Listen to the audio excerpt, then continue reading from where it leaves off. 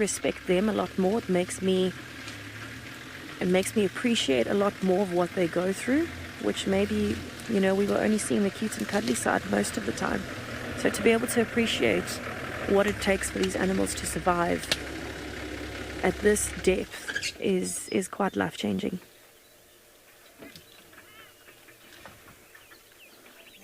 Morning, how are you?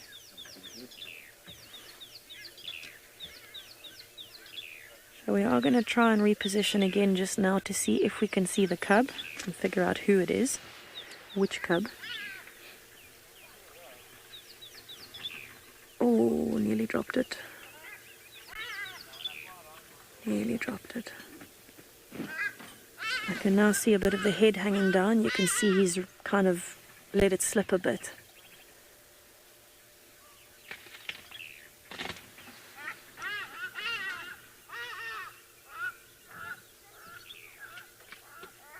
I don't know. Size-wise, I still think one of Ndebele's cubs, Panda? Yeah. So between Panda, myself, and Cedric, we are probably the three that know the hyena cubs the most and recognize them and obviously spend a lot of time with them. Not been the easiest week for any of us. But at least we get to complete the hyena story, right? We get to fill up what we know about them and what they go through.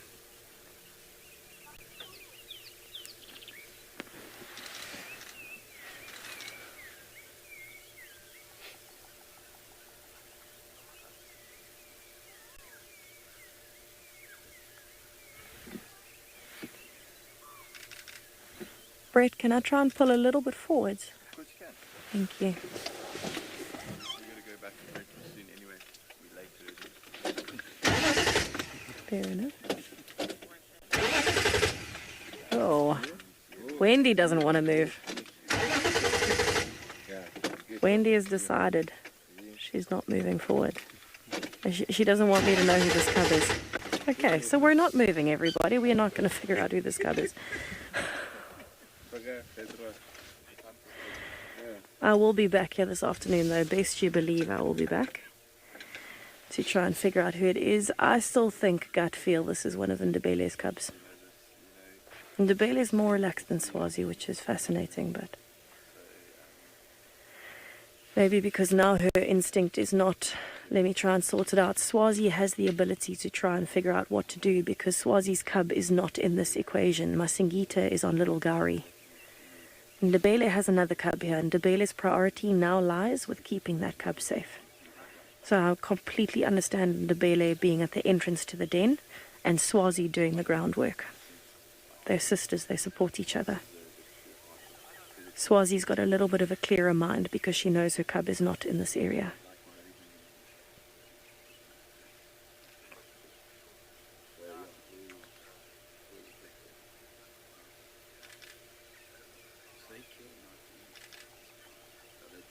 Mawati is definitely still kind of looking around. It's the odd chance that we do actually see him. Normally when he has some form of a kill in a tree, he's quite relaxed. Not quite what we were bargaining for today, I can tell you that much. But a little bit more insight into the clan and the current dynamics, because I know we haven't really had a lot of updates. We haven't known what's happening.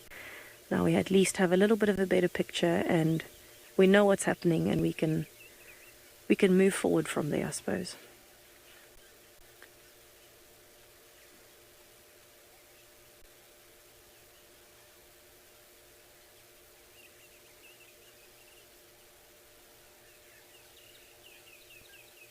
Alright, I know it's a little bit of a damp end to our sunrise safari, but thank you anyway for being here and experiencing this with us. We will give you an update again this afternoon, but thank you for enjoying the other sightings with us and feeling this one with us. You can stay tuned for Escape to Nature, which starts straight after our sunrise safari, and I'll see you later.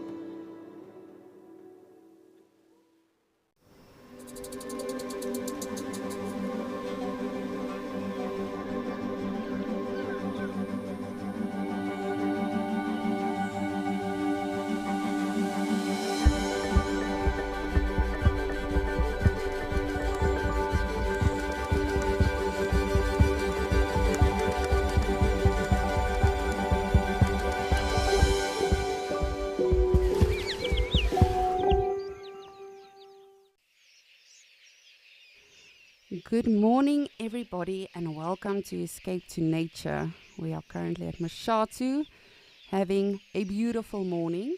My name is Lisa, and I will be one of your naturalists today, educating you about the animals, chatting about the animals, and all of that. And we are now starting our beautiful day on Escape to Nature with some guinea fowl and a warthog, and of course our quailias. As always, they are gracing us with their awesome presence.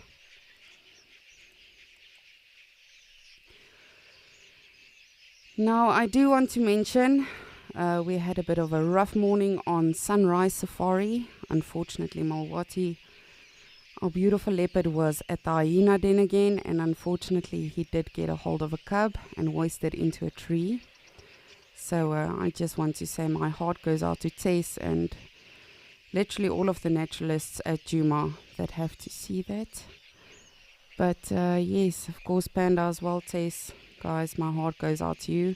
But Tess, as you mentioned, it's never easy to see. And as naturalists, you know, we do tend to get attached to the animals, which is a very dangerous game for us. But of course, you know, they are like our children because you spend so much time with them. But as you said, it is also part of nature. So it is something we cannot do anything about. We just have to try our best to try and understand the bigger picture.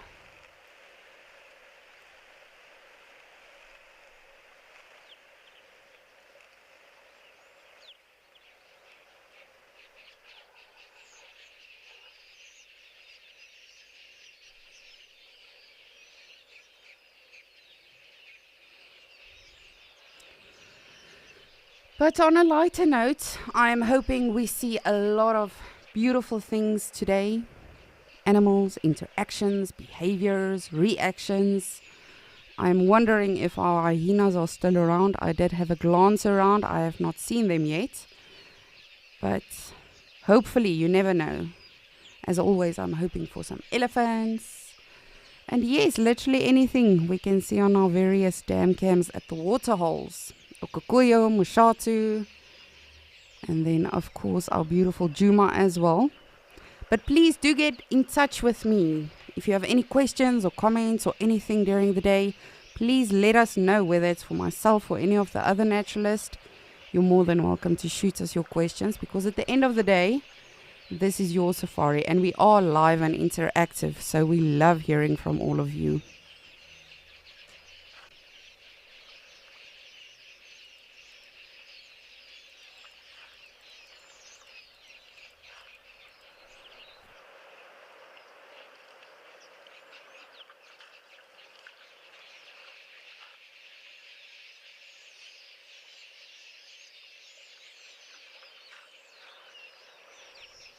And look at that. While we were busy with Mr. Warthog, some ellies snuck in, as always. Well, I say that, but yesterday, you know, it took the elephants quite some time at Mashatu before they actually came to say hello. And yesterday, I have to say, I was really humbled very quickly when the elephants only came much later during the day, where generally, you know, we are so used to starting with the magnificent elephants in Mashatu. But as always, I'm always happy to see the elephants. And I'm sure all of you are as well. But yes, please let me know what you would like to see today, or what you would like to chat about perhaps.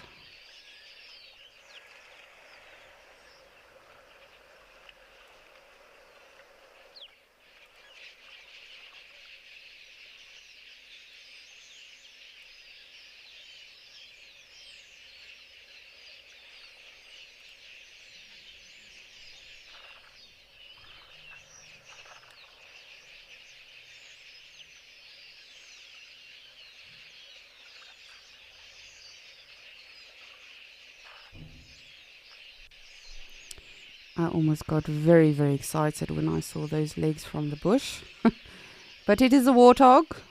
Nonetheless, of course, we love them and we love seeing them. But I myself, for one, know I will not be too upset if the hyenas do show up again today. But of course, as always, whatever we see, we're happy with. expect nothing and appreciate everything.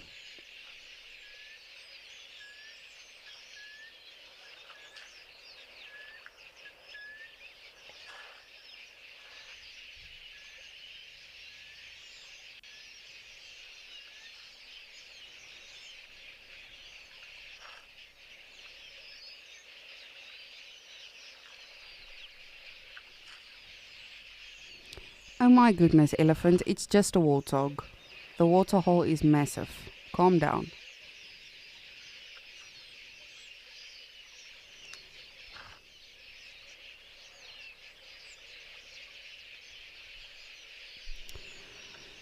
But I do believe we are going to have a beautiful day here in Mashatu. Hopefully it gets nice and hot and a lot of the animals want to come to our various waterholes at our locations.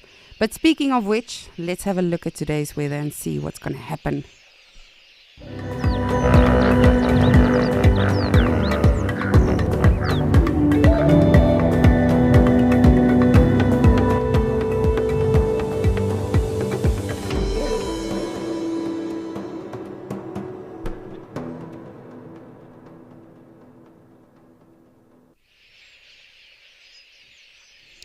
Awesome.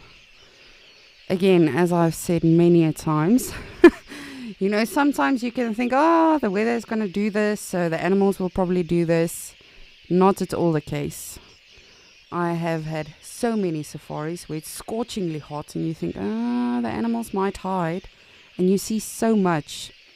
And then other times I've had days where it's super stormy, it's raining, because as naturalists, we still go out in that weather. The only time, at least for me in my experience, the only time we did not go out is if there was severe lightning and thunder, which was of course a safety hazard with yourself and the guests. But other than that, we went out in the rain and it was so awesome. I've had really stormy safaris where it's super cold and wet and you see nothing.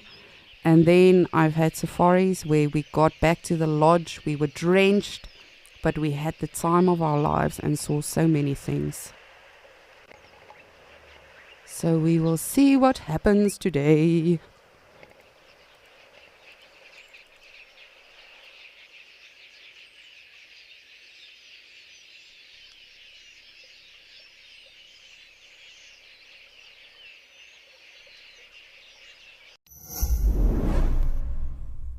The updated Wild Earth app is here, as well as 12 hours of fresh live content a day for free.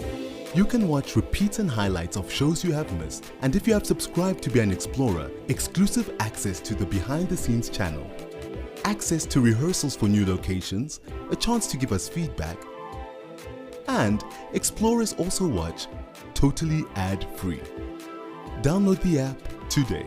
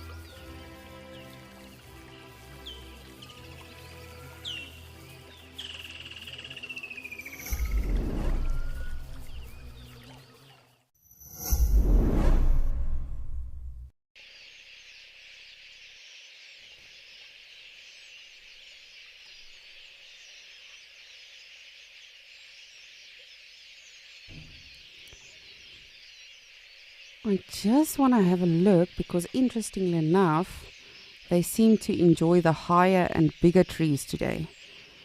Those of you that were with us yesterday, they loved these bottom acacias here, the one that's fallen over in the water hole. But as you can see, that tree is full of the coleus right now. And then the one tree to our far left, or sorry, right as well, is just filled with them. So that's very interesting. Would be interesting to know, are they doing this because the weather is different today? Or perhaps, just as a distraction perhaps from the raptors? Because of course when you become a creature of habit, you do become a target, unfortunately, just like animals, with den sites and stuff like that. That's constantly why a lot of animals move their youngsters. But I'm wondering if that is perhaps why they are choosing the bigger tree today.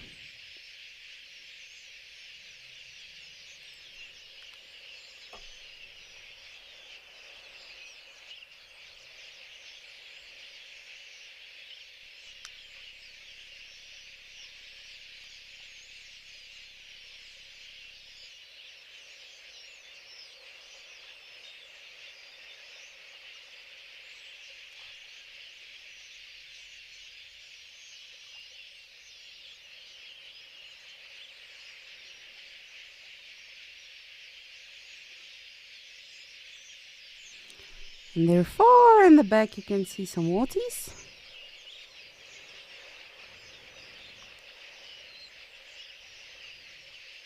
They almost look like Christmas decorations in this tree. The birds, not the warthogs. The warthogs are on the ground at the back and the birds are on the tree, where they all belong. But that is so fascinating. I mean, if they're not moving, you just think it's sort of seeds or something in the tree.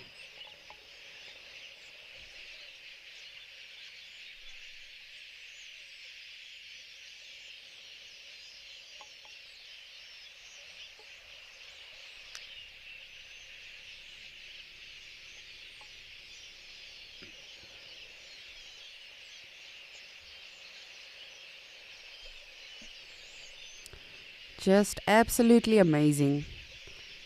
I honestly am so hypnotized every time I look at this, and I can look at this for the whole day. So while I do, I'm going to send you over to Lauren, who I know is very, very excited to say good morning to all of you wonderful people.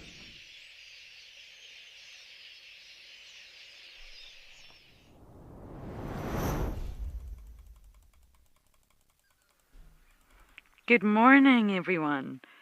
We have a very active morning here at Madikwe Game Reserve. Davi's just showing you the buffalo because they are moving off, but it's not just buffalo we have at Jamala Dam. It's actually been a few days that we've not been to Jamala Dam, so I'm so happy to be here. Good morning, my name is Lauren, and of course Davi is on camera as always. And we have lots of elephants already. And I must tell you, it's 8:45 in the morning. And the elephants are already here. The sort of hazy, muggy, overcast conditions from the rains has really passed in Madikwe. Yes, I'm more than sure it's going to arrive again. But right now it's back to that really hot, dry desert heat. I have a funny feeling that this waterhole is just going to be active all day. And I saw a video from Jamala. I think there was over 250 elephants yesterday. That is beyond comprehension. That is a lot of elephants for the size of this waterhole.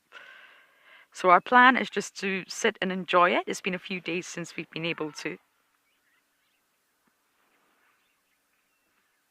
listen to the vocalizations and to really feel the sighting. I won't talk the entire time. I want you guys to be able to hear everything, almost as if you are right here with us.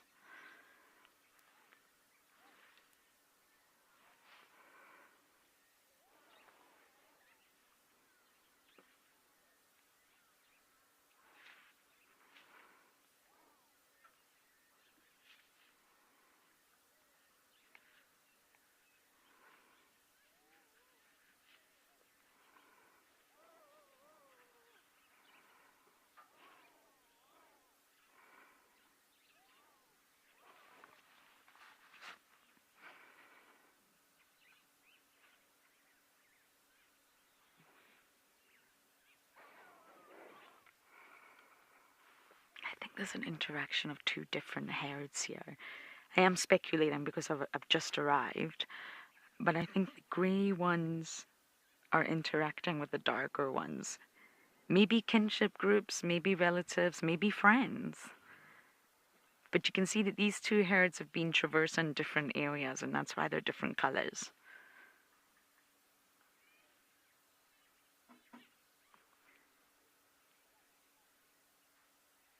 And boys will always be boys.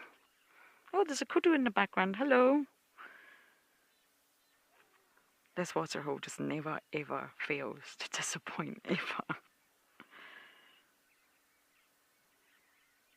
I think this dam got voted and won the award for, I don't know if it's Africa's or South Africa's best waterhole. Or lodge waterhole.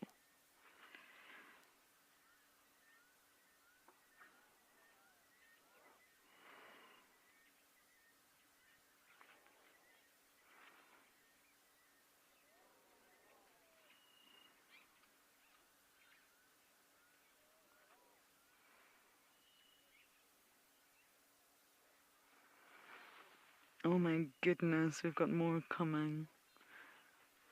My goodness. And so it begins. All you need to do is sort of turn your head round and you can just see them all streaming in. It's not even that hot yet.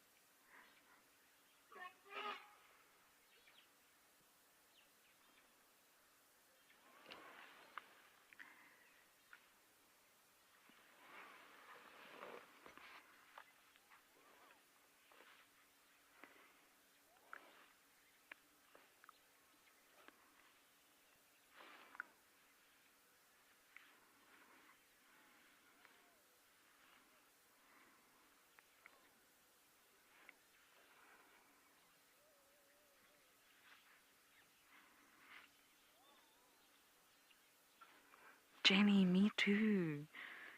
Excuse the bar of the roof. It's really tricky for us to film around this roof. It's not equipped for filming, so please excuse it. But yes, Jenny, I'm excited too. I can only really use the word drama that happens at this waterhole it's unbelievable. It is just a real focal point of activity. Obviously the buffalo have gone, but buffalo, elephants, impala, kudu, I'm sure the zebra will come, I'm sure giraffe will come. Predators do come to this waterhole too, but this is a high number of elephants. I mean, I imagine the elephants would deter the predators sometime. This is not just one or two pachyderms, this is a lot.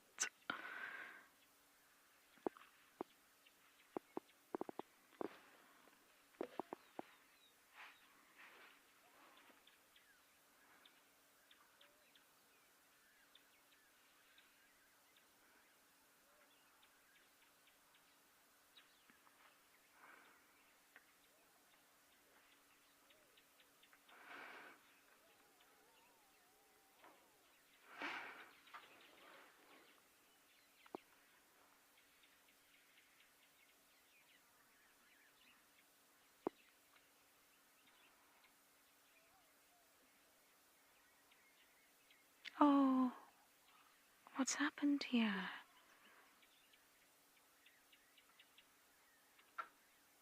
Oh dear. I can't figure out what's wrong.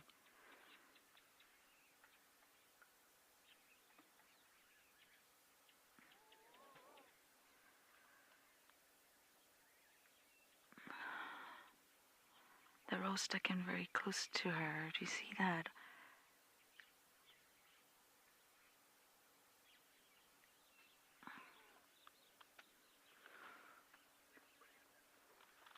I don't know what's happening here. Let's just watch. I think it's a female.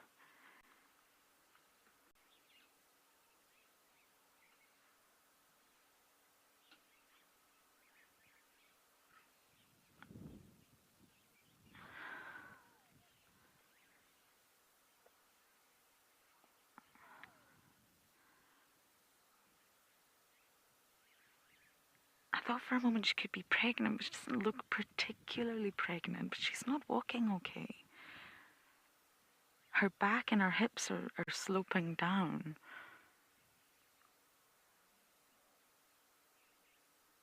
But nothing looks to be broken.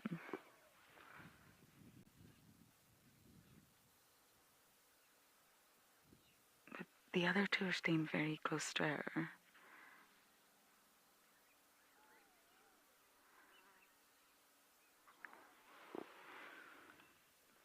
I think let's just keep a close eye on her for now.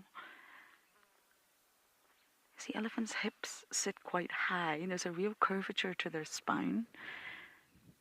You can really see that sort of pelvis bone in an elephant. But this female,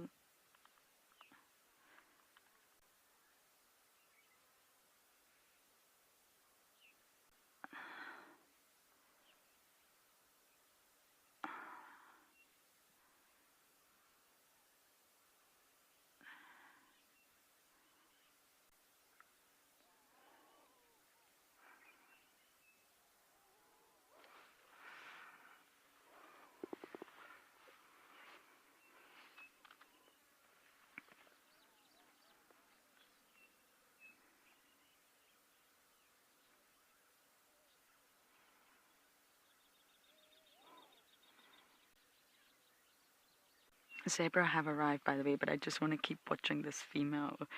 I just want to try and figure out what's wrong with her.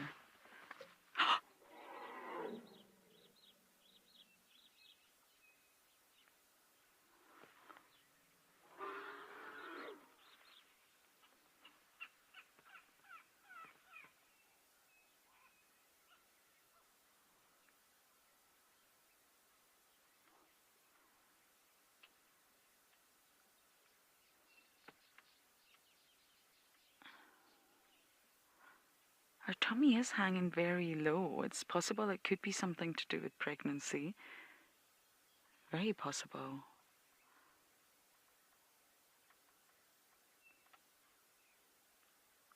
Elephants really bulge from the top part during pregnancy, but in the latter stages when they're ready to give birth, as with any mammal really, the sort of uterus, the bulge starts to hang lower and lower, and that's how you know an animal, even a human, is getting ready to give birth.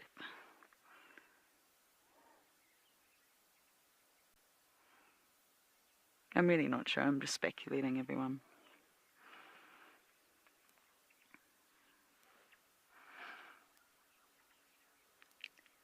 If you see movement, anyone, or you have your own ideas, please let me know.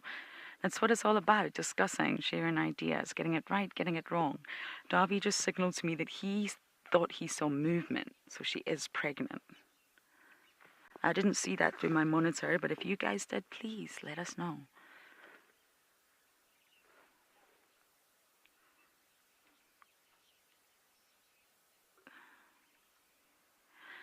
Ray J, very possible. I've never seen an elephant birth in the wild. Yes, on social media and the internet I have. But her walk, it was Darby who spotted it. She just wasn't walking well. But then when you looked at her, she didn't appear to have anything broken. And what's really standing out to me is the slope of her lower back. It's very low. So it is possible, Ray J. The others are staying very close to her. Her tummy's hanging much lower. It's like her entire pelvic bone and sort of back area is sloped down, so it's very possible. She's a small female. She's a younger female. The buffalo are coming back in too, my goodness. But I just want to keep watching her, because you never know what's about to happen.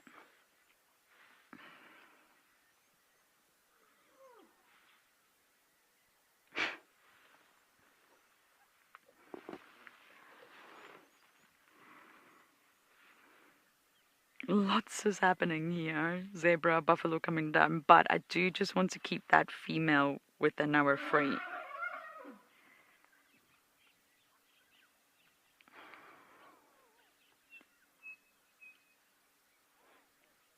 Darby, I think you need 2 cameras for this sighting.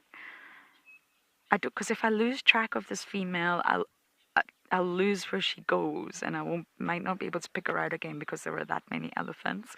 So I'd rather just try and keep an eye on her right now, because I've never seen anything like this before. But let's just sit, watch, and listen for a moment or two.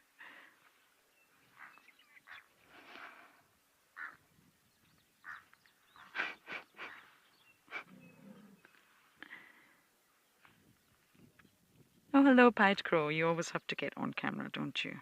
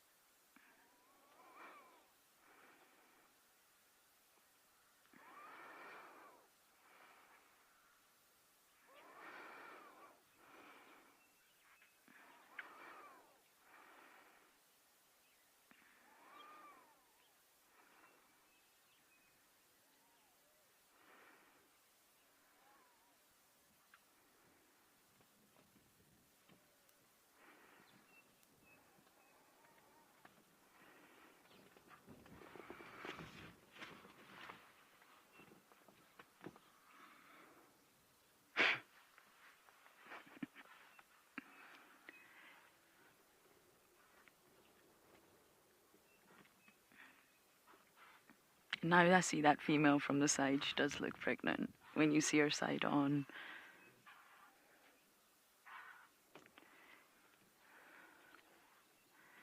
This is such a fascinating sighting.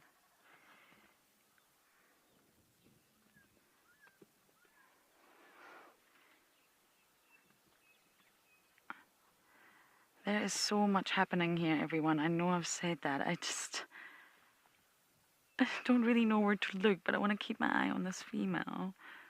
She looks very uncomfortable.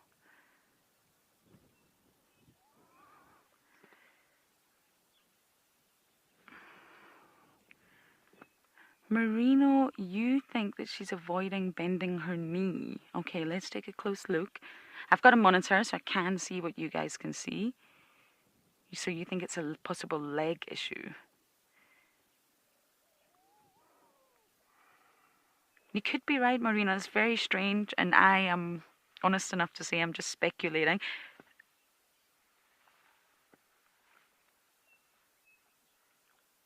Okay, so the back right, it seems like she's not putting pressure on it. Well spotted, Marino, and thank you. We need you guys too. My screen is very small. But look how much she's bulging out to the right side there. You see that? It could be a leg injury. Yes, I see what you mean. She's not... What is wrong with you, girl?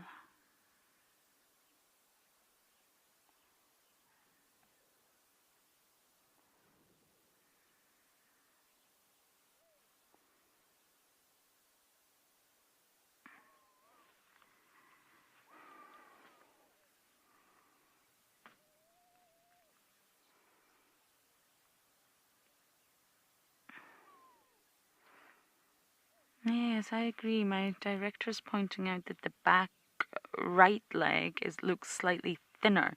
It could just be an illusion, but I do think I agree with it.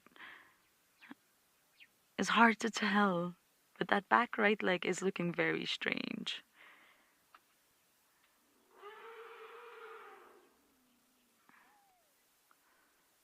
Oh, okay. Lovely. Well, at least her bodily functions are working okay.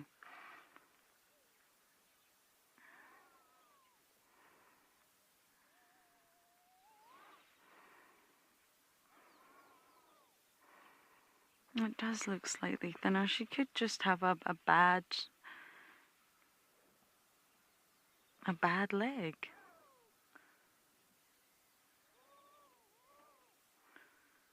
She's obviously survived to this point. Healthy looking female.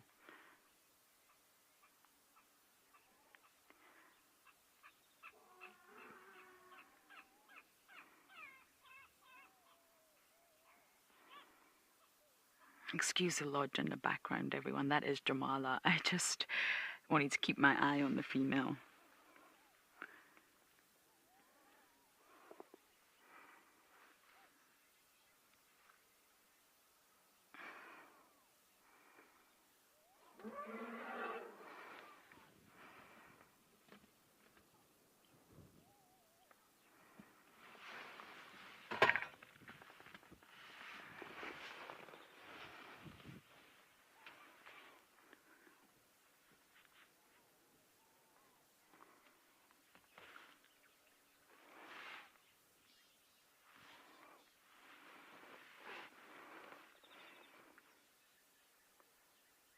I really don't know. We definitely.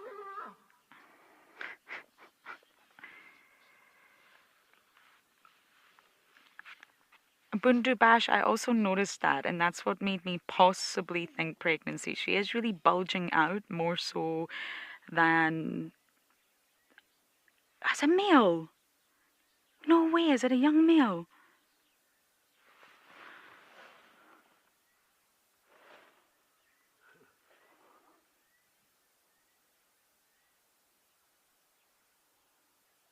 That just shows you how much you can get wrong then.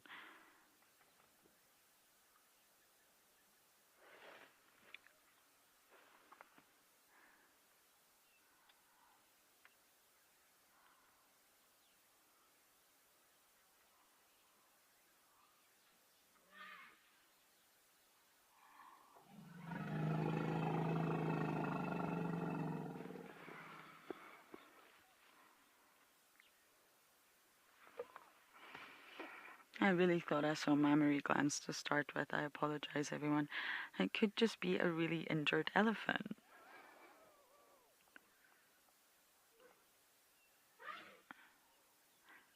That's a quite, despite the genitalia, that's quite a nice perspective because I don't think the right leg actually is thinner. But she's definitely, she, I don't know what's going on, is not putting any weight on it. Or not putting as much weight on it.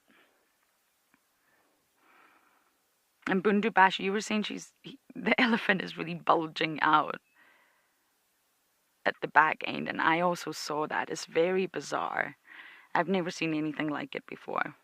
An elephant to walk that way and really bulge in the sort of bottom region, I feel like.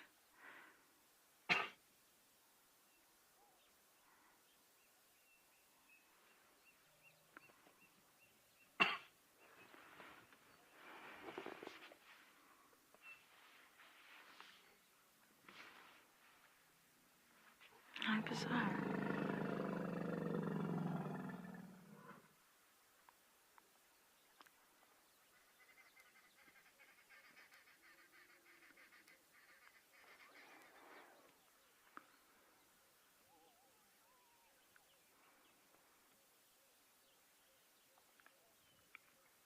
Are you okay, elephant?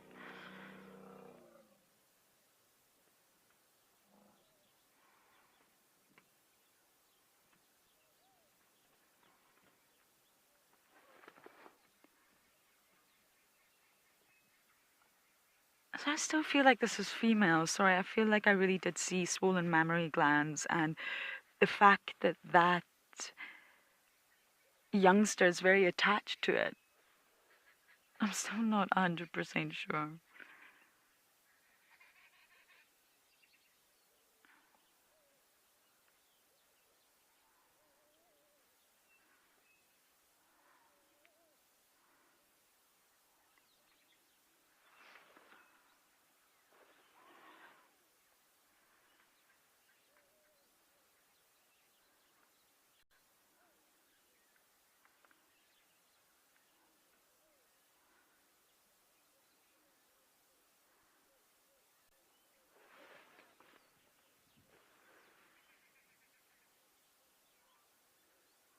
Yeah, this is a female, so I'm not sure what that awkward looking genitalia was. This youngster's trying to suckle. That's his mom.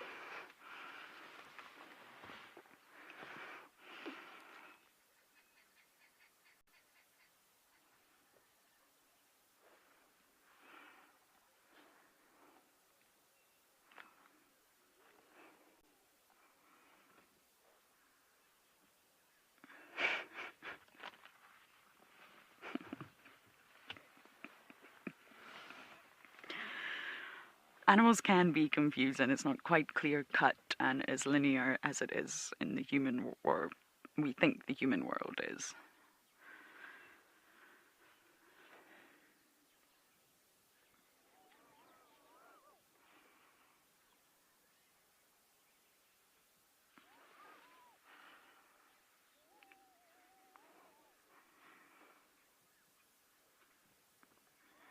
She just looks really uncomfortable to me.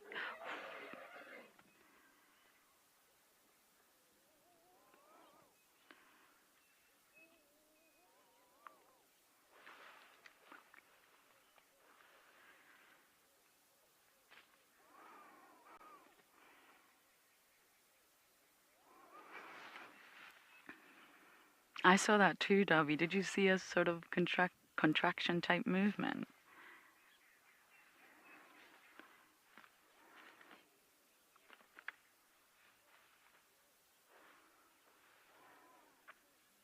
Maybe it's a heat haze, or maybe I imagined it.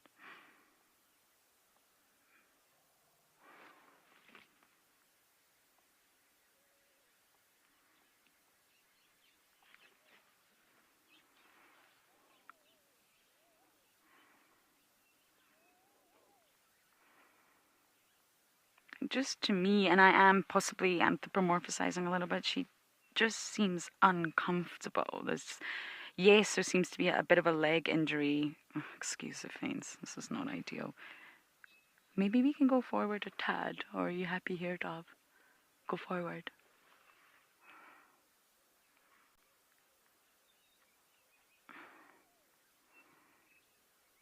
Oh dear, okay, that's not the best views.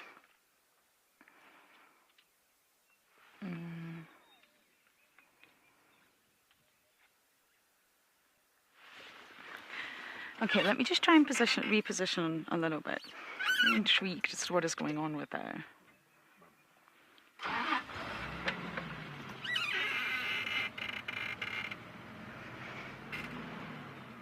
Female genitalia can sort of droop down after birth, which is normal, and that's why it's very difficult to sex elephants sometimes. You've got to pick out other features, just like it is tricky with hyenas, is also very tricky with elephants sometimes. Not all of them, but some of them for sure.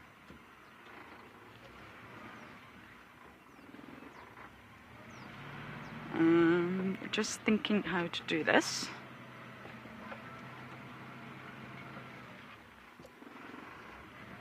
Darby, any expertise from your side? Is that fine?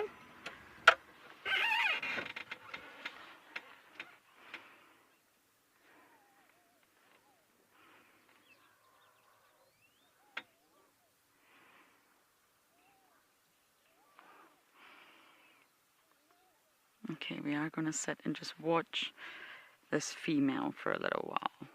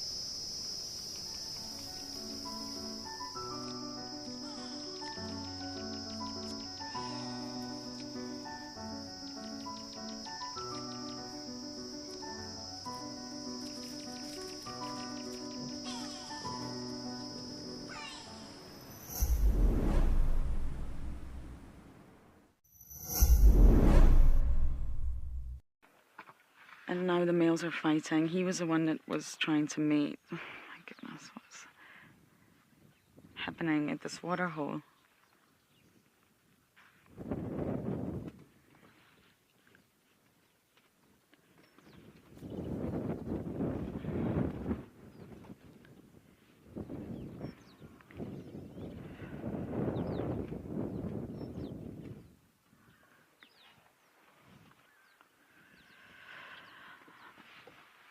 I don't even know how to narrate all of this. The female with the strange gait is in front of us. I've kept my eye on her, don't worry.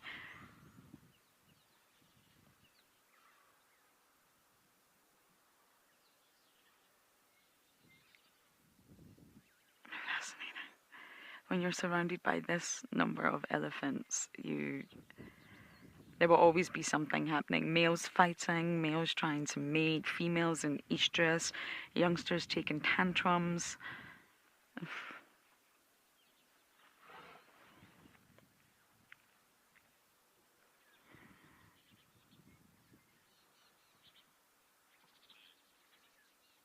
I love how, look at this threesome in front of us. It got a little bit heated there when that male was trying to mate that female. I think it was a female. And you see them making a unit, keeping that little youngster in the middle. And that's the beautiful thing that elephants do. When something's wrong, predator or elephants are fighting, they'll always rally around and keep the small ones protected. It's very beautiful.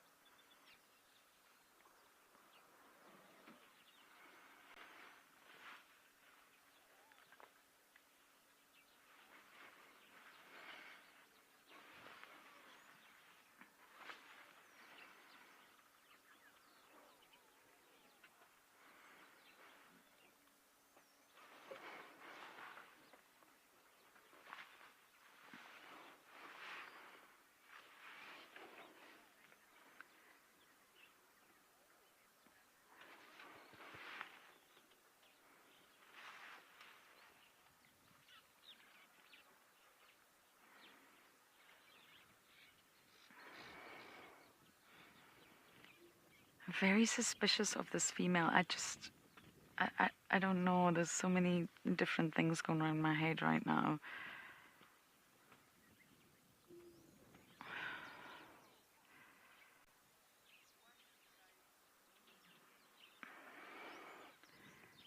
The youngster's paying a lot of attention to our genitalia, and that's not in a bad way. It's the scent. The pachyderm perfume, which we'll come back to in just a moment. They learn through scent. They're not visual beings. So to smell a dung pile or smell someone's urine is really not that bizarre if you're an elephant.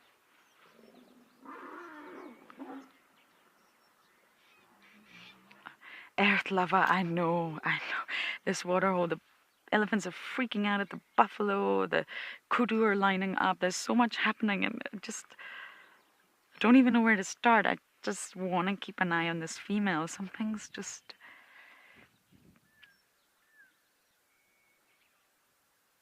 This waterhole we did check on the grey day, the overcast day we had, and it was actually quiet. I think it really is a sunny day, hot temperature waterhole.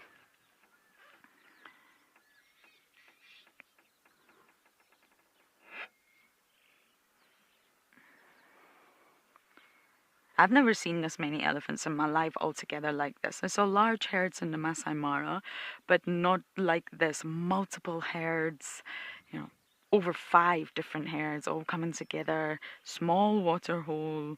It's mind blowing.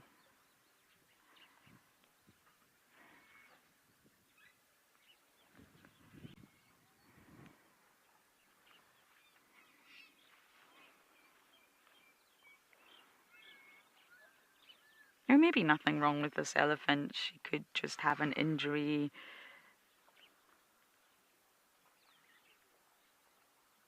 I don't know. Just want to keep an eye on her for a little bit.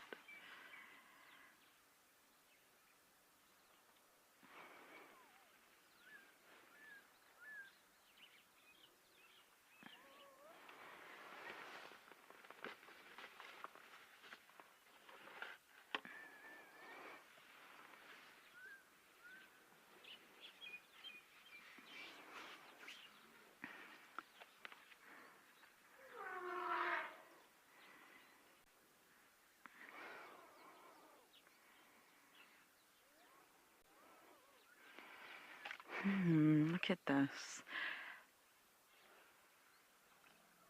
So obviously we're going to keep a very close eye on this female. I don't know why, I'm just not sure what's going on. But shortly, maybe in the next 10 minutes or so, Tessa will be joining Escape to Nature and going live at the hyena den. There's obviously been lots happening with Mowati and the Juma clan, and of course it is best that it comes from her. So very shortly, we will be back live in Juma. But for now, the Madikwe team is definitely going to keep an eye on this female.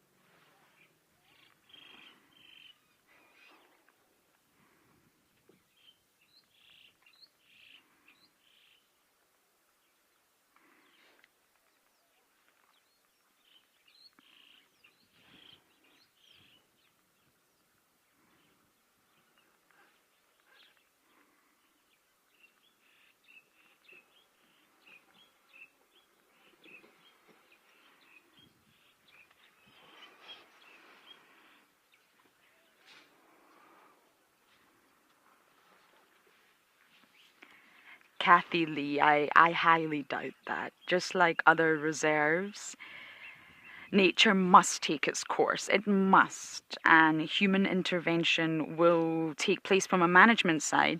But with regards to injured animals, it really only will take place if human caused. I really struggle to. I see a lot of comments online. Why are they not intervening? Why are they not helping? Why are they not ending this life early? And that's really emotions, humans letting emotions play, because it is important to understand that an ecosystem has everything figured out itself. And nature must take its course. We don't intervene to save the impala that the leopard's stalking. We also don't intervene if a lion is naturally passing away. Everything has its place. Everything has its time.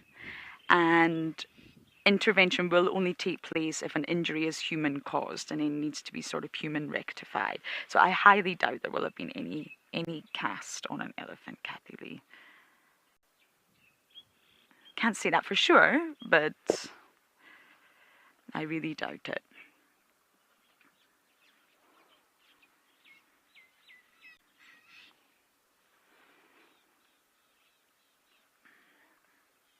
Yes, if there's a snare, absolutely intervene, because that snare has been put there by humans at the end of the day. Yes, if a car hits an animal in a game reserve, which is awful, but it happens, yes, intervene, because it should never have happened. But otherwise, it's important we don't just decide to end a lion's life just because it's at the end. Okay, we're going to very much sit tight and watch this female, but for now we are going to send you guys over to Tess in Juma.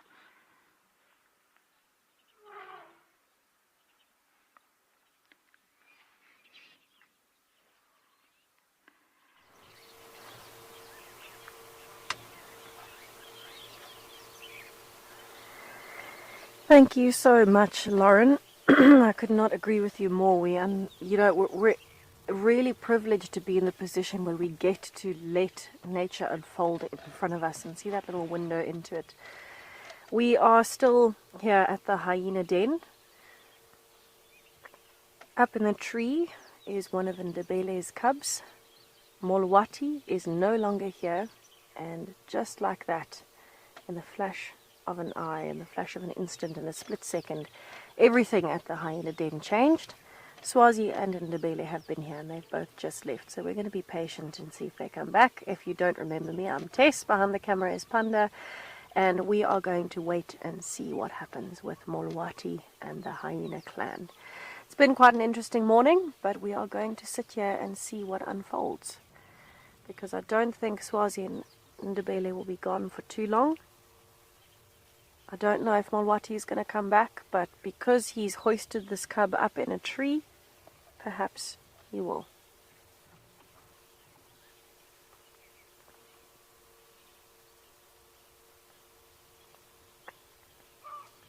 Right, so we're going to show you what the cub looks like up in the tree. It is definitely one of Ndebele's cubs.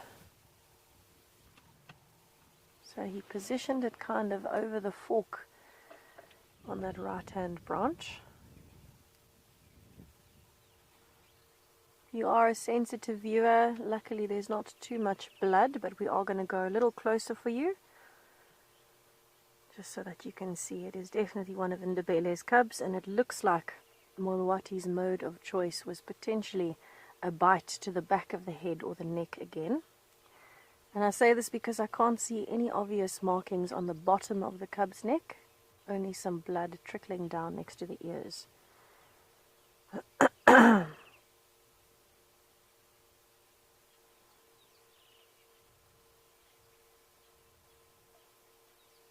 this is one of the younger cubs of the Djuma clan, born on the 27th of May, if I'm not mistaken. So just under 5 months old, just starting to show quite a spot pattern.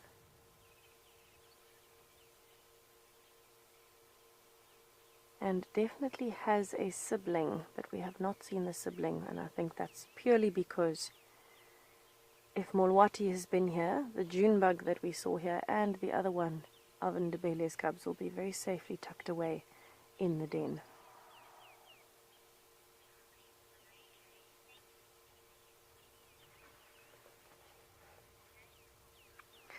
Ray J, you are most welcome. I'm happy that we can keep you updated. It really is that unique window that we get into animals' lives, and being able to give updates like this and witness these kinds of things is really important for us, not only for understanding things better, but for educating ourselves and as many people as we can. And I think the heart of conservation, and in fact, maybe even the learnings of conservation, come from moments like this. True conservation is letting it unfold in front of you, keeping it as natural as possible for everything out here. But thank you for, I suppose, enjoying the updates. Thank you for being here to enjoy them, or to appreciate them, I should say. Maybe not enjoy. That's not the right word this morning.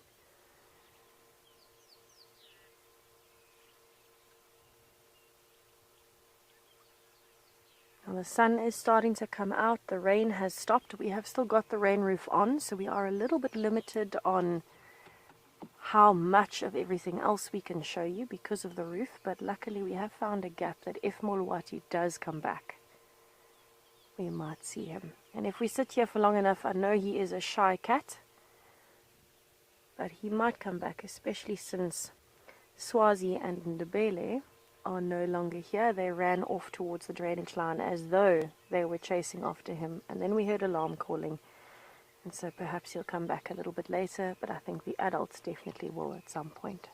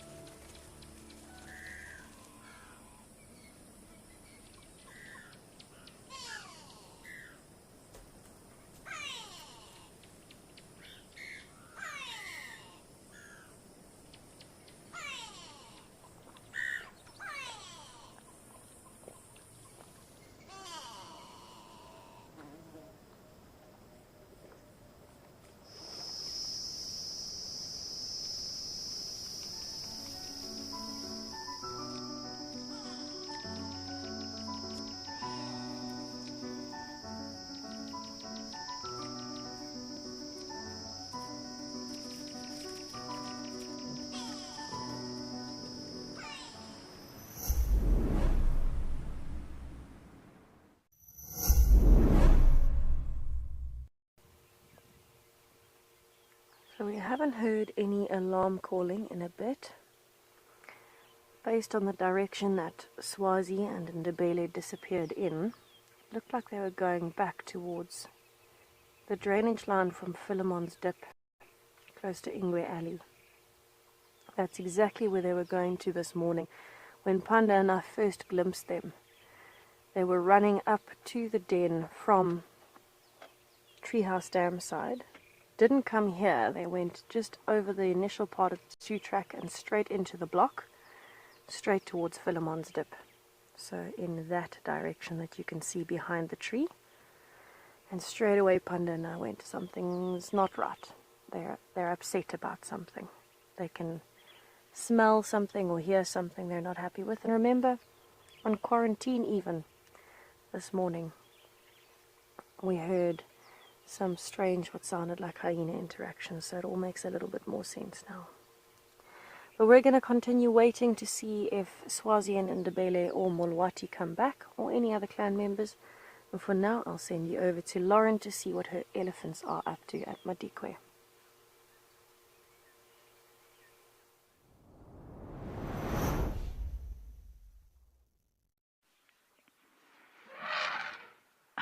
The female's still in front of us, and in my opinion, she looks really uncomfortable. The trunk, the ears, the body position. I am really being swayed to think she is in labor. I could be wrong, and I'm happy to be wrong, but just her behavior, the behavior of others that have been coming up to her, look, she's uncomfortable.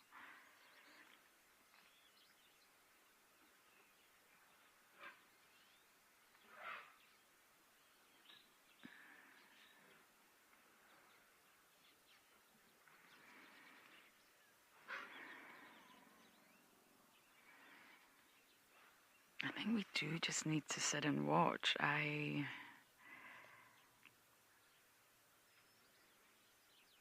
could just be the start of something.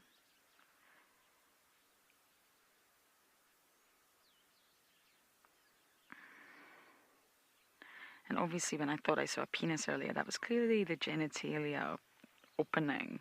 Look.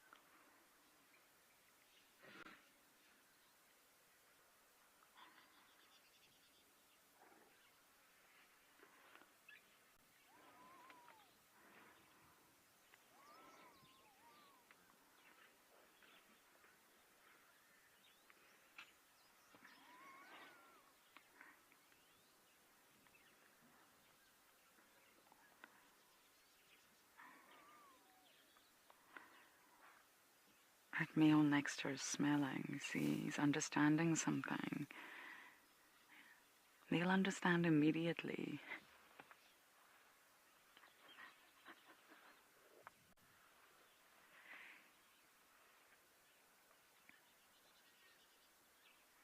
No elephant would harm her. It's just a little bit worrying if this boisterous running about. Accidents can happen, but nobody's going to harm her.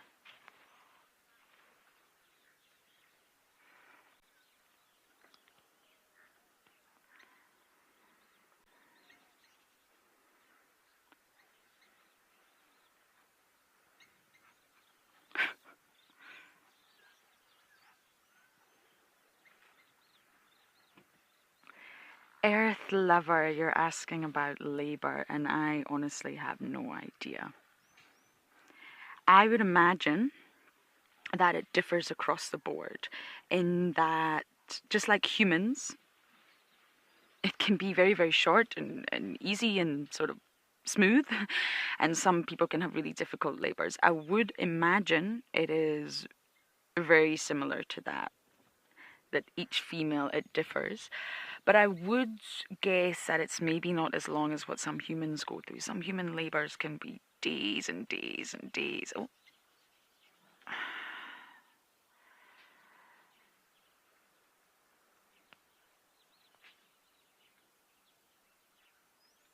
because for an animal to survive, it will, I would guess, have to be over quickly. It's putting her in a vulnerable position.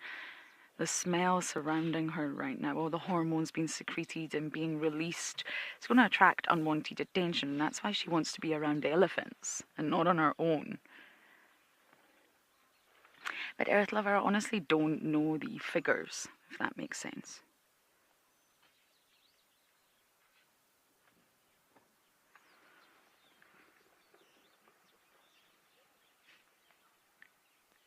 I do feel her genitalia is changing shape, and I wonder, just like humans, if it's in preparation for a birth. I feel like everyone around her is reacting, understanding to things that we don't understand.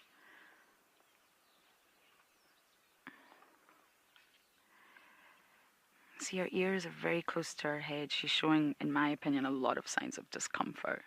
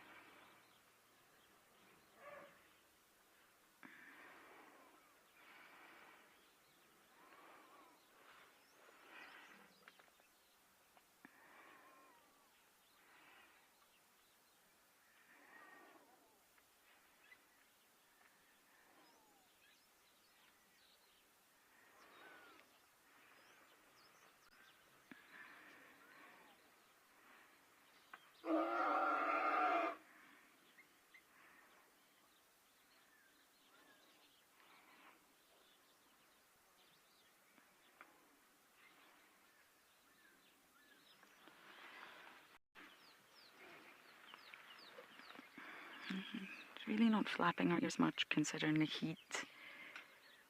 She's trying to take her weight off the back legs, especially the right one, the one we were talking about.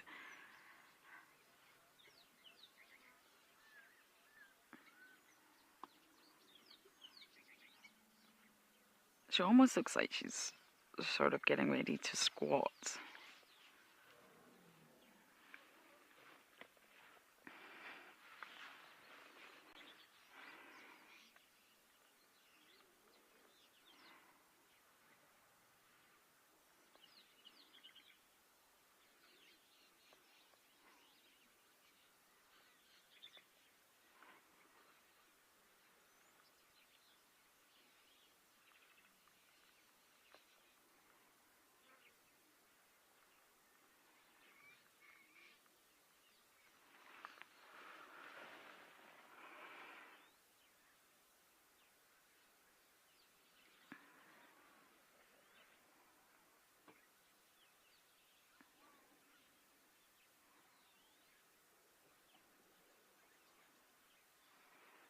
You see that youngster?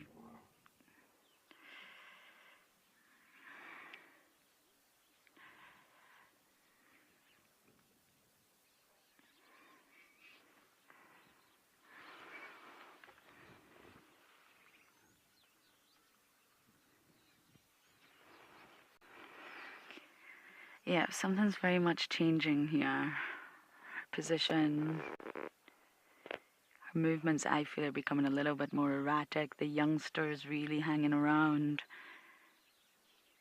Just through scent alone, other elephants will understand. Human females' water breaks, so we understand what's happening.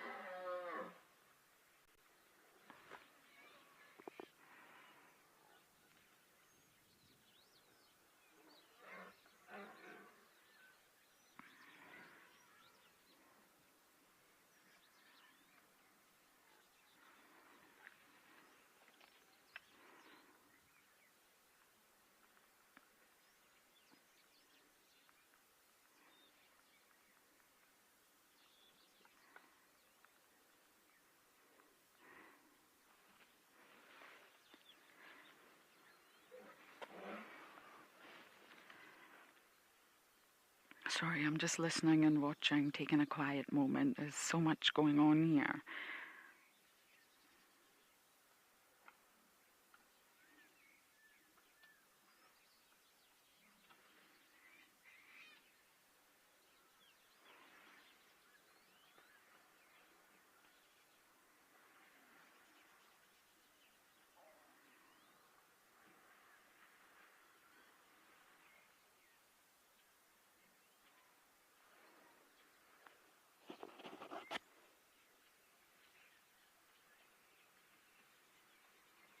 It's difficult to see now because of this youngster, but he's staying close there for a reason.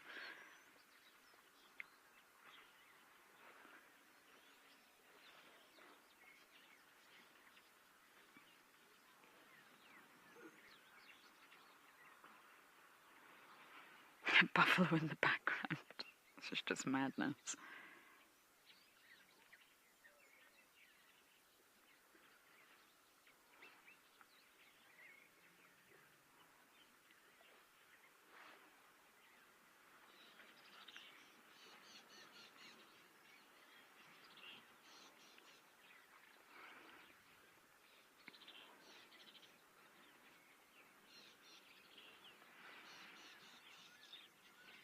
Look at that body position. Sloping right down. It's so unusual to see a female elephant with a sloping gait like that.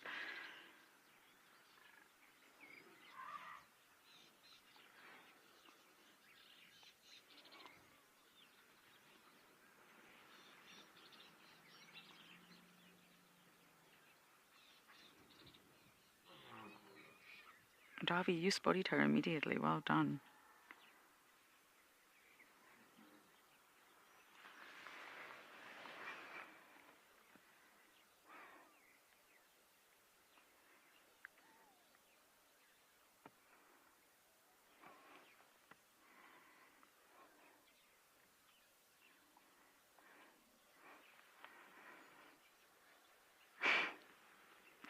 Oh, leopard lover, you're too kind. Seeing as a last-minute birthday gift, I I would be so. That would be very emotional. I'm convinced she's in labor, but obviously with animals, especially an animal like an elephant, it's very difficult to tell. But we've been watching her now, maybe for an hour, or maybe less than that, 45 minutes. And to me, her genitalia is changing. She's completely uncomfortable. Her body shape has changed. She's not walking properly. The youngster won't leave her alone. I'm convinced she is in labor, but how long this will take, I really don't have the answer.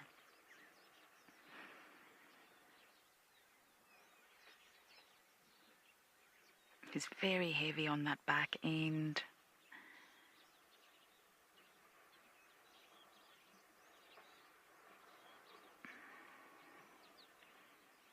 The youngster won't leave her alone. It's nice that she's not on her own.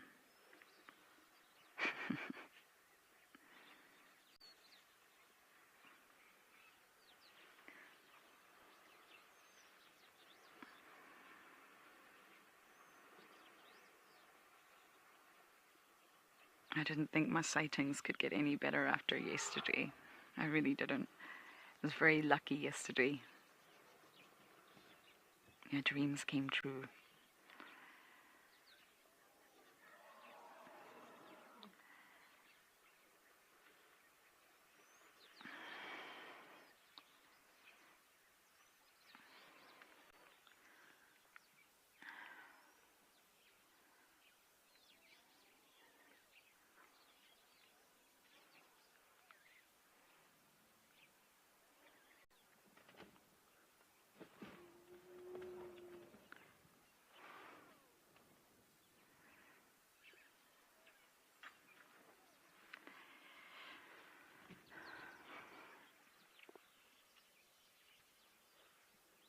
Excuse the antenna, the awful antenna.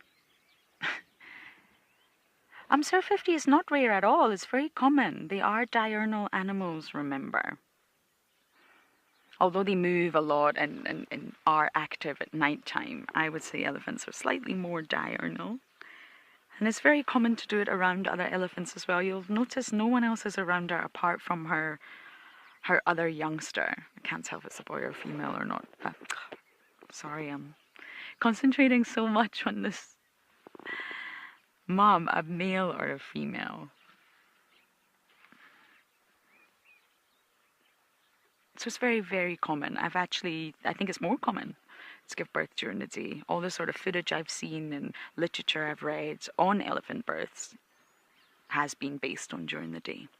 That's not to say they don't give birth at night, but remember, nighttime's more dangerous with the predator activity. Lions are more nocturnal, hyenas are nocturnal, both species here. Leopards, nocturnal. It's more dangerous for an elephant to be vulnerable and give birth in the night, where that scent, any noises, any vocalizations would really attract predators. Whereas generally at sort of almost 10 in the morning when it's hot, the predators are flat, generally.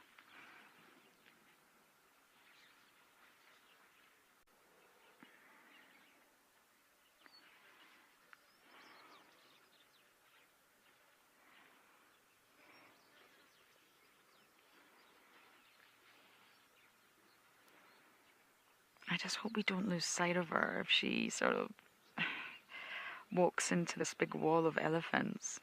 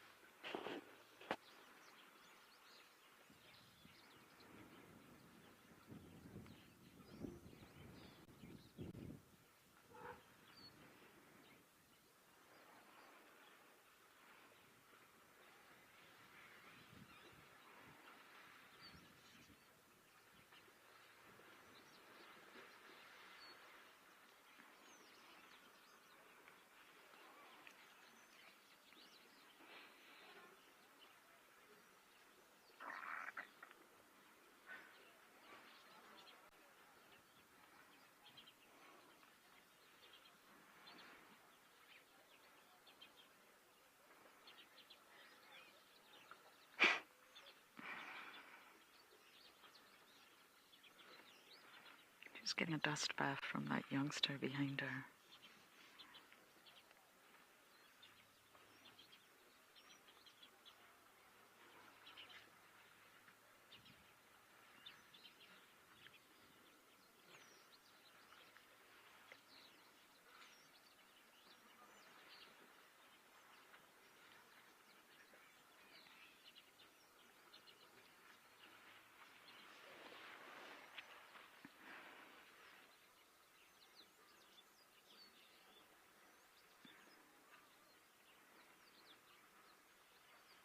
She's resting her head on that youngster.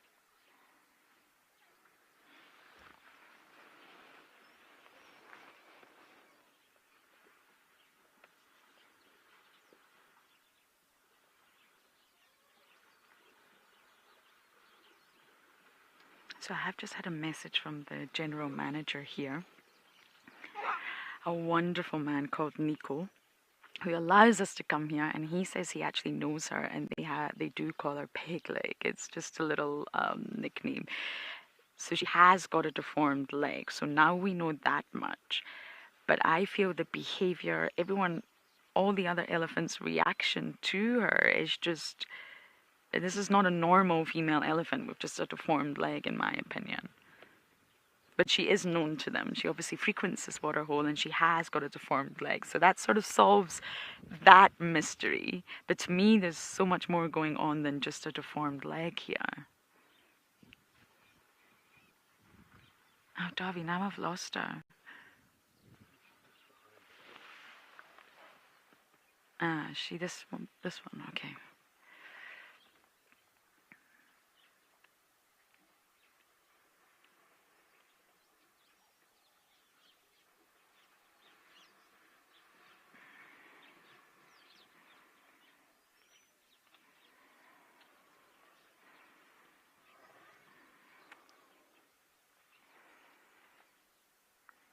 See, everyone's very attentive to her. They're smelling, they're trying to understand what's going on.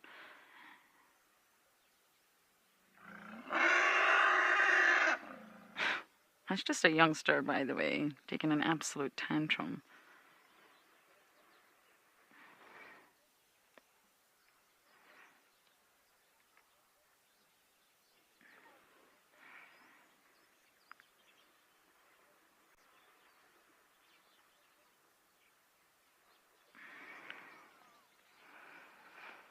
Michelle, she really does look uncomfortable, really uncomfortable. It's not just a leg. I mean, a deformed leg is really, it's nothing. It's her entire demeanor, behavior. I hope we don't lose her here.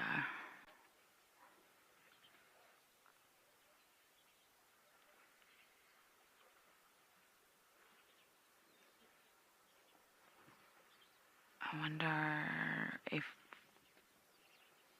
what do you think about reversing, Dove? I'm trying to get a gap. Okay.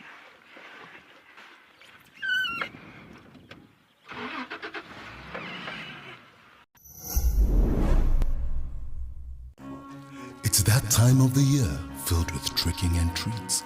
Join Wild Earth and hang on to your seats. There'll be creepers and crawlies to thrill and delight. We're looking at what keeps you up at night. So come take a peek at what we've got in store. Turn out the lights and lock up your door. It's a spooky safari coming to your screen. Come one and come all to Wild Earth's Halloween.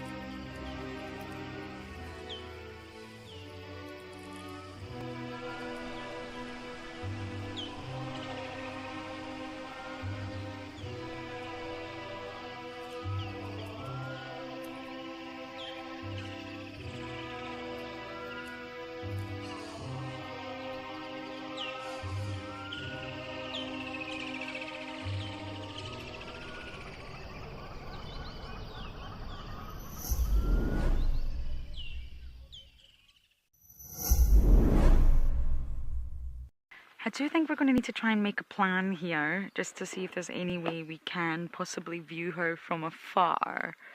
And naturally, there's way too many elephants here just to off-road after her. I wouldn't do that. But maybe there is a way around just to keep tabs on her. Yeah, so I think that's what we need to do. We need to sit and make a plan.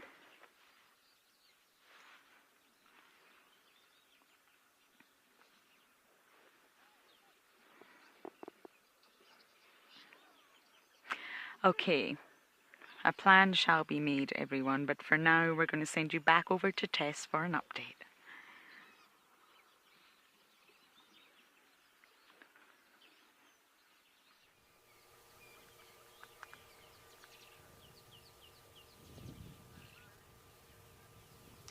Sounds like a fascinating sighting playing out on that side with that elephant cow. I hope you managed to reposition and find her again, Lauren. Would be very unusual and rare to see a birth live, but at least we know that she has got a bit of an injury, I suppose. And that might explain some of it, but I'm looking forward to the next update.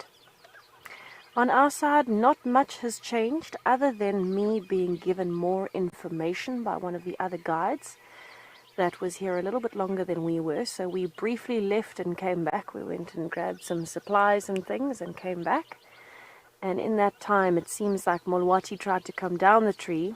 Swazian and Ndebele chased him, and he kind of bungeed from marula to marula, hopping from one to the next, coming down onto the floor, running over, climbing the next one, waiting, jumping down, climbing to the next one, waiting, and then he disappeared. He went east. So if you listen, you might hear some monkeys' alarm calling.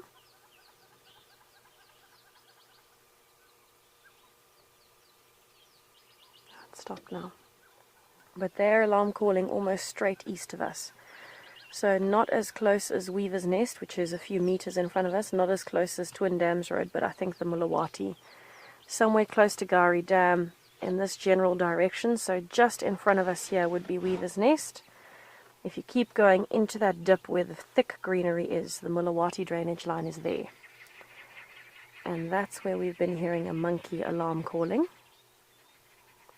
So I think Mulawati went towards that drainage line. When we got here, Swazi and Ndebele were running off, but not towards that drainage line. They were running more towards Philemon's dip.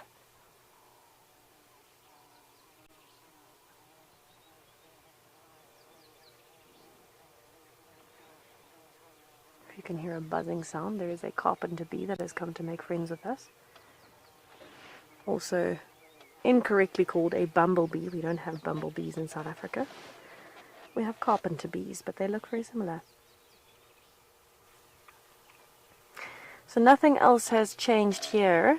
Ndebele's cub is still up in the tree. The adults have not yet been back.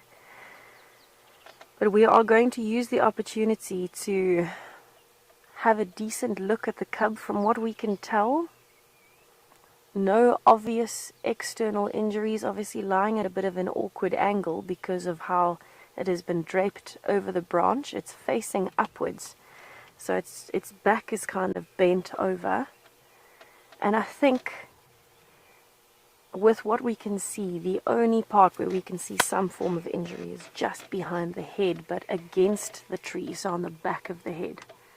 We can see some blood dripping down and a little bit of blood dripping down from the other side.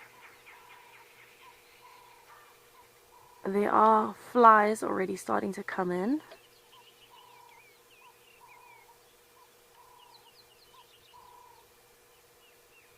And so this is really where I suppose the recycling process kind of starts. It starts with flies, and then occasionally beetles come in, although they might find it hard to get all the way up the tree.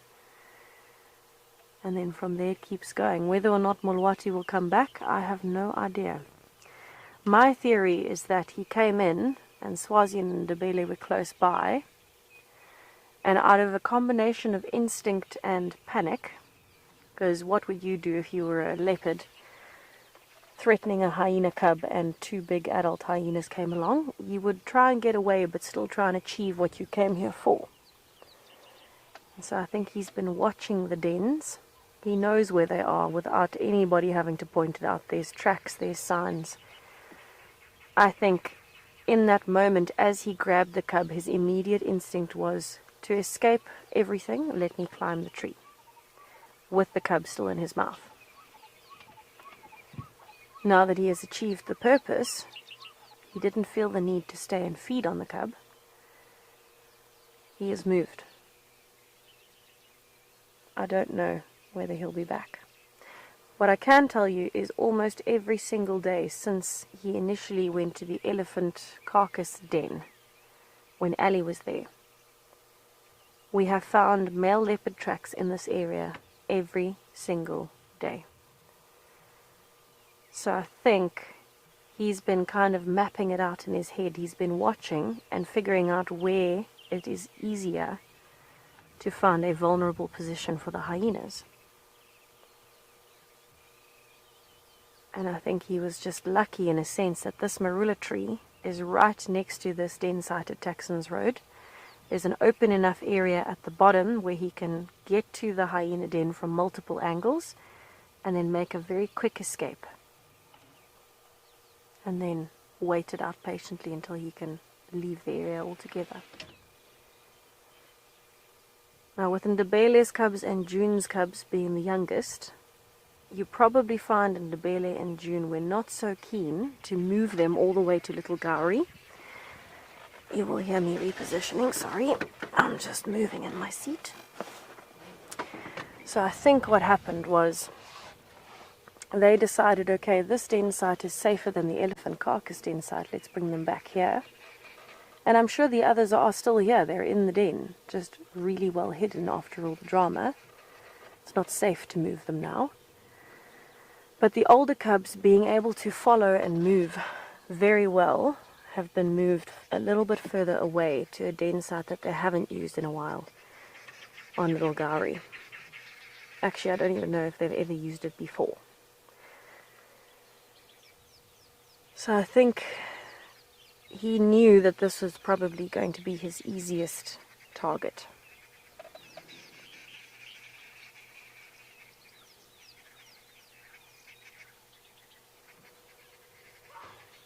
There's the alarm calling. Did you hear it?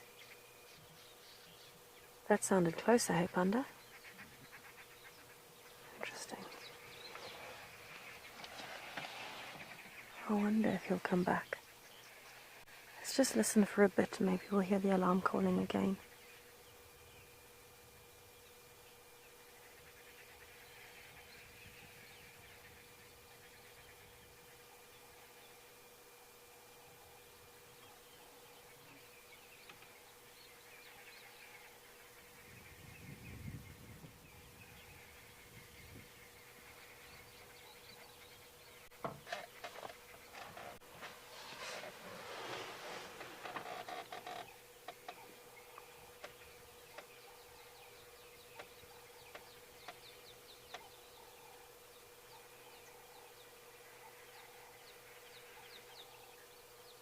I can hear Aramark babblers, I can hear all sorts of little birds, but I don't hear that monkey again. It's quite sporadic now, so whether it's just one monkey that initially saw him and maybe, it's getting a bit more frequent again. Maybe they lost visual, now he's moving again.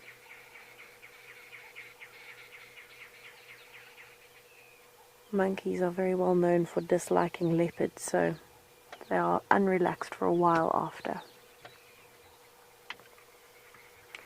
We have been scanning the bush, especially on that side, because that is the way that Ndebele and Swazi disappeared. We haven't seen any movement, but I promise you, as soon as we see some, we will let you know. I'm sure they, especially Ndebele, will come back to check on the other cub at some point. It might not be now or even in the next hour, but she will have to come and check on the cub at some point, and she will probably decide to move the other cub.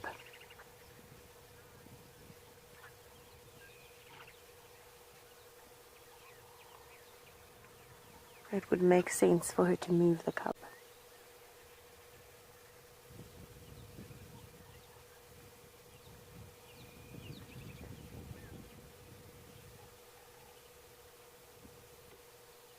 So I think this is a string of incidents on Mulwati's part.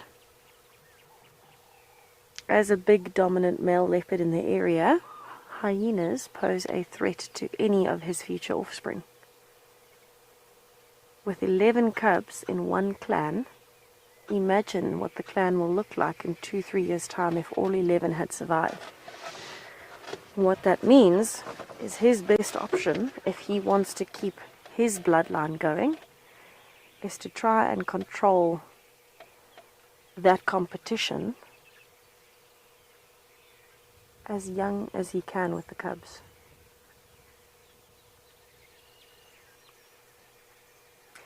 Boy, you are most welcome. It's a fascinating process for us to witness, but of course we want the updates just as badly as you do.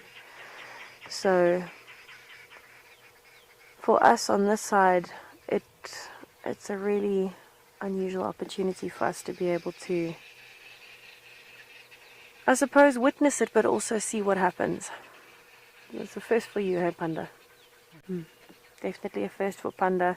A first for me as well, this last week, seeing a leopard kind of, coming in and controlling a hyena population like that. And I suppose in some way you expect it at some point because of the amount of cubs that we've had in the clan.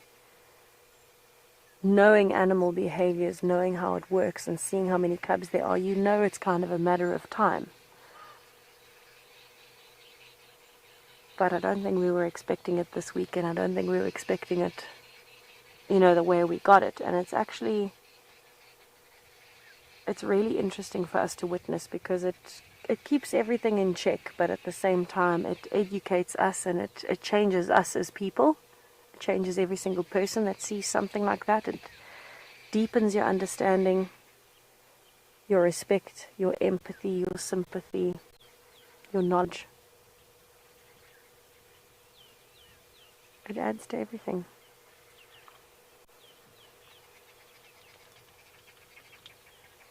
So I think what I'm going to do is reposition, try and get a view of the other side and have a look on the other side of the den.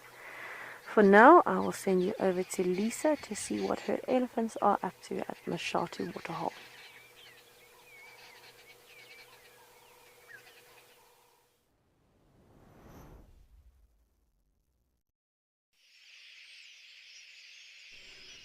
Thank you, Tess. Yes, as you say, it does give us a better understanding, but again, my heart really goes out to all of you guys. I know it's never easy to see. I've also seen quite a few cruel things in nature in my time, and I don't think you ever get desensitized. And I have guests, that say to me, oh, you must be used to this, and I don't think we ever do get used to it. I think we probably just learn to deal with it better. So honestly, I am thinking of you guys, and it's never easy, but as you said, it is a part of nature. But back to Mashatu, we just had a massive herd of elephants, and of course, they disappeared, as they always do. But hopefully we'll have some more coming down again later. Just want to check here on the side if they did not perhaps come to this little mud bath of theirs. Otherwise we will check those two out. Nope. They have moved off for some brunch.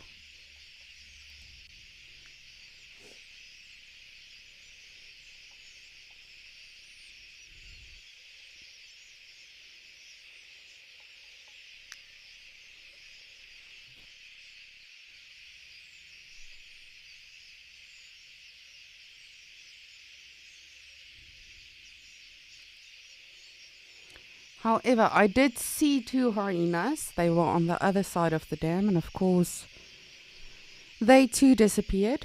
As we learned yesterday, it's we tend to think the animals disappear and then they're just in the shade or under a bush or something. So hopefully they will return again. but they seem to have been in quite a hurry. But yes, we will definitely have a look-see what else we can see around this beautiful waterhole at Mashatu.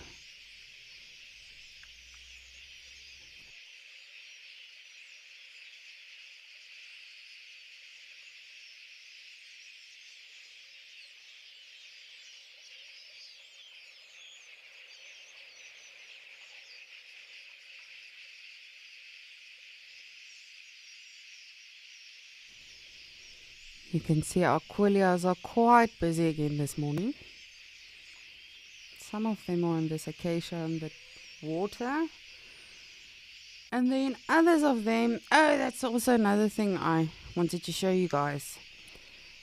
All of the Quellias were going down to the water, you know, in that massive flock. So that was pretty cool to see. It was like this massive black swarm constantly going to the water's edge.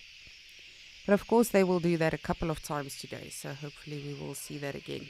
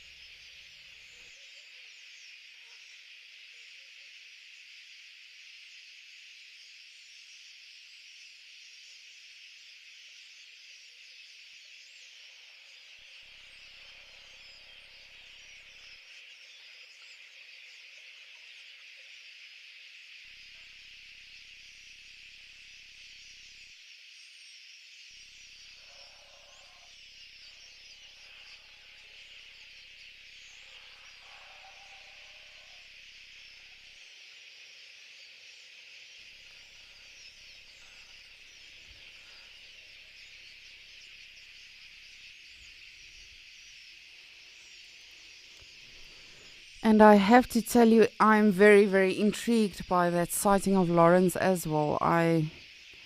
As naturalists, you know, we try to keep an eye on each other as well when we can. And I was literally glued to my screen. I just wanted to see what's going to happen. So for me personally, I haven't seen an elephant birth, so I wouldn't know the behavior. I have seen videos and have researched it quite a bit. But I've never actually seen a birth myself. But also the way she was walking with her leg was just super, super fascinating to me. It's always so cool to see the different animals in the different areas and how much they are the same in some senses, but, you know, with other things, they are worlds apart. Hi there, beautiful elephant.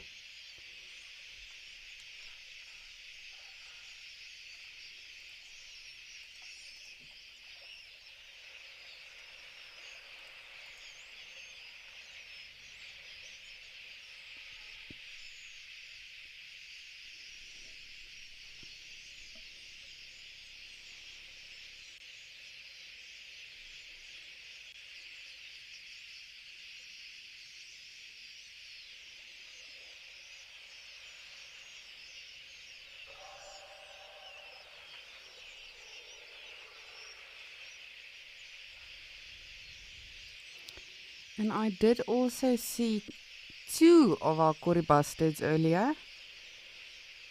But of course they also disappeared into the shade. I will have a look-see and see if they are still around. I think most of the animals will probably, for the most part of the day now, just be in the shade and cool off. Of course they will come for a mud wallow or a drink. But of course, just like us, you know, when it's hot, you don't want to sit in the sun. You want to sort of get some shade, get a cocktail, and just relax. Oh, this elephant is napping away. Yes, we saw that. Saw that cheeky nap you thought we did not see.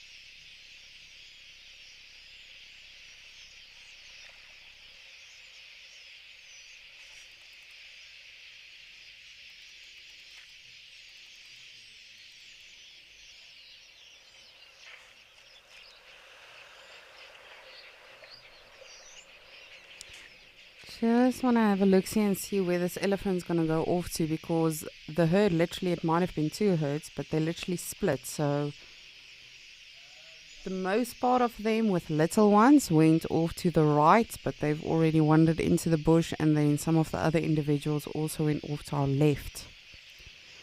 So I just want to see where this elephant is going to go when it's done.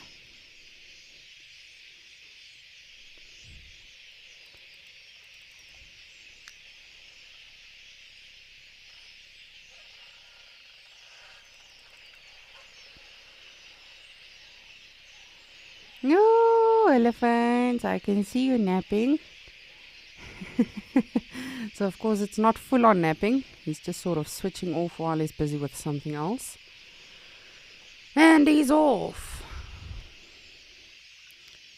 Alrighty, so what I will do is I will try to find my apparent imaginary friends, the hyenas, the bustard, and the other elephants.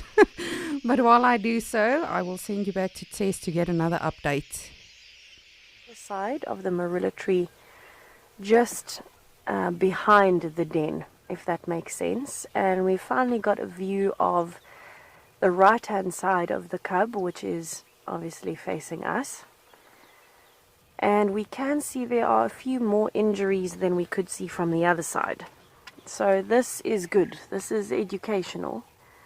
I know the overall picture doesn't sound good, but this gives us a much better understanding of what may have happened.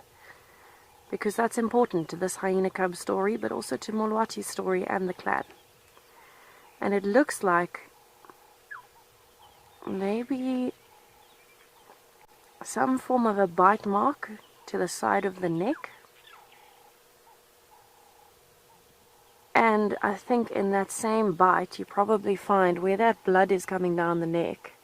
You probably find when he bit in there, his bottom jaw, whether that was his bottom jaw or his top jaw, I don't know actually. But the one half of the jaw was there, the other half was kind of towards the opposite ear, towards the back of the neck. And that's why we were seeing blood from the other side, next to the ear. But on the plus side for the cub, that would have been a very quick ending. Any neck and head injury is normally fairly quick. I can also see that there's a little bit of blood on the front right paw, so the paw closest to us, and close to the base of the tail. But you probably found that was a bit of collateral damage when Molwati was initially grabbing the cub or pulling it up the tree. I think that's probably the best we're going to get, since we weren't actually here when it happened.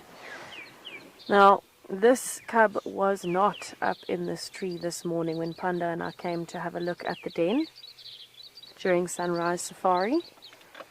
We came through, we found Swazi and Lebele running towards Philemon's Dip.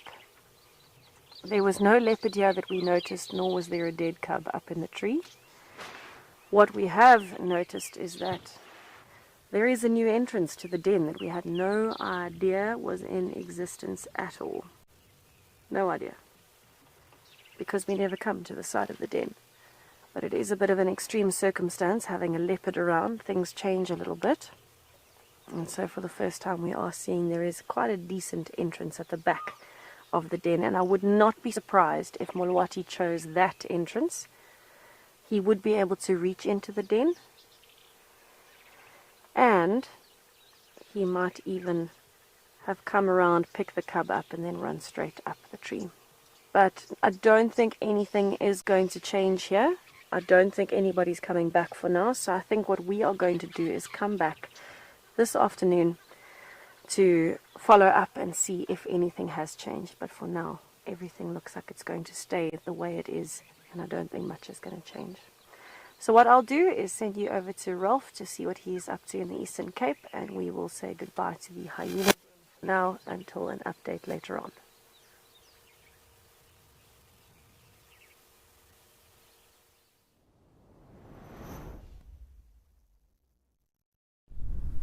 Hello, good morning and welcome to the Kariega Game Reserve in the Eastern Cape province of South Africa. It's a little bit overcast, a little bit grey and gloomy, but there's nothing gloomy about the little grebes because they've got their little chicks, and there's two of them. My name is Ralph Kirsten and we're at the Scotia Dam on the eastern side of the Kariega Game Reserve. So where we have one sad story, well, this is the wild, and here we have an amazing story with these little grebes. Two new additions to the family of Kariega. There's all sorts of new life coming through. Not only the little grebes, there are new buffalo calves, and well, they're still out in the thickets currently. But I've been watching these little grebes for the last month or so, and initially they had a nest that they were working hard on, and then I spotted it was 4 or 5 eggs within the nest, and now I don't think that all of them hatched, or if they did, there were a couple killed, maybe, or maybe they didn't. But that's often the case. They do have a few insurance policies when they lay a few eggs like that, but they've got 2 healthy young chicks here now, and we've been seeing them also riding on the backs of this adult as he swims across the water. And this is a new sort of nest area that they've built. They've moved from the initial platform that they made. 2 very healthy chicks there, and they've pretty much doubled in size over the last couple of days. It's incredible how fast they grow. I just wish there was a bit more light. The clouds have pretty much closed in now, so there's no sun coming through, and the wind picking up a little bit. It's not forecast to get too strong today, but in this part of the coast it's a weatherman's nightmare, because sometimes predict sun and it rains, predict rain and it's sunny. Well, they said that there shouldn't be too much wind today, but who knows, it might howl. We just take it as it comes. But no matter if it howls or not, I'm pretty sure these 2 parents, the mom and the dad, are going to take excellent care of these 2 chicks. I saw quite an unusual tactic when one of the shell ducks came nearby. The adult actually dived under the water and came up right underneath it, giving it an almighty surprise, and off it went.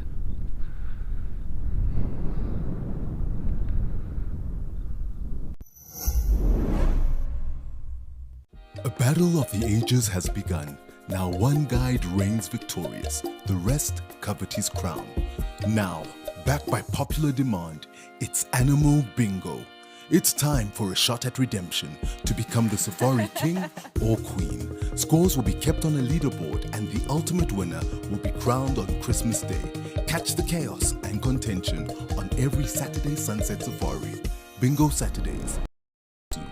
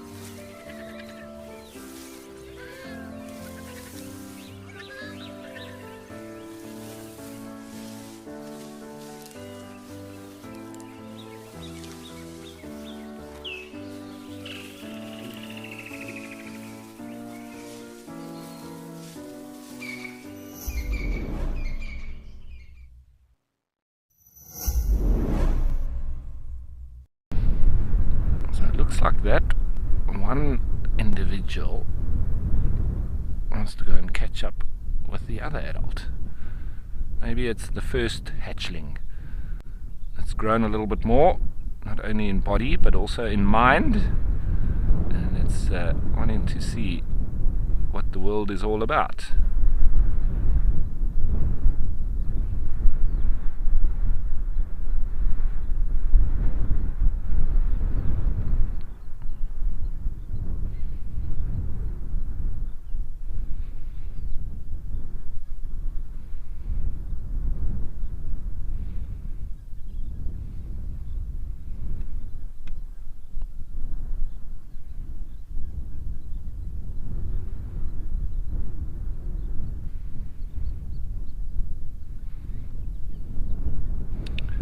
They do dive for food as well. They forage under the water.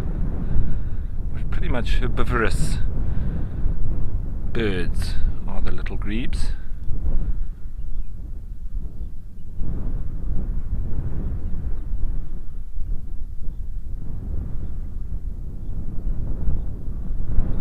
There comes a shelduck.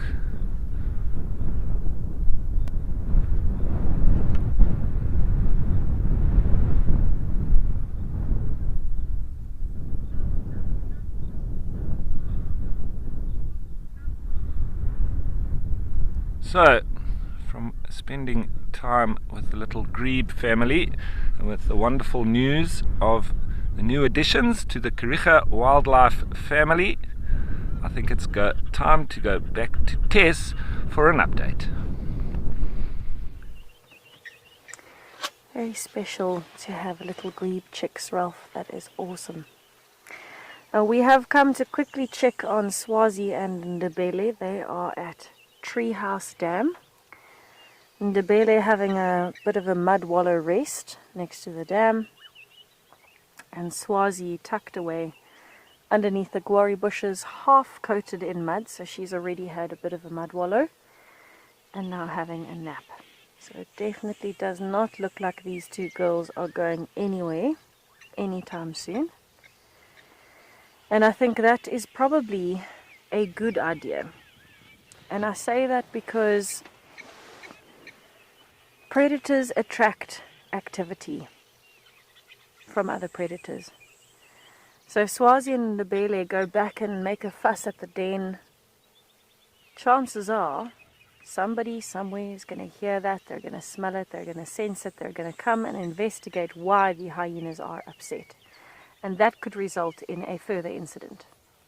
So I think they've done the right thing. They waited for Molwati to come down the tree. They've chased him off. I don't think he's going to come back. Honestly, I don't. But I suppose we'll find out this afternoon and in the coming days. And so if they know the other cubs are safe, that Molwati has left the area, the cubs are certainly not going to be coming out anytime soon, I don't think, because of, I mean, it's a scary incident, you know, that, you know, common sense and instinct within them would say, okay, we are not coming out until we know that it's mom that's calling us. The safest thing for these two to do is to stay away from the den for a little bit and then go back and check at a later point once a bit of time has passed. Ndebele is still up and listening, so she is looking towards the top end of the dam, but I think she's just being aware.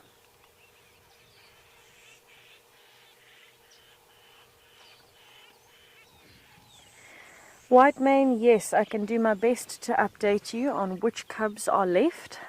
So let's start from the oldest to the youngest. Mbilu, Matimba and Spirit were seen after Molwati had visited the den at Elephant Carcass that same night when we couldn't find Molwati. Those three were there. We also have seen all three of them since. However, I have not seen Spirit in a couple of days, but I mean, we also haven't seen Mbilo every day, we haven't seen Matimba every day, so they're older, they're around, they're moving more than the other cubs, so it's much more difficult for us to find them. Then we'll go to Koa and Masingita. I saw them yesterday. They were off of the den site towards Little Gowrie. Are you going for a swim, Ndebele? They were down on that side, close to Gowrie Main. So they are definitely fine. Well, I haven't seen them today. We know how fast things happen now. But they were definitely fine yesterday. Loki and Kira we saw after the Molwati incident, but both were injured. Kira is confirmed dead. So Kira was the one that Molwati injured on the head. And then Ndebele and Swazi dug him up and kind of sped the process up a few days ago. Loki we have not seen since the morning after Molwati visited the den at Elephant Carcass with Ali. When we saw him, he was licking Kira's wounds. He had a bit of a slight limp on the back left leg, but he didn't have any puncture wounds that we could see. Nothing major that I was worried about. I was much more worried about Kira. So my guess is either Loki is very well hidden somewhere, naturally, because that's what instinct would tell him to do, or perhaps something has happened in the meantime. I really don't know. We have literally not seen him since the morning after Molwati was at the den. Ndebele's 2 cubs, one is now officially confirmed dead. That is the cub in the tree. The other one I saw yesterday. I saw both of them suckling from Ndebele yesterday or the day before, eh, Panda? It might have been yesterday at that den site on Taxons Road. So we definitely still had one of Ndebele's cubs yesterday that should still be alive today. The other one unfortunately was killed this morning by Molwati. And the June bugs, I have only seen one since the Molwati incident. So that takes the count of definitely confirmed seen to Mbilu, Matimba, Spirit, Loki, 1 June bug, 1 of Ndebele's cubs. I'm missing one. Let me try that again. Start from the top. Mbilu, Matimba, Spirit, Koa, there we go, Koa, Masingita, Loki, 1 of Ndebele's cubs, 1 June bug. Yes. So we have definitely seen 8 of the cubs alive since then, that we have definitely not confirmed as dead. It's a very difficult way to word it. Confirmed dead is Kira and 1 of Ndebele's cubs. Definitely dead, the one in the tree this morning, and Kira from the incident the other day. And we have not seen 1 of the June bugs since the night of the original Molwati incident. So there are 2 that are definitely dead, 1 that we don't know, the others we haven't seen in a couple of days, or consistently, to give you a better update on them. Alright, we are going to leave Swazi and Ndebele. They look like they're going to be here for a while, but I'll send you over to Lauren in Madikwe to see if she's got an update on that elephant cow.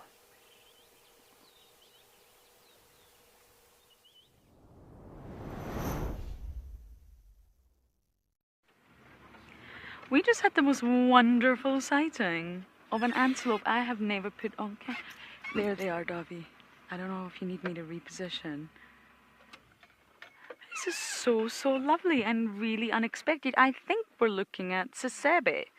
Sebe. I think you say it more like that. How bizarre. I've never put them on camera before. I don't know if I have seen them before, yes, but never with Wild Earth. How utterly wonderful. Look like a red hartebeest from a distance with my eyesight. I thought we were looking at hartebeest. And then I thought, no, horns are wrong. Hump on the back of the neck is wrong. And if this is a new antelope for you, it does have a very unusual spelling. Tsessebe, Sebe. But you don't really put too much emphasis, if any, on the T. And it's actually grouped as part of Africa's fastest antelope. Remarkable. Where did you guys come from? I am going to give you an update in just a moment, but this is rather special.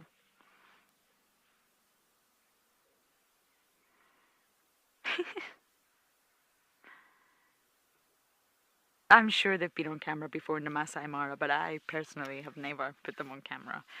Now, we did lose our female into the thicket, I'm afraid, which is really unfortunate. I really wanted to sort of stick with her.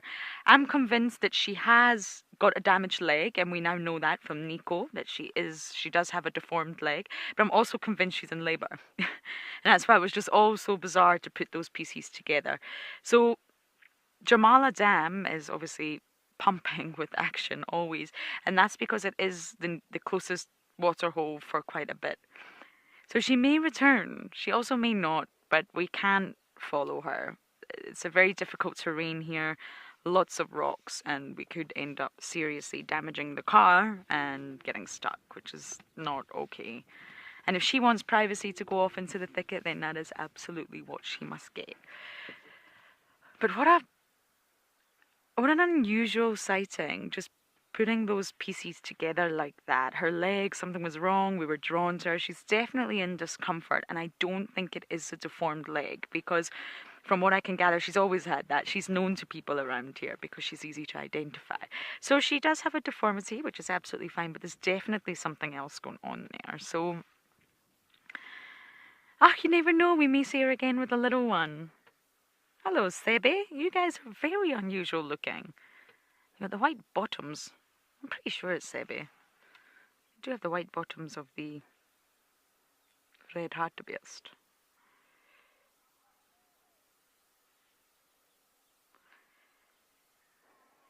They're not too keen to get close. I wonder why.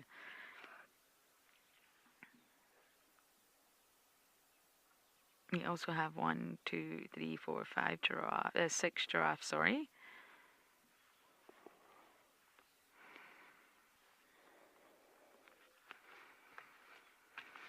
What a morning. There's obviously been trauma, but there's obviously been joy, and just putting the pieces together with you all. But we are going to go forward a little bit now to our usual spots.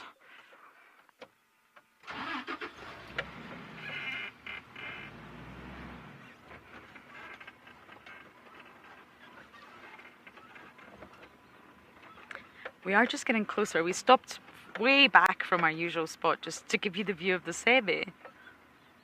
Wow. So we are just slowly, so it's a bumpy road, and of course there are lots of elephants around, so I'm just driving really slowly.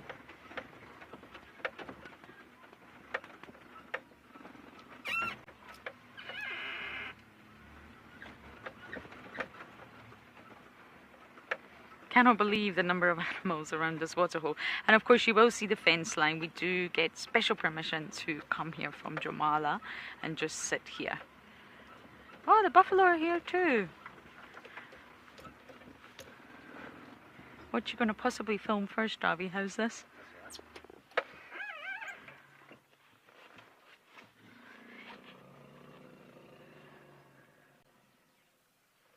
Let's just sit and listen and try and figure out now what is going on at the waterhole.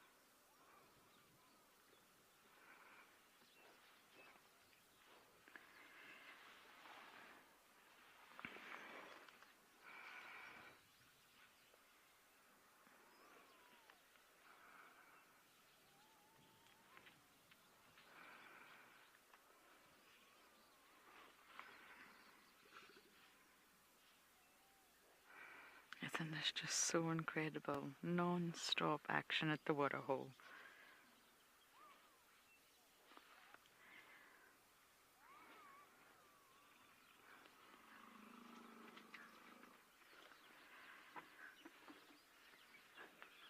We're just going to try and sit and figure out what is going on for a while. We went round the corner to look for the female elephant and just couldn't find her. So I'm going to sit here to figure out what's going on, who's around. And for now, you guys are going over to Lisa.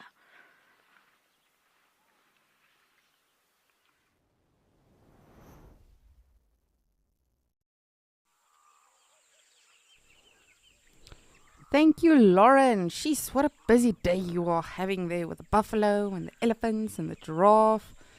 Whew, it's a lot happening. We seem to be having a fairly gloomy day in Okokoyo. The weather has been so weird, like I've literally been monitoring it since we've started Escape to Nature. And it started out pretty dark, and every now and again, you know, the sun sort of bursts through. But of course, just like, you know, all of our other locations, we are really hoping and praying for rain soon enough. And it's odd because even with the animal activity, yes, there has been quite a few animals that have come down. Of course, you know, our general game gracing us as always. But even that, I have to say, maybe it's just me, but from this morning since monitoring here at Okokoyo, it's been quieter in, you know, comparison to the other mornings. So as I mentioned this morning when we started, you know, weather does play a huge role on animals. However, that being said, we can never predict what is going to happen. They will always surprise us either way. But we are hoping to see a lot of animals here at Okokoyo. And of course, you know, we've got our ever-present impala. Springbok, sorry. Springbok.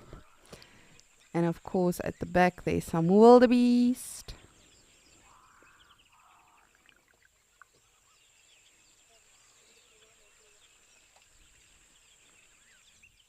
It will be very interesting to see what else comes today. Last night, we had 3 rhinos here. I became a complete child again. But it is just so peaceful here.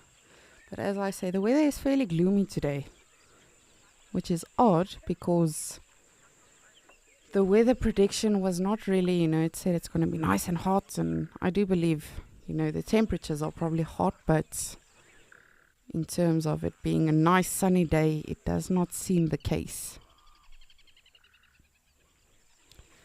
I remember I always say to guests on safari when they ask me, what is the weather like tomorrow? I say to him, no, or to them, I do not believe in the weather or weather forecast because it's against my religion, because it never turns out that way. And that really always is the case. Specifically this time of the year, I've learned, you know, it's good to always look at the forecast to sort of plan more or less. But I was actually having this conversation the other day with one of my colleagues as well. Often, you know, you'd go out on safari and the vehicles were very well equipped, you know, with blankets and ponchos for rain and literally sunscreen, everything for the guests. And I always had a colleague who hated taking ponchos and blankets because he hated taking them to the like dry cleaners afterwards or folding them back to get on the vehicle. He hated that. So he would always take chances and say, no, it's not going to be cold, or no, it's not going to rain, or no, not this. And I remember this one day he was also very cheeky, saying it's not going to rain. And I said, Ruan, just do it. You never know. And he was like, no, he's adamant. He's not taking blankets. He's not taking ponchos. And of course, himself and his guests got back to the lodge and they were drenched. So it's always, you know, of course, better to rather have it and not need it than need it and not have it. But these animals luckily don't need any of that. Of course, when it does rain, a lot of the times they will head deeper into the bush, might go there to the tree line for shelter. Or they might just chill, you know, if it's not harsh rain, if it's not storming down, they might just take it easy.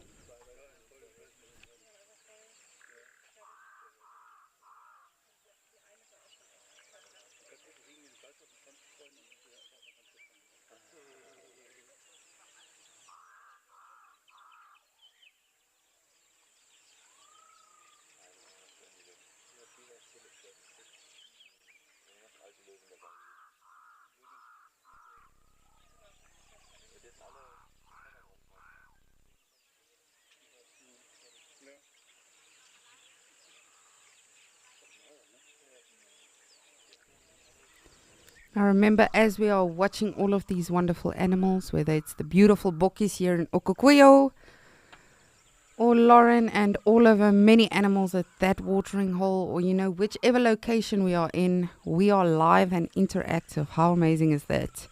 So please, if you have any questions, comments, anything you would like us to look for specifically or ask us, please do send them in or do chat to us. We love hearing from all of you, because at the end of the day, this is your safari. And we want to hear from you and hear what you want to know about and see. We love hearing from you. It reminds us that we are in fact not crazy talking to ourselves or to our wonderful directors or cameramen.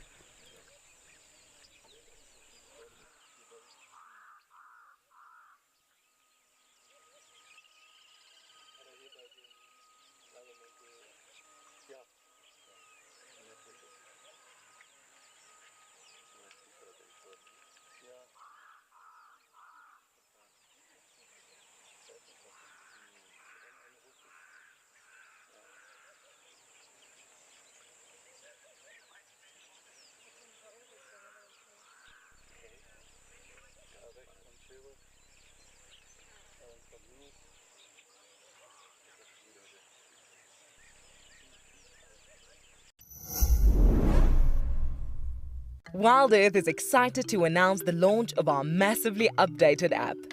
There are so many brand new features that we have to share with you.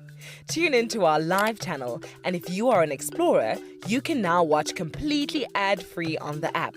There are also many other channels, including behind the scenes. You can find the app on app stores worldwide.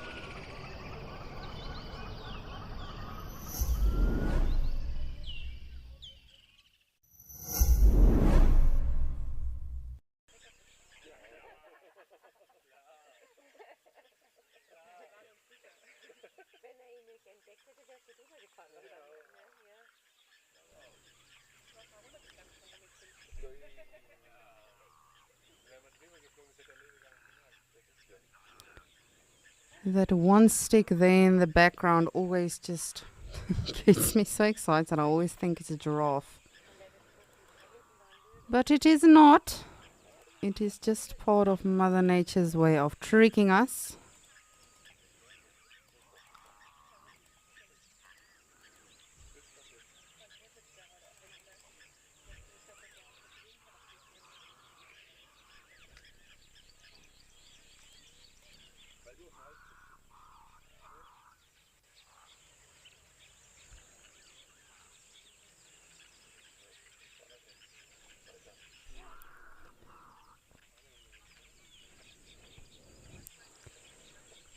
While I wait for the animals very patiently, well, I should say more animals.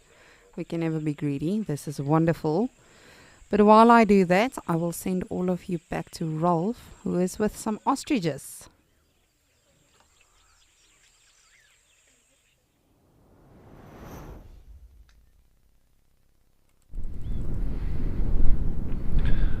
Well, Namibia is probably the best habitat for ostriches, but I must say they are doing very well here on the Kariega Game Reserve, and all the males are still in full breeding plumage, very pink shins as well as bills, and there has been a lot of displaying, chasing, fighting. It's the first time I've actually seen ostriches come to full blows. But I can't quite work out if there is one particular male that is dominant over the rest. It seems to ebb and flow. There's days when one is dominant and then another. Maybe that is ensuring a very good mix of genes, because I do believe that different males have been covering the same females. But it's the first time that I've actually witnessed so much of this going on that we can now wait and see who is actually going to be sitting on the nests when that time comes. I'm sure it won't be too long. So, yeah, it's all very interesting indeed.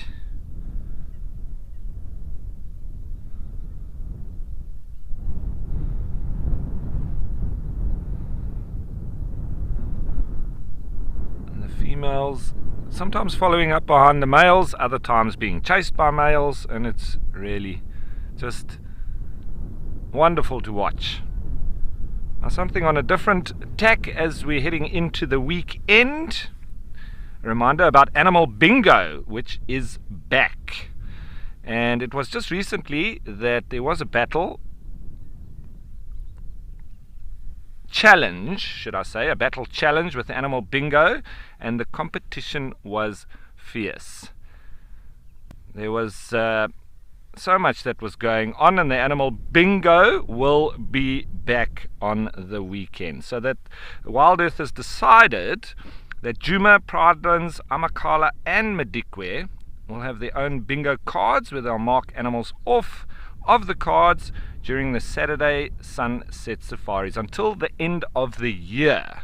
So they're going to be doing that every weekend. Tune in this coming Saturday and don't miss out on any of the action. The only reason we don't do it here is because we would win every time.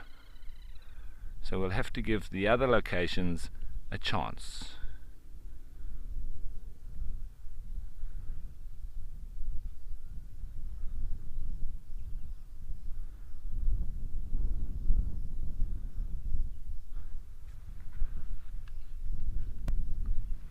And these ostriches really do seem to enjoy feeding on these yellow button flowers.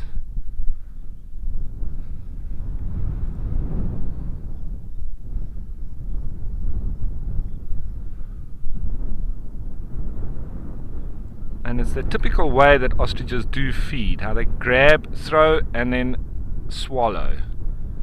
They do the same with water. It's quite comical to watch them drinking. It's almost like they don't really know how. They are able to live without standing water, and in fact can go their entire lives without ever drinking.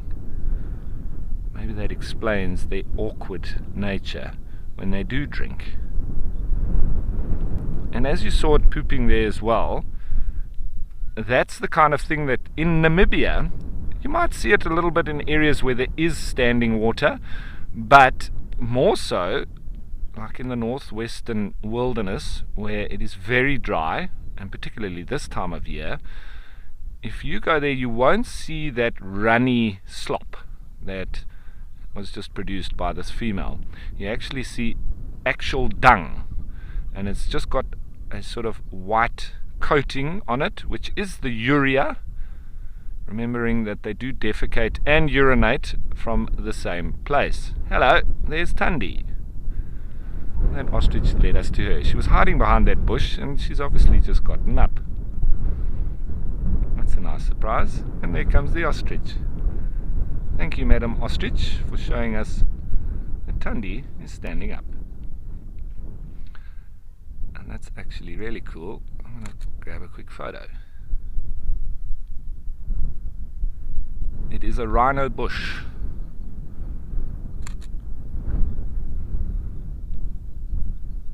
She just doesn't want us to forget about her. And, well, maybe she does.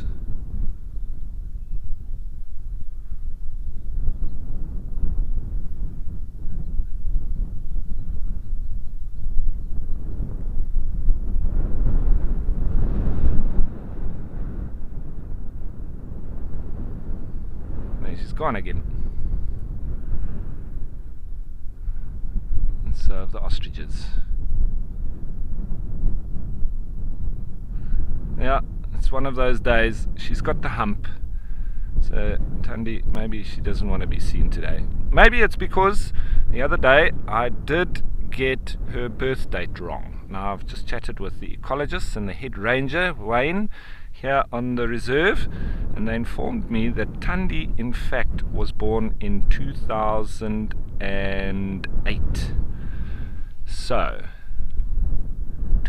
we said 2008, the ecologist said 2005, so that will make her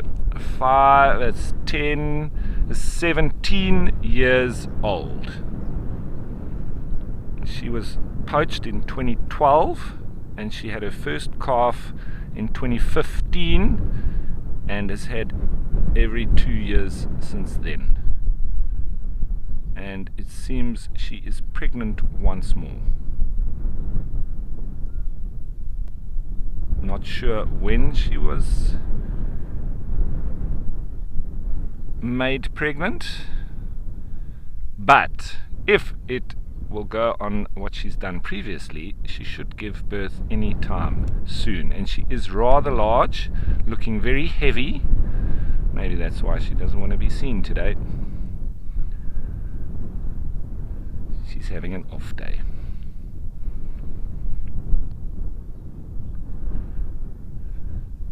So there's some zebra. I think those might be the ones that were chasing the water monitor lizard around the other day.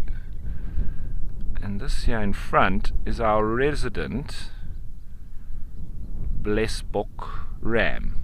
He is always here. This seems like it's his spot, his territory.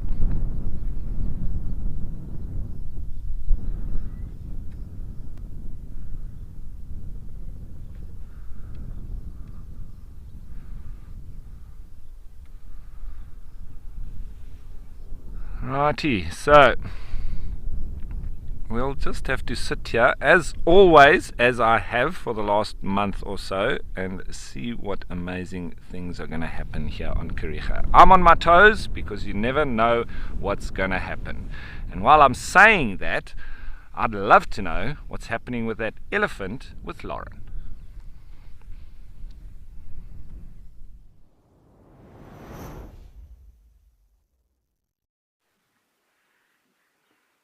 We're still sitting watching the magnificent display of elephants. Males fighting, males flirting, swimming, splashing.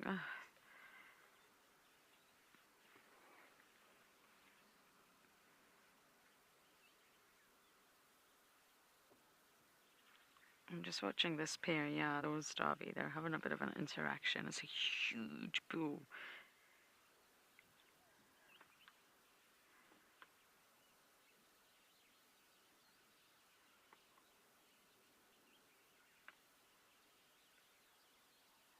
There's a really big bull. So apparently I was pronouncing the antelope wrong. Terribly sorry. It is the first time I have ever spoken about that antelope. But thank you, Auntie Picky, who's always been there for us since, well, day one. So it's not Tsebe, how I was saying it. It is Sesebe. Sesebe. Very similar. Again, you don't pronounce the T, but wrong pronunciation on different parts of the word. So ignore everything I said earlier. You're welcome to.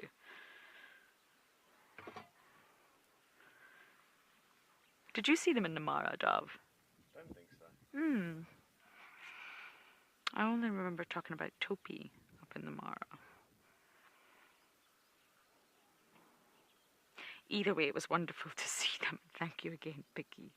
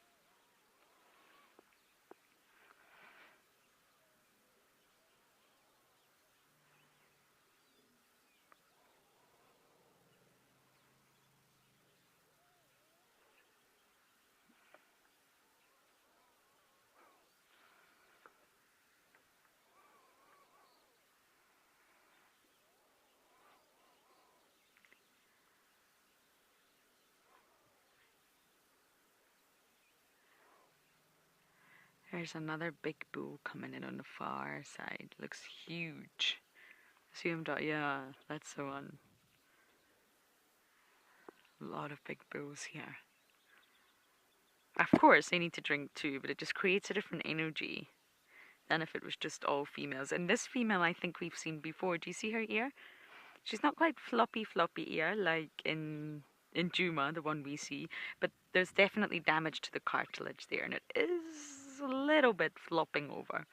And there's actually a very young calf with a completely floppy ear. Oh, look, the buffalo's coming. You see him?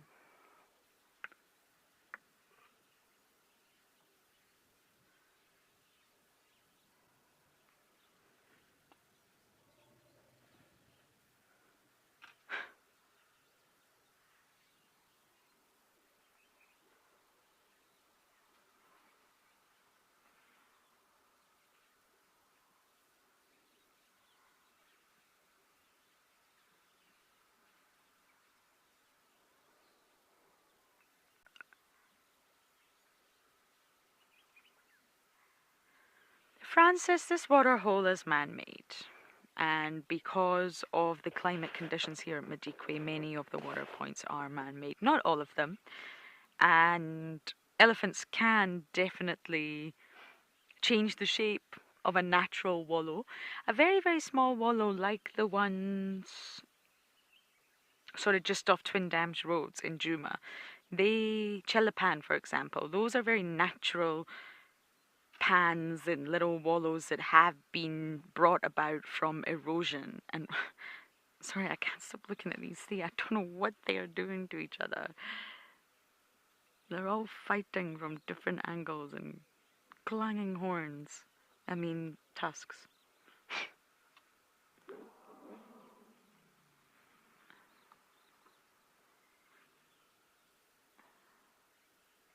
So yes, the ones like that are from erosion and weathering over time. And then, of course, when elephants come along and they wallow and they roll and they sort of scratch their bum and scratch their body, then they'll change the shape of the wallow and just add to that erosion. So that can happen, but not one this size, this shape. This is man-made.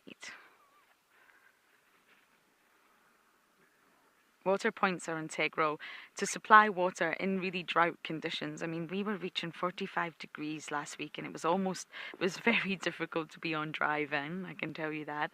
And for the animals, that's a big struggle if there's no water to drink. So, of course, water is supplied, but it can also be a conservation technique.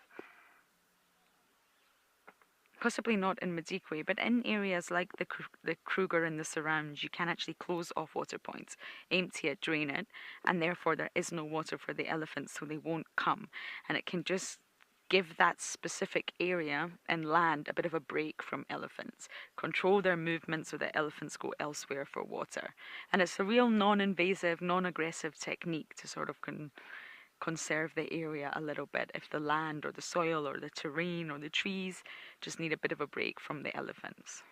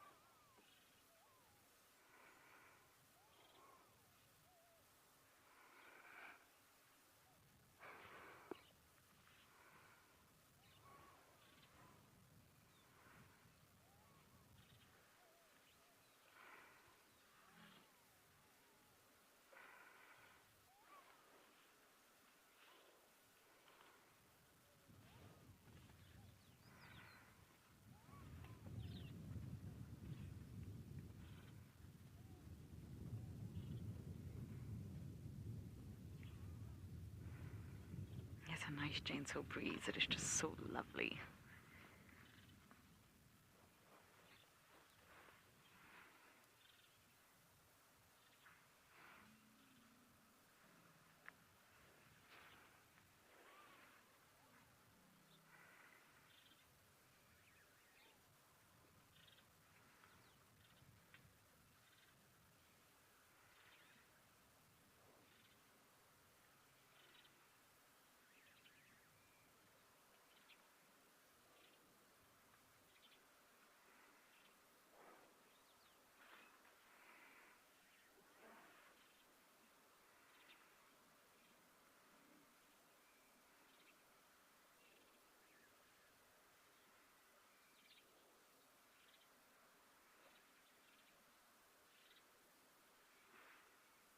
Caroline, you're seeing the two animals that you could watch all day are elephants and monkeys. Yes, I agree with you. Always entertaining, always doing something. It's hard to spend a long time with a sleeping animal. It's nice to be around active animals, always busy, and I mean the elephants here at Jamala, well, there's never a dull moment.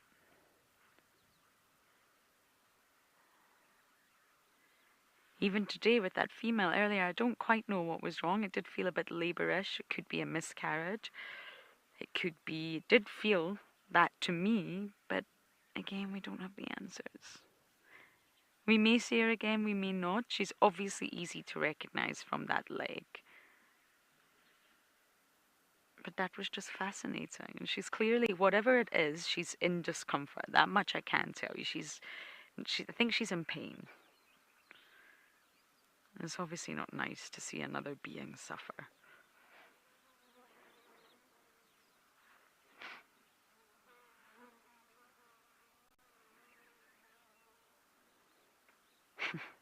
Look at that baby, so wet and shiny.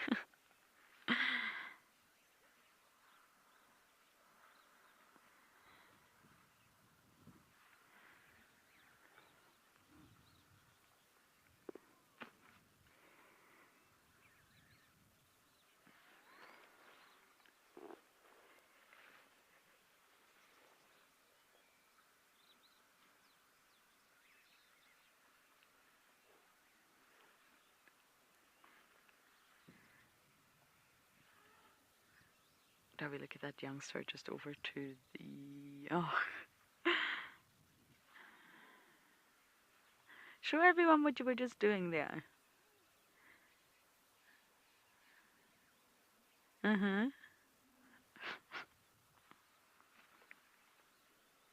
That's a no then.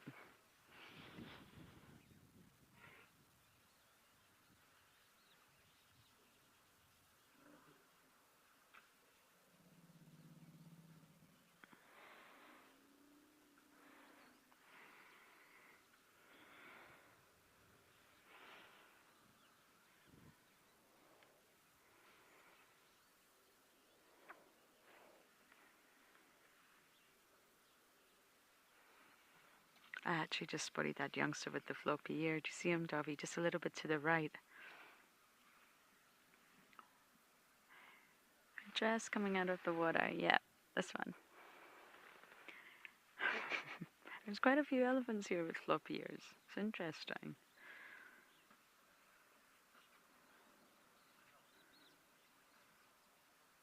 It may affect the way they're able to thermoregulate, but I highly doubt it would affect their hearing, and it won't affect their survival.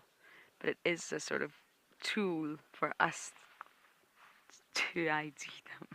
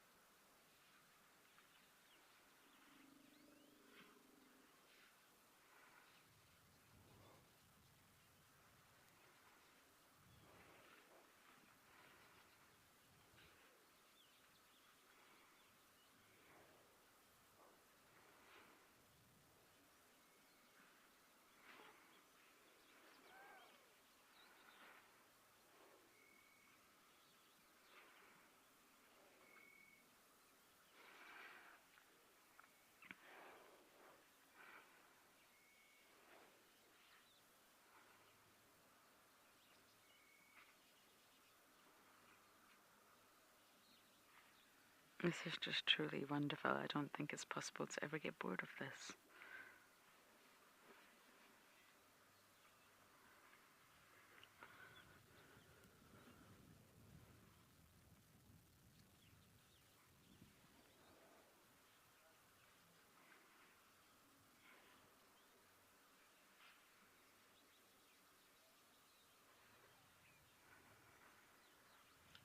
I'm just going to let you sit and listen for a while. You can really hear the splashing. They're all throwing water over each other.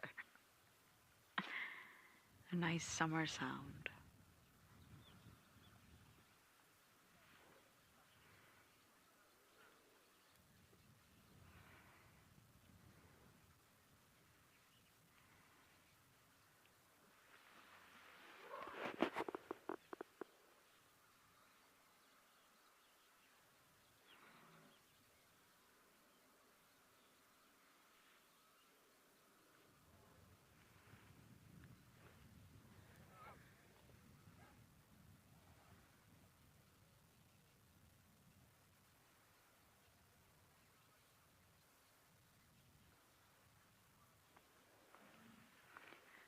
Rolo, it depends what you mean go for.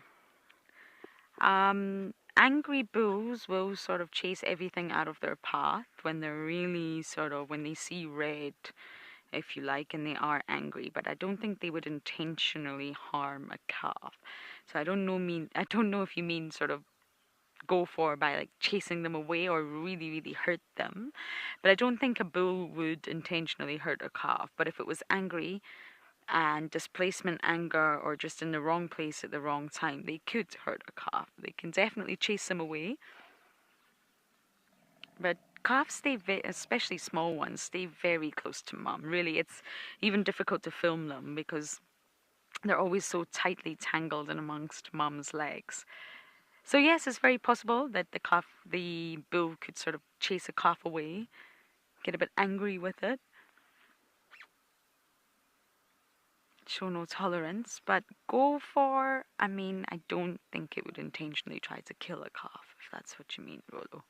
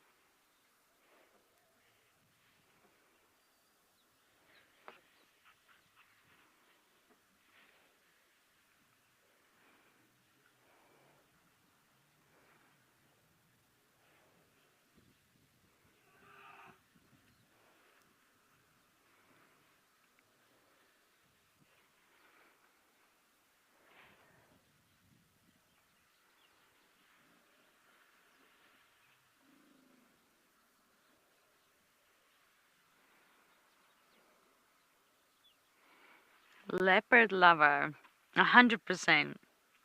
I wouldn't even want to speculate because I know I would be wrong. You're saying you wonder how many storylines are going on, and I wouldn't even begin to. There's so many interactions happening here on a sort of individual.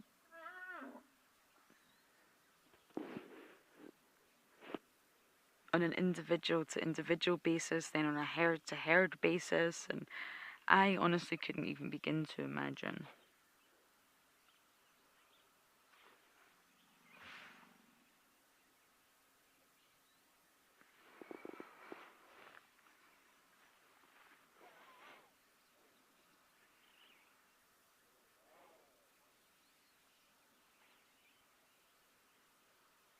I think it's always worth being very cautious that we don't understand a lot of what is going on. Yes, we understand a little bit, absolutely. We can read body language behavior. It was, in my opinion, easy to see that female earlier was in distress, but I think it would be so foolish to think that you understood what was going on here. Yes, we can see it's lovely to watch, but it doesn't mean we fully understand the interactions that are going on. Not even the tip of the iceberg.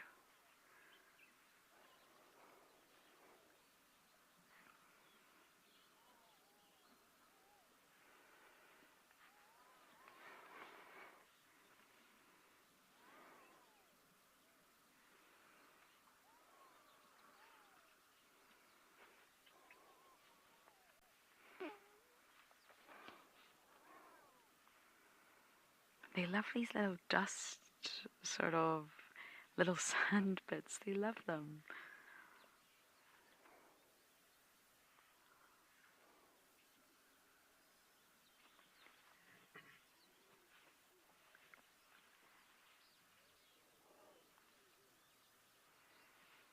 And there was an article released recently, and it was actually shared on one of the groups of Wild Earth groups, so I'm sure many of you have seen it, but it was all about pachyderm perfume.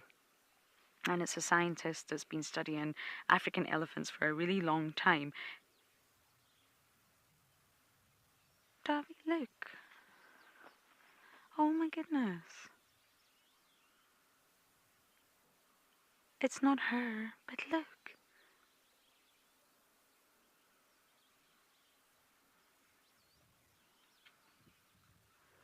I can't believe this, another deformed elephant.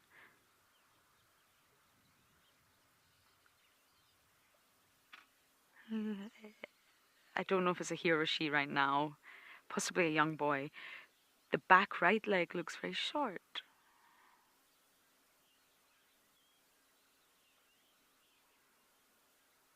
Wow.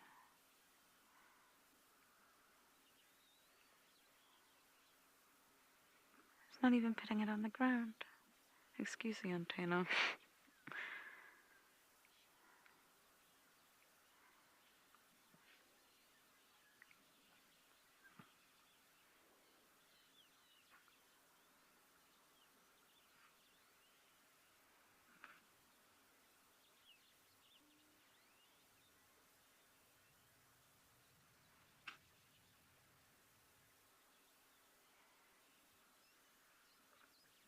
Wow.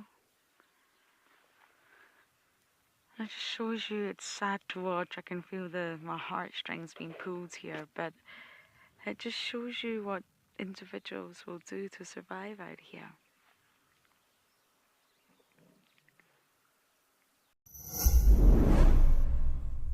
The updated Wild Earth app is here, as well as 12 hours of fresh live content a day for free. You can watch repeats and highlights of shows you have missed, and if you have subscribed to be an explorer, exclusive access to the behind the scenes channel, access to rehearsals for new locations, a chance to give us feedback, and explorers also watch totally ad-free.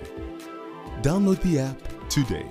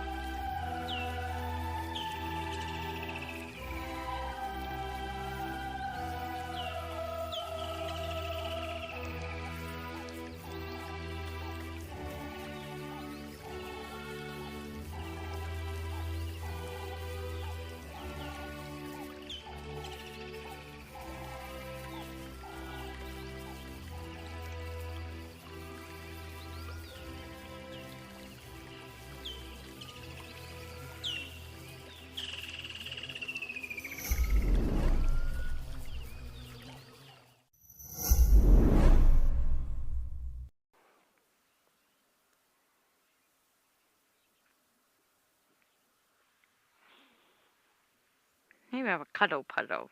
I've seen a cuddle puddle of lions. I've seen a cuddle puddle of wild dogs, but hey.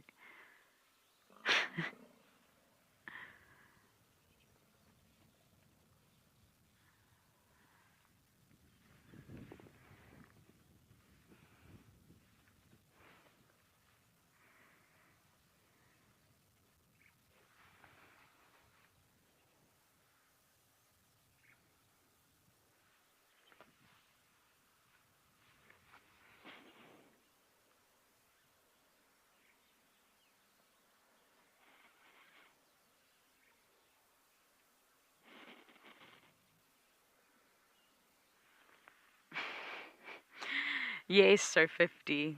They are very protective, especially the young. It's almost. I was going to make a comparison to wild dogs, but I don't really know if that is correct. But the whole herd really looks after the young. Possibly not the old, but definitely the young. And there can be aggressive, or if not aggressive, then unpleasant interactions between herds. It's not always positive. But yes, they do really look out for each other, especially the youngsters. And it's not always the mother. Other members of the herd will also have the youngster's best interest at heart.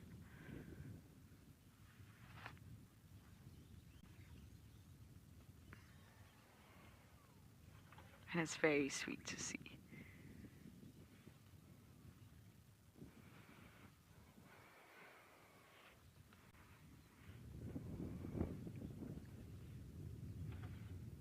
You can see sometimes, again from a human perspective, the elephants that greet each other, but they're not really sure about each other. You can also see elephants that know each other, and they're genuinely what looks like happy to see one another. Maybe they're related or have spent time together in the past.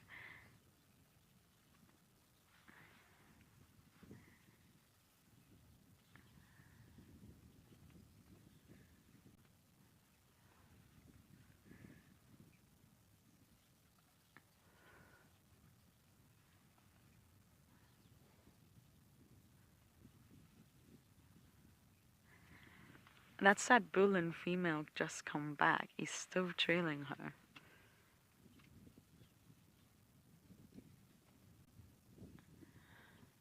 But she keeps running ahead of him. She's not allowing any sort of mating to take place.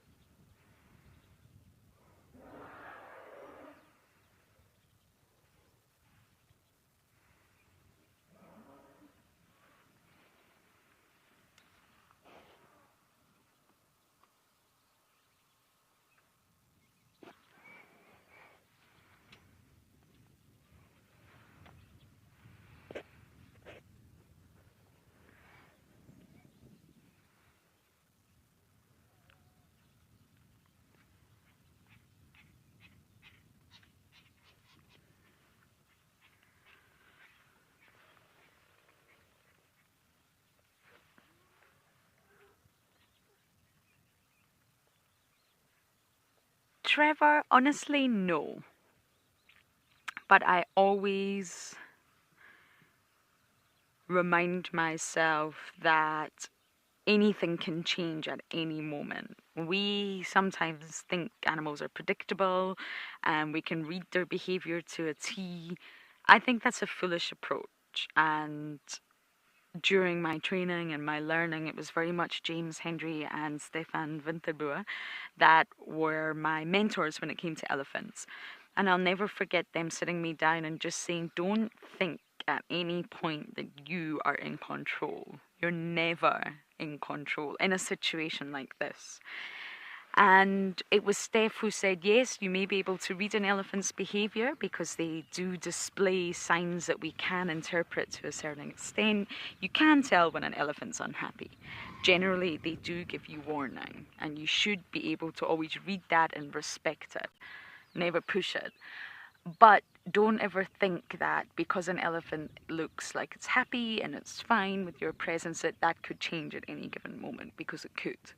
So essentially, don't become complacent. And I'll never forget that sort of lesson, because I do think a lot of people in the animal kingdom these days push things and do become complacent.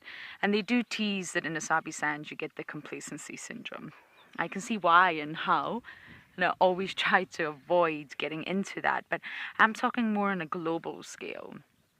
Especially for social media, people are doing silly things, pushing animals, getting too close, thinking that they are in control of the situation. And you're not. Not when you're surrounded by 100 elephants, you're not in control. You got a vehicle, yes, but you're not in control. And I think learning from those incredible people really helped me understand. So in answer to your question, I don't get scared. I really try to immerse myself. That's why I go quiet or lose my words sometimes, because I'm really trying to pay attention, genuinely trying to pay attention to what's going on around me. But I think it's always important to not think, I'm not scared of these guys, it's fine. Just always have that element that anything can change at any moment. Oh. And it may not be your fault. It may be a form of displacement, aggression, or whatever. Even if it's not your fault, even if you positioned your vehicle correctly and you read the situation correctly and you did everything by the book, things can still go wrong. And I think that's really important to recognize that and understand that. Sometimes frustrates me the things I see on social media. People just getting too close. For what reason? I don't know.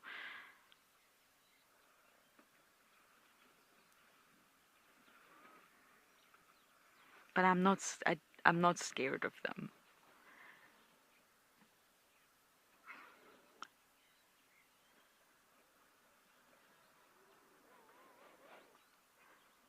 I really feel I learned from the best of the best people that helped me grow in this career, and I owe them a lot. And although you've got to keep learning and keep learning, I really feel like my lessons were sort of very constructive and into what can go wrong.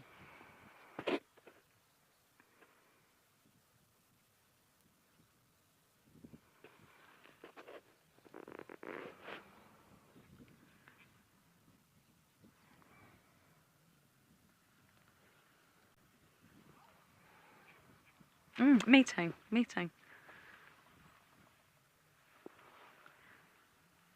I think.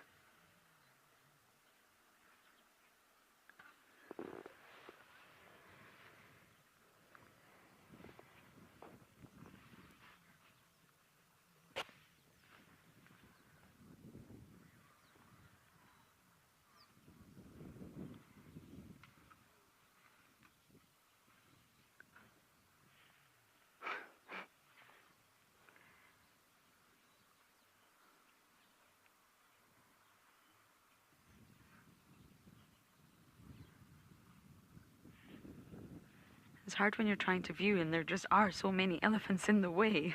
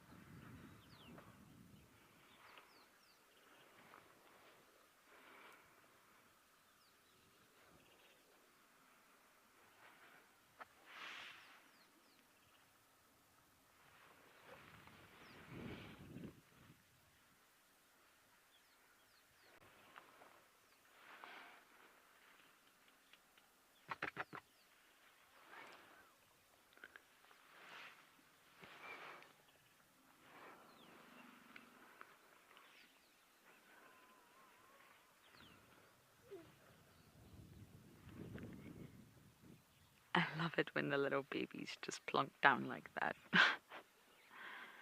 I've had enough. I'm tired. Can almost relate to it. And everyone stands guard.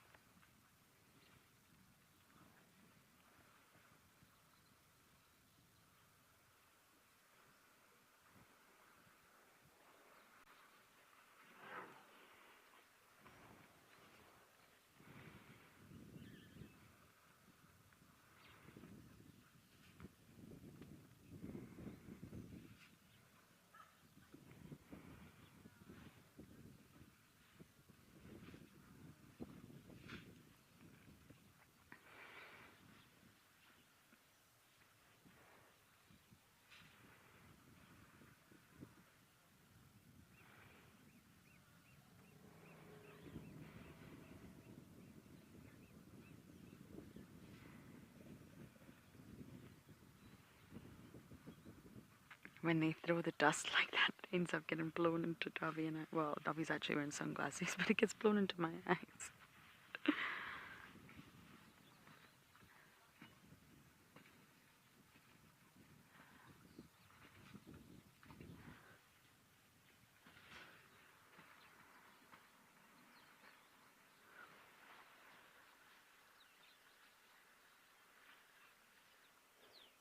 I saw that little one with the deformed leg again. I'm now trying to think. Oh, there he is, Davi. Look, I think it is a boy. Oh, sweetheart. And it's not a snare or anything. I have spent time with Asian elephants in Pinawala in Sri Lanka who are actually missing the base of their foot due to being caught in snares and traps and all sorts of things. But from what I can see,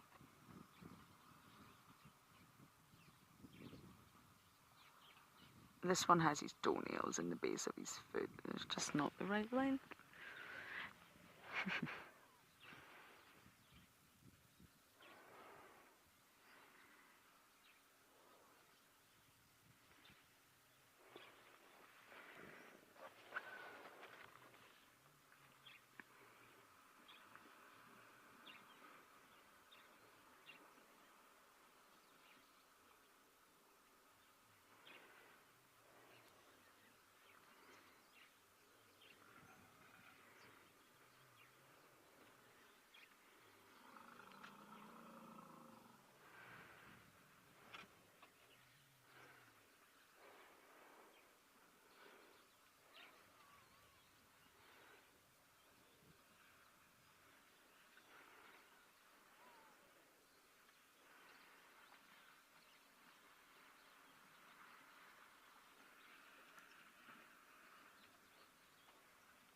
Okay, this is just too wonderful. We are indeed going to continue to sit here while you guys go over to Lisa and Okokoyo.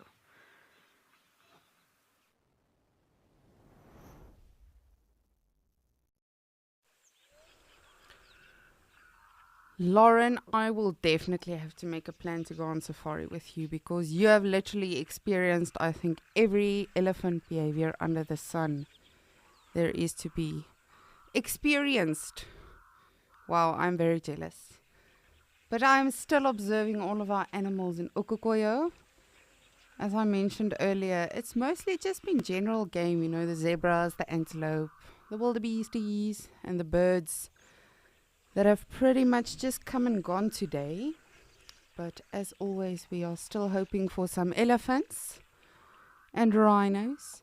But Lauren, I think you saw elephants, for the rest of the year, just with everything you've seen today. From the fighting to the dominance display, which could have potentially been the mating. Sheesh, to the cuddle puddle. What a day. But I myself too am still holding my breath for elephants in Ukokoyo. We have seen some in Mashatu already. But again, it's never good to get greedy. That's when Mother Nature reminds us that she is in fact in charge. So we are, as always, just admiring this beautiful scene.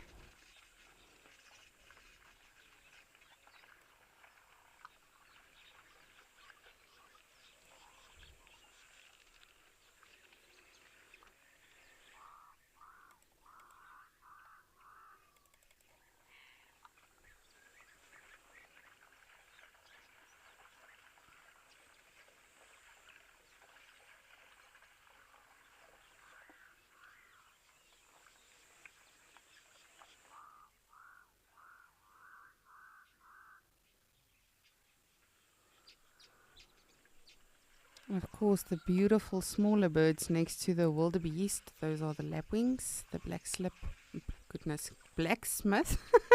lapwings next to them. Of course, very noisy from what we've learned with their different nesting sites and their chicks, like in Djuma. And actually in the cities as well, they can be very aggressive, your wattled lapwing as well. My brother-in-law has actually been attacked by one because I think he must have teed close to a nest or something, but then yes, he did get attacked. So they are of course very protective. And then here in the left corner we've got our little grebe. Rolf was very, very fortunate to see 2 chicks this morning. I'm not sure, but I don't think I've ever seen little grebe chicks in my life. I just know I love the little grebe in general a lot because they're already so small and so adorable. So I know I probably would have lost my mind if I saw that.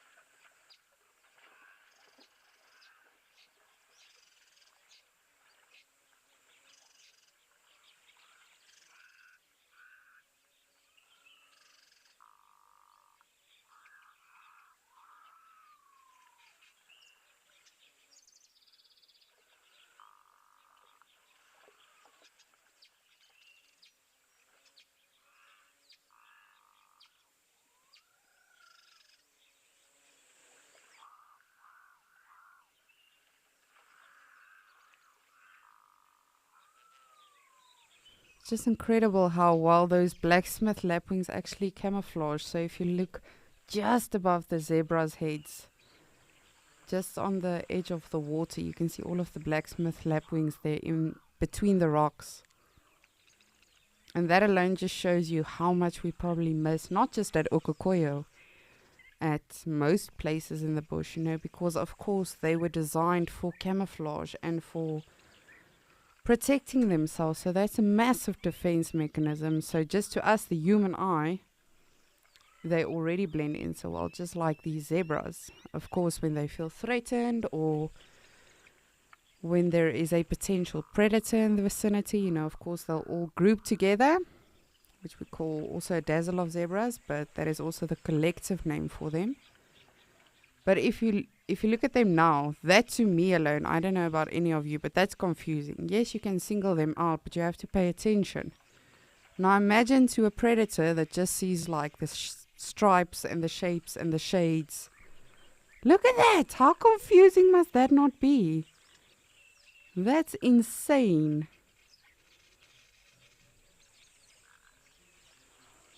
That is so, so cool.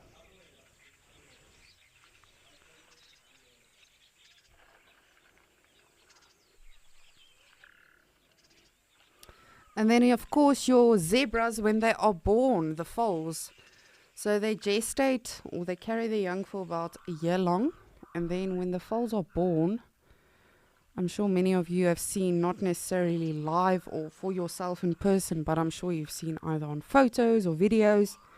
A baby zebra is probably one of the most awkward things in Africa. It's got these really, really long legs and then this tiny body. Now again, just like always, Mother Nature has designed it that way for a purpose. So that should a predator in fact be around them, they can all encircle the little one. Number one, create that confusing picture we just had and still sort of have. But also, so the predator can't actually see which one is the little one and the vulnerable one just by looking at the legs, because the legs are just as long or as tall as the adults.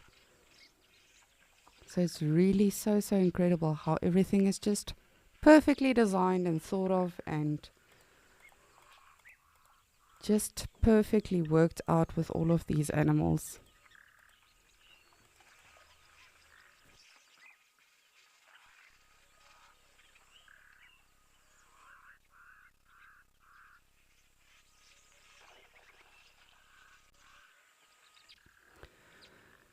Chase, you really hit the nail on the head, saying that black and white seems like an odd color for the bush. I always think,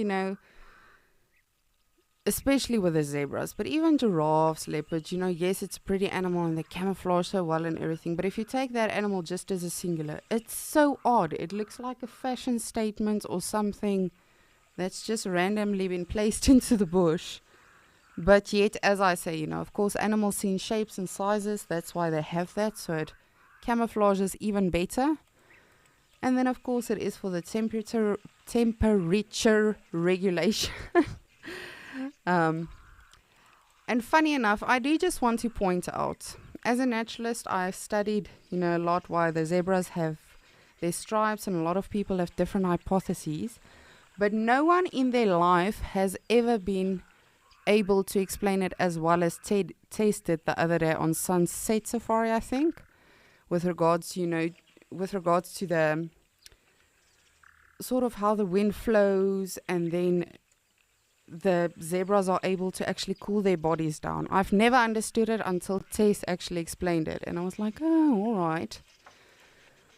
So again, just everything in Mother Nature, and we interpret it as we see it, but again, I don't think we'll ever fathom the full, massive picture that is going on out there. But yes, it is such an odd animal, but it's for camouflage purposes, predominantly. Of course, that's why a lot of your animals have horns as well, is to either attract the opposite sex or to make themselves look bigger, whether it's to another potential male or, potentially to a predator or anything that might be of threat to them.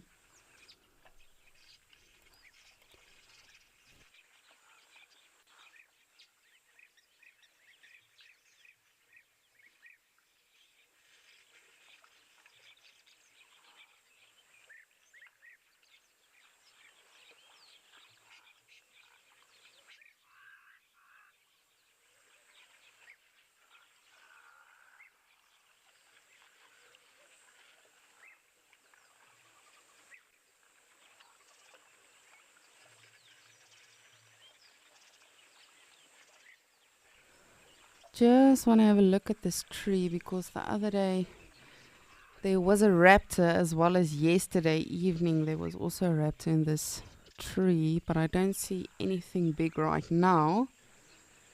But again, as always, double check before you call it. So let us have a look-see.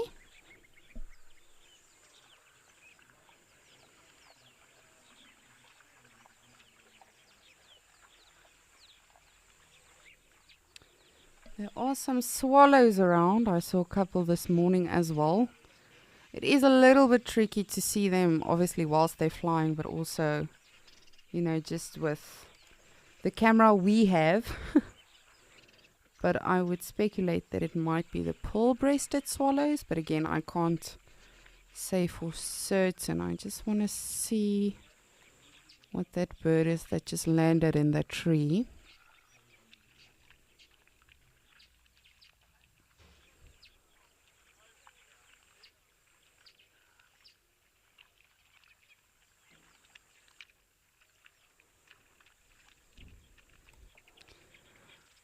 It might be a little bit tricky, but let me see if I can get us close enough. I'm really hoping I can.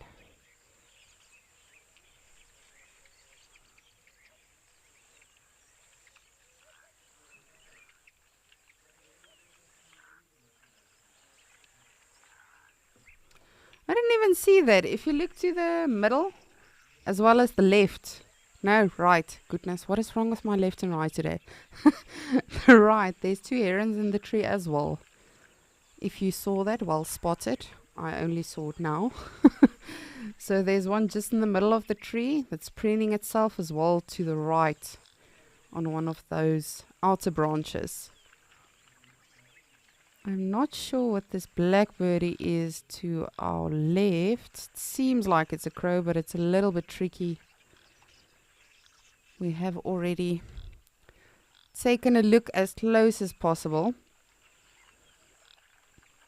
And for those of you that are not birders, I know a lot of the times, I think that was my biggest mission when I was still actively guiding, converting people into birding or birders.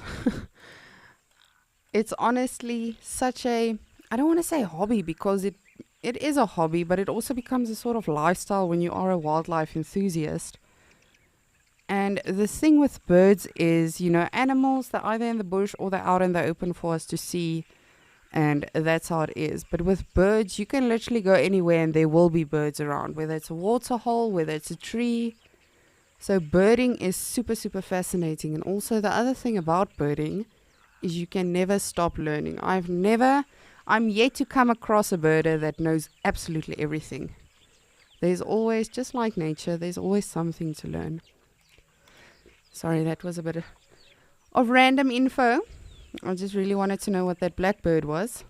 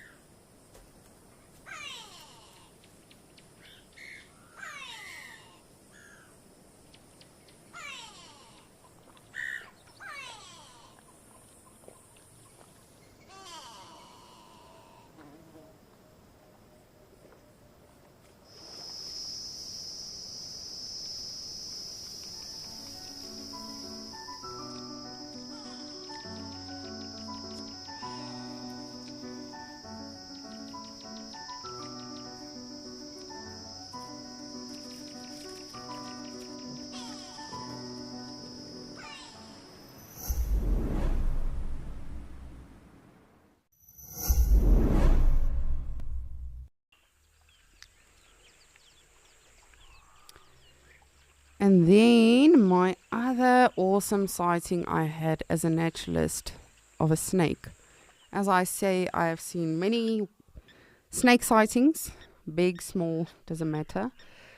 But the one evening we actually, we were all home already, from safari and everything, from the lodge actually, and our one colleague burst in, Dean.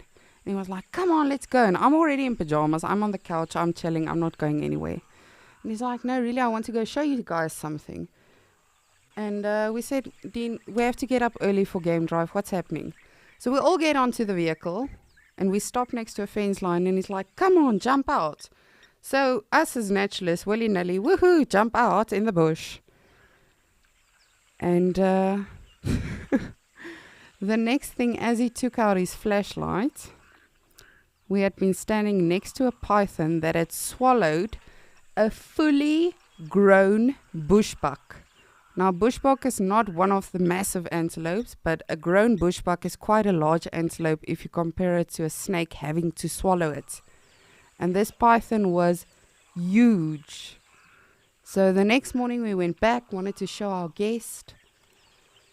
And unfortunately, the snake either tried to go through the fence and obviously didn't fit, or I think he may have gotten injured or was uncomfortable, so he regurgitated that whole bushbuck and obviously left the area because, of course, a big meal like that can take quite some time to swallow. So just for like a comparison, I would say, and please feel free to correct me, but my rough guess would be is a fully grown bushbuck is almost the size of these antelope, the springbok.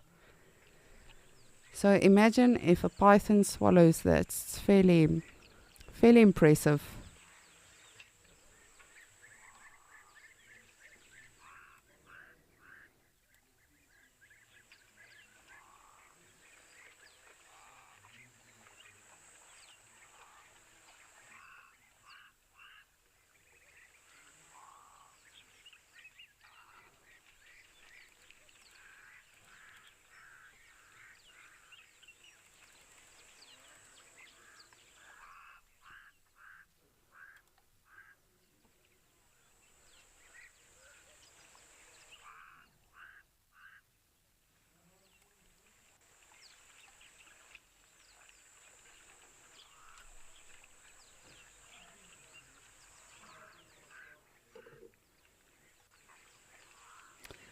I remember when I was a little girl, I used to be super into rugby because my father is a massive sportsman. My father literally, as a younger man, played every sport under the sun, from cricket to rugby to golf to literally everything.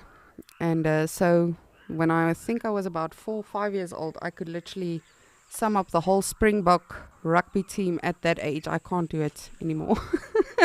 Just before anyone asks me to, I can't do it now.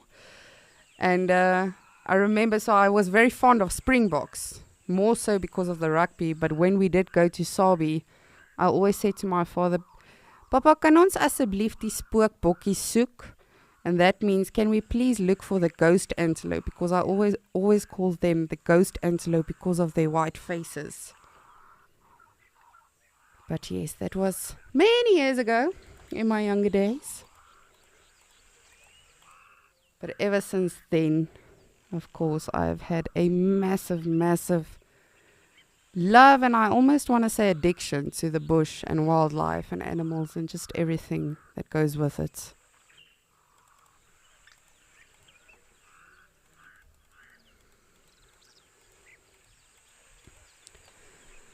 But yes, as I said, please just don't ask me to summarize the the Springbok rugby team now. I know I should probably know that, but I don't. As I say, when I was 4 or 5, it was impressive because I did.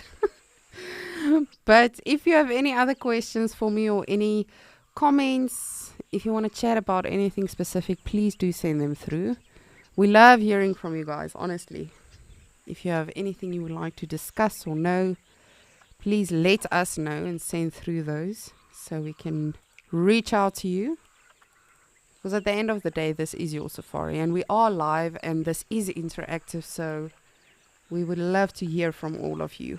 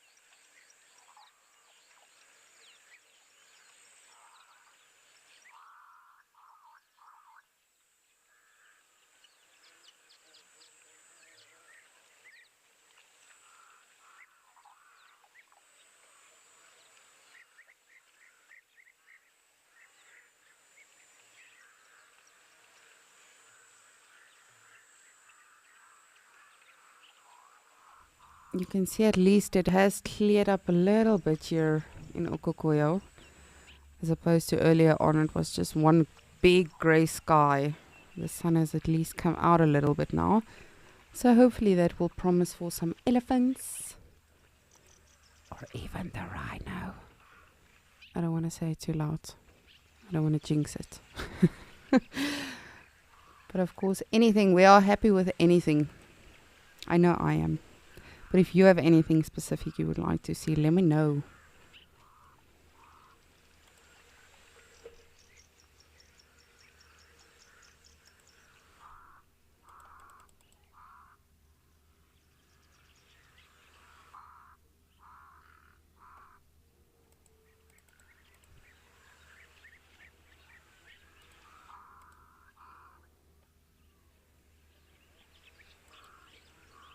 Just quickly want to have a look at something. I'm not sure if I'm again imagining things. Oh no, it is a bush.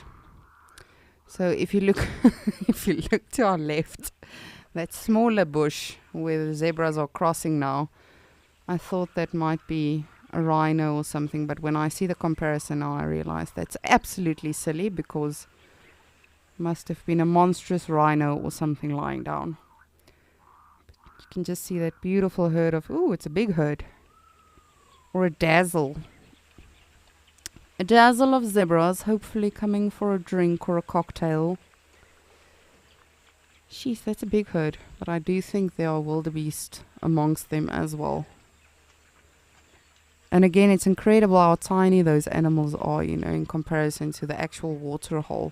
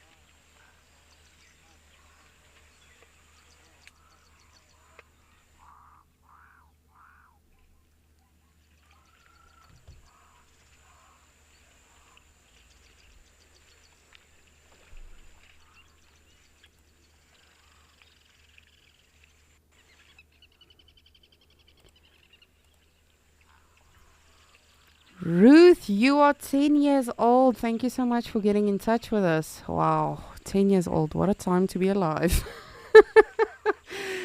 So you are wanting to know if zebras are the only animals that have black and white stripes. No, if you just mean black and white stripes, then yeah. No, even no. An okapi also has black and white stripes. If you do not know what an okapi is, please go look it up. It's a super fascinating animal. And I only saw my first one working in America, believe it or not. But no, even if you look at these impala, oh, goodness, these are springbok.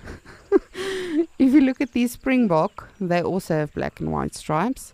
If you look at the oryx, they also have black and white markings.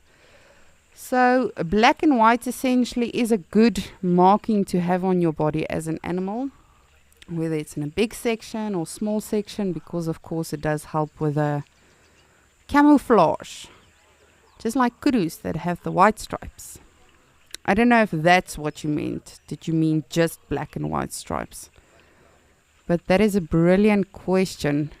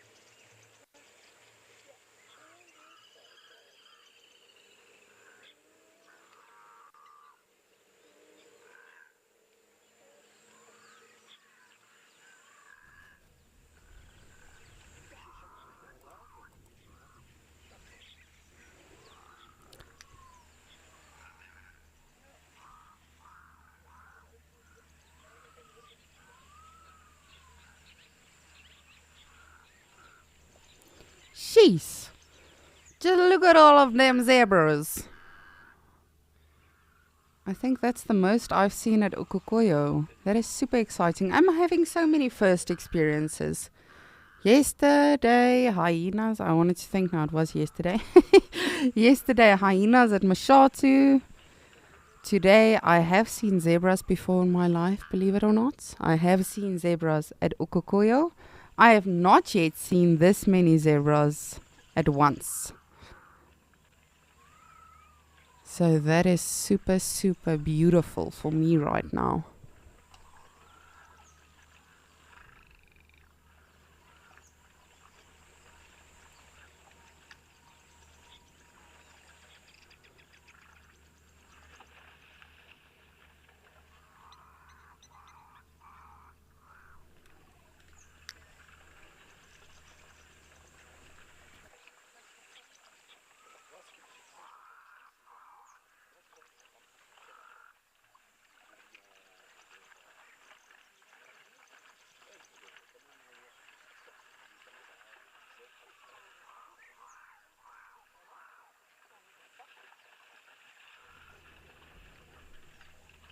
Just look at that, and they all find a spot somehow. You know, let me just squeeze in here. I know, we can all be friends. Calm down. Just quite a few pregnant mares here. Quite a few. We shall have some zebra babies soon, and I cannot wait. I love zebra babies. And yes, I know I love everything, but I really I love zebra babies. And wildebeest babies. And impala babies. And elephant babies. And every baby animal there is probably on the planet.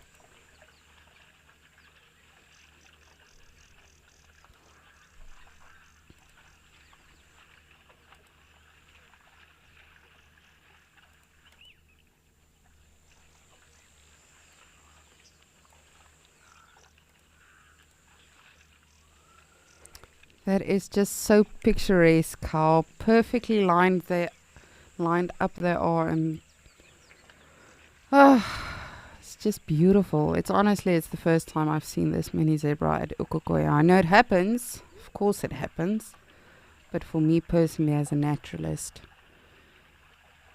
and in such a perfect line.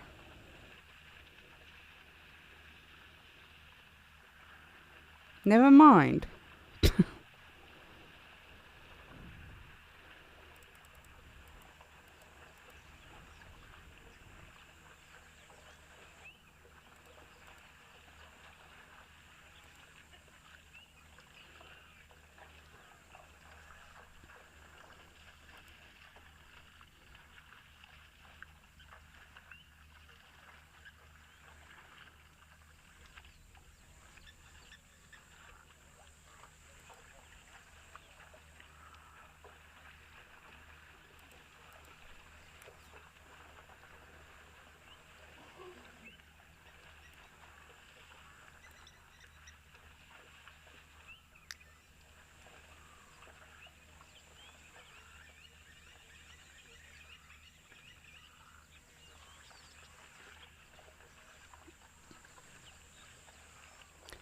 Justin, thank you so much for your question and getting in touch with us. As always, we love hearing from you guys. And you would like to know, why do animals run in one direction when they're being chased? It does come down to the safety in numbers factor. If something does get caught, most of the time the animals can still try and chase it away. That being said, the other day I saw some photographs of a zebra that came down to a water hole and a crocodile got a hold of it. And the zebra was so set on, obviously not getting eaten. No one wants to get eaten. But the zebra actually dragged the crocodile out of the water. But whilst all of this was happening, the rest of the harem or the herd just stood there watching. So at least they did not run away, but they just looked at it, at the whole situation unfolding. So it's a tricky situation. They do have the safety in numbers thing in mind always, but at the end of the day, it is also survival of the fittest. But yes, generally, as soon as one bolts in one direction, they will all sort of go into that direction, because that's where they know, okay, well, it's like an emergency assembly point. All getting together and then watching the outcome, if there is sadly an outcome to watch.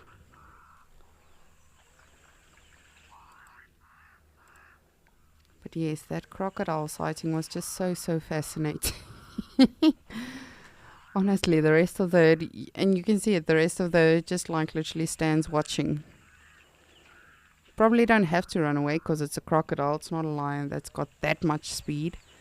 Plus the fact that he already got someone, I think sort of just relaxed them a little bit. But yes, it was sad. None of them tried to help or sort of kick the crocodile or just attempt to do something.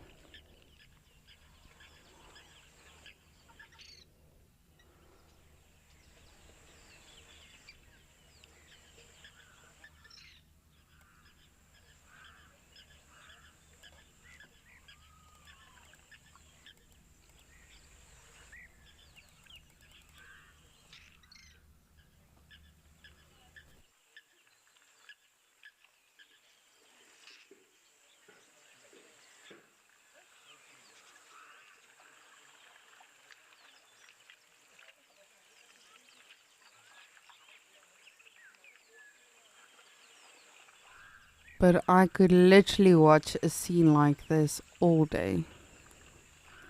They don't even have to be doing anything actively like fighting or splashing around or anything. I mean, this in itself is just, it's stunning. It's very therapeutic. I don't know about you, but for me this is very therapeutic. Just watching these animals exist.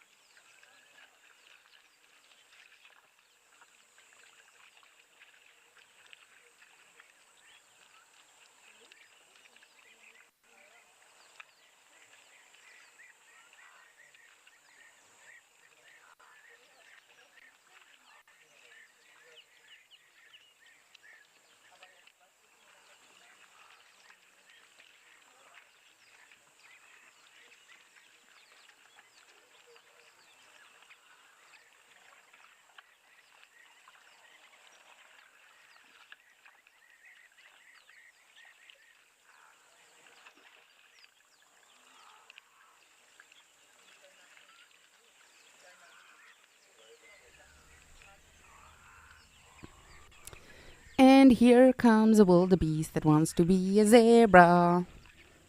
Or a springbok, I'm not sure. It's got an identity crisis of some sort. And an oryx there in the back. So I have to say, I haven't seen it much here in Okukuyo, and I think that might be because of the biome and the topography and everything. So, for instance, the food sources and everything that can be found here for the animals. But generally, in places like the Bushveld, Masai Mara, those areas where it's more green and lush, often you will see wildebeest and zebras hanging out together. Now, the reason for that is a zebra is a bulk grazer. So what that means is they eat grass. They don't really care what grass it is as long as it's grass, as opposed to your wildebeest, which is a selective grazer. So the wildebeest then will sort of move behind the zebras and eat the cut grass that the zebras have already eaten. So then the wildebeest will go after the shorter, greener grassies. A lot of people also say it's because zebras have better hearing and wildebeest have better eyes, thus they can, sort of help each other out. That is merely a hypothesis though. And then of course safety in numbers, as we've discussed quite a few times today, The more animals there are, the harder it'll be for predator to just single out one.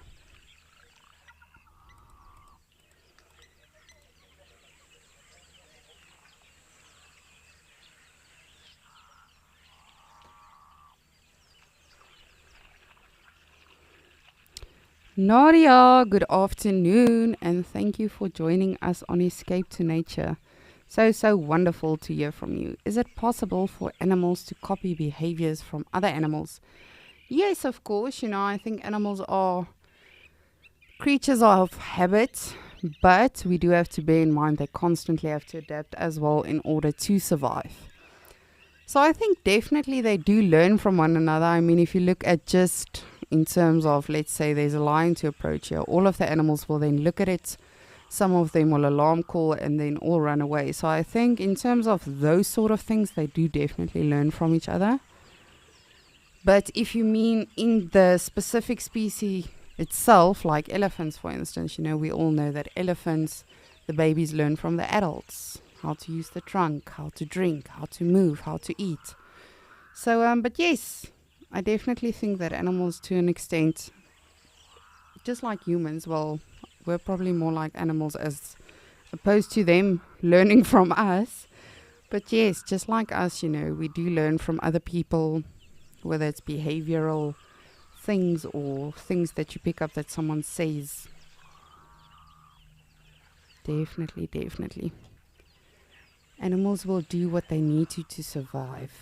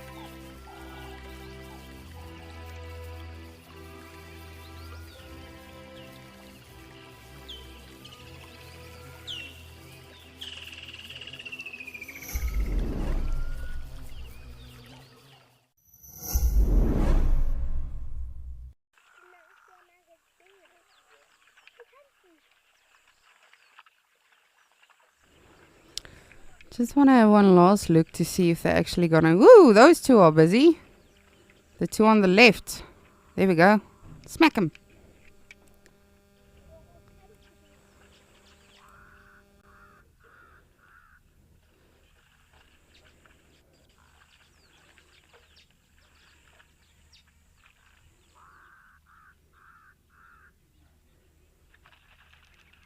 I'm always astonished about the male animals specifically. And I'm not generalizing, but it's always so funny to see how they literally can have a fight within 2 minutes, and then the next thing, go have some water together, carry on with their day. It's just like humans as well, they'll they'll smack each other and then they have a beer together.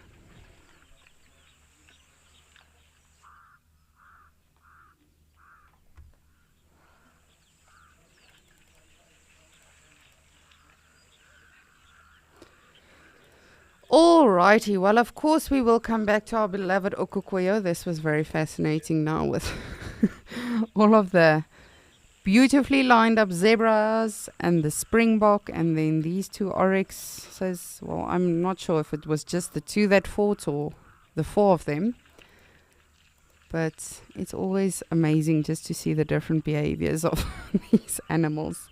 But in the meanwhile, let's go over to Mashatu, because I do see something there that I would like to show you.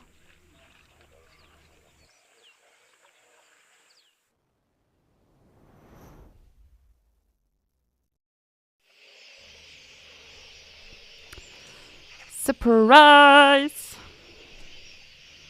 And now you're probably thinking, Lisa, there's always elephants here. There are not always elephants here, and I learned this yesterday. That is how I know I should not be taking any area for granted. Not Mashatu, not Okukoyo, not Djuma, not any of our other locations. We should always appreciate what we see in that moment, specifically during this time of the year, because remember, and I'm not just referring to Mashatu now specifically, but all of the areas now, all of our locations, as I've mentioned many a times, we are very, very anxiously awaiting the rains. So that being said, whilst we see these animals at the specific water holes, we should be grateful, because as soon as the rain comes, there will be other water holes for them to go to. Not necessarily just water holes, puddles that form. Of course, elephants are very good sources of water, so if they find a spring or something, they'll dig that up. So it's always incredible to see the elephants and anything else.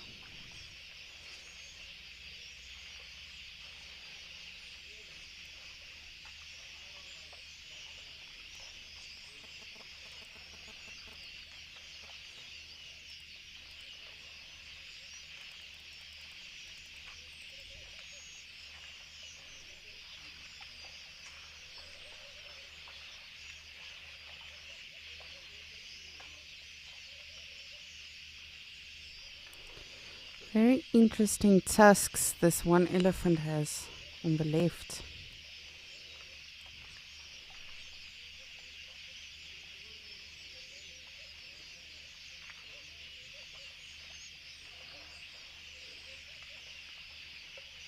So you can see how one tusk is almost enclosing her whole trunk. And I've actually seen elephants, in Kruger, and you find them over various areas in Africa, where their tusks become so large that it actually, covers the full trunk, and they lose, I almost want to say, their agility in the tusk, or the accessibility in the tusk to actually move it around and, scratch their ear, for instance, because those tusks are now blocking the trunk. So, but this at least still seems fine. But again, you never know. And just like anything else, animals adapt. Just like those ellies we saw with Lauren. The one with a shorter leg, the one with an injured leg, or the deformed leg. That is really something we can take away, not just from elephants, but from all animals. They really do adapt to survive. and do whatever they need to.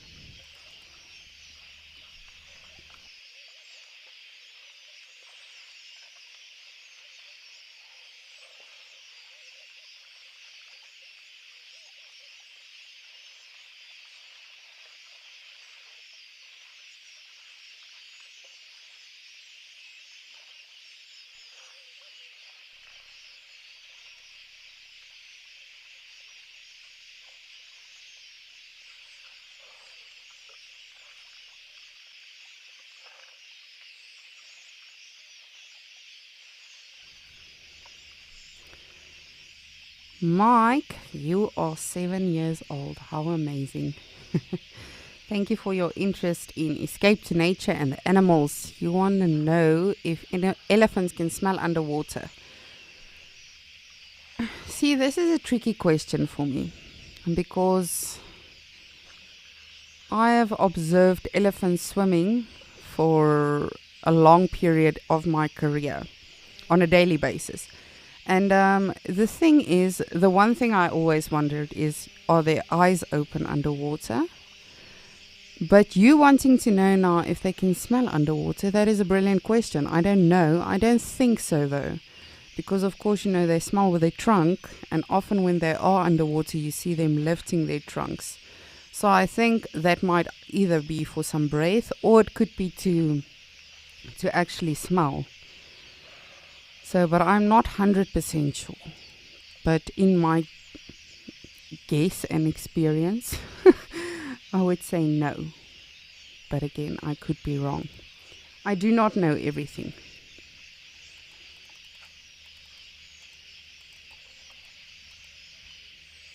When I was 7 years old, though, like yourself, I did know everything.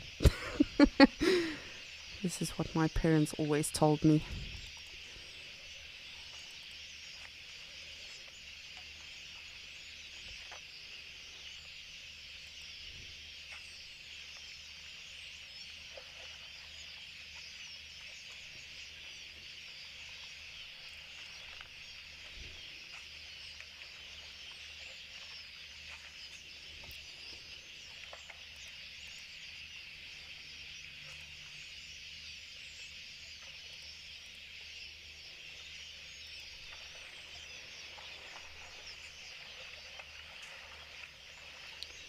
You can see some movement there in the back. That's the ostrich. Seems like the male.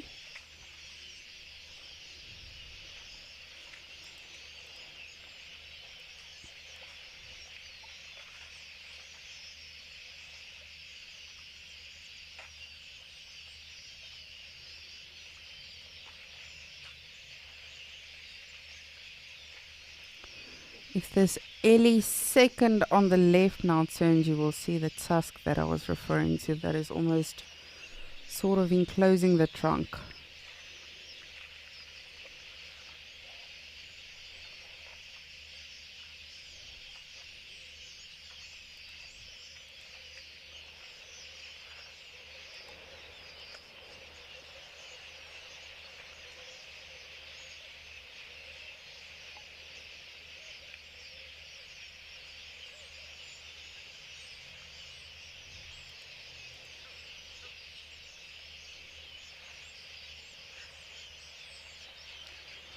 Could be mistaken, but there's also a baboon in the back that should be appearing in the next 10 seconds or so to our left.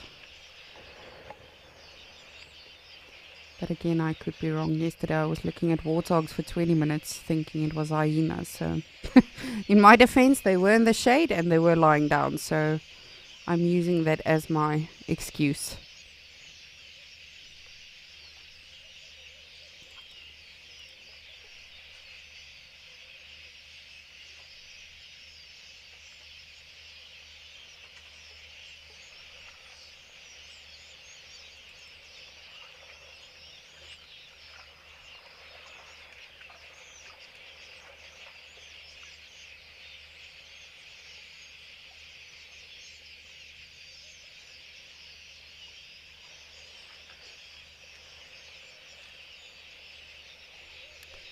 Not sure now where that baboon has gone. May have just sat down behind a bush.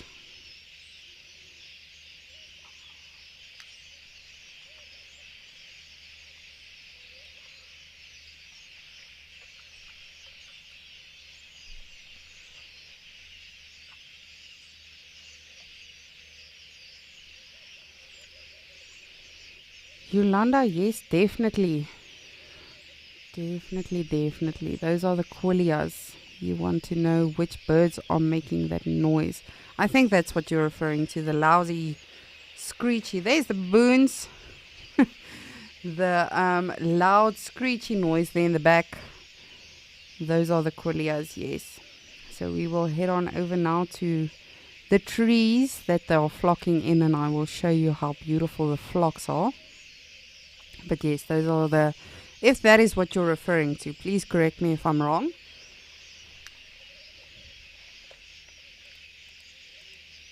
But yes, those are the quillias chatting away. There they go. Well, some of them at least. Just want to see if... Woo! There they go.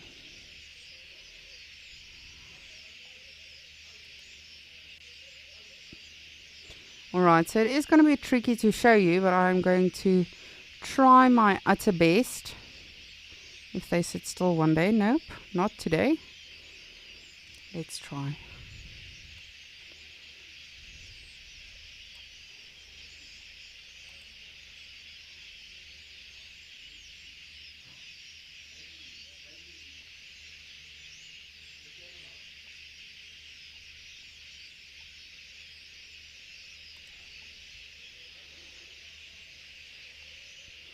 So again, it is tricky to see.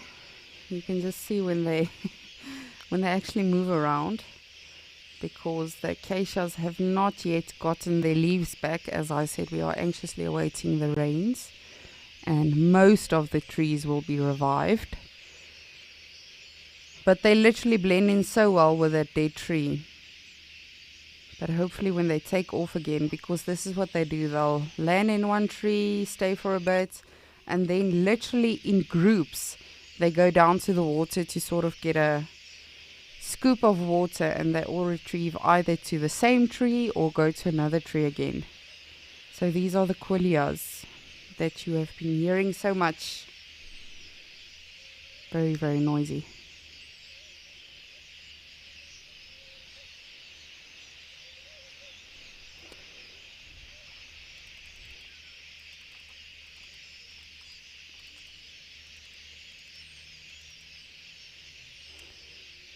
I'm just going to do that, just so that if they go down to the water again, we can actually see them in time.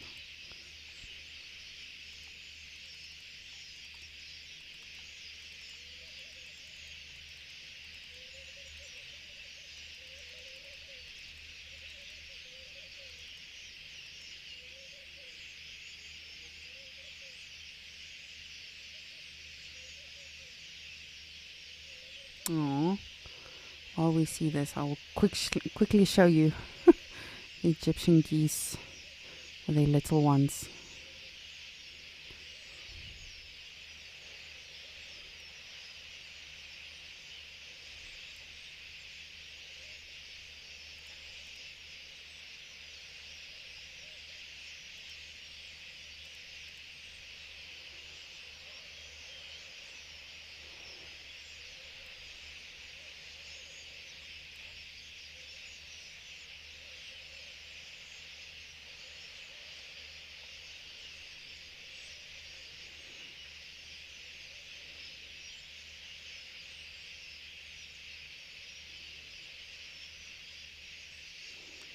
Well, I believe it's just the one little one. It gets confusing with all of the different locations. Rolf now has the little grebes with 2 little ones, and then Juma had a lot of little ones, and they had the blacksmith little ones, and then they also decreased. So it's it's really interesting to keep up with all of our little ones, with the birds.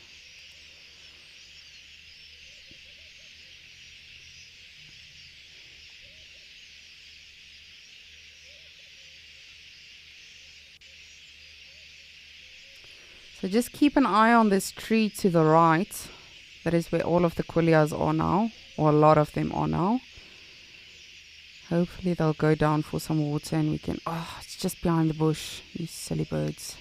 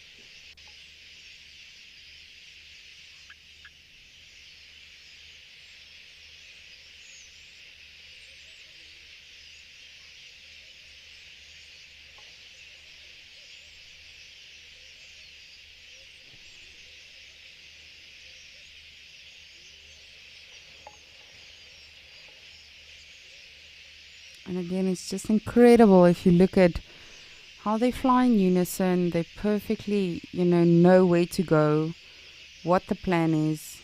And that's probably why they're so noisy. They're constantly discussing the plan for the day. Just want to check the rest of the water hole, because I have gotten so hypnotized before by the quillias, and then I completely miss other animals around the water. It does happen. But to see this for yourself, live, in person, oh, it's incredible. It's literally, you cannot believe how massive. It literally looks like a black swarm of either, parasites or something when they're flying.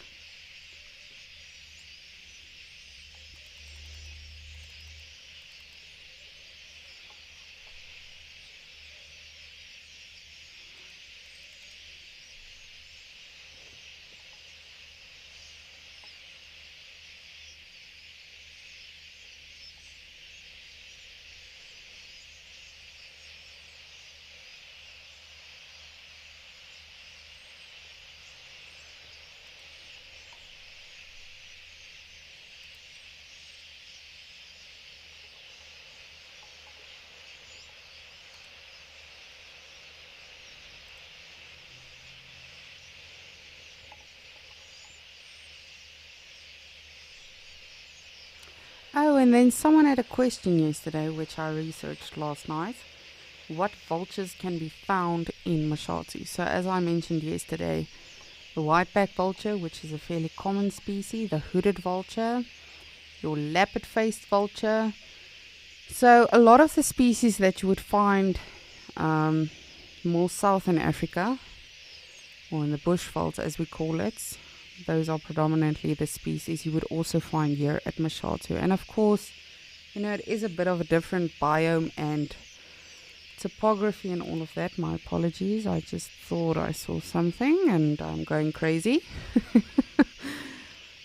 But rather safe than sorry. But yes, just to get back to the vulture question from yesterday, those are the species predominantly you would find, which I'm actually hoping to see more of. I have not yet seen a vulture here in Mashatu.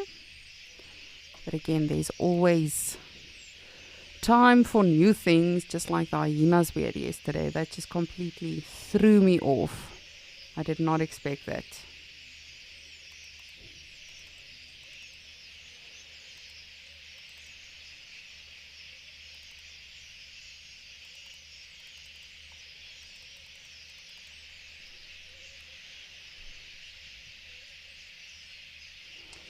You can just see the quillias are flocking again here, and this acacia that's fallen over in the water hole.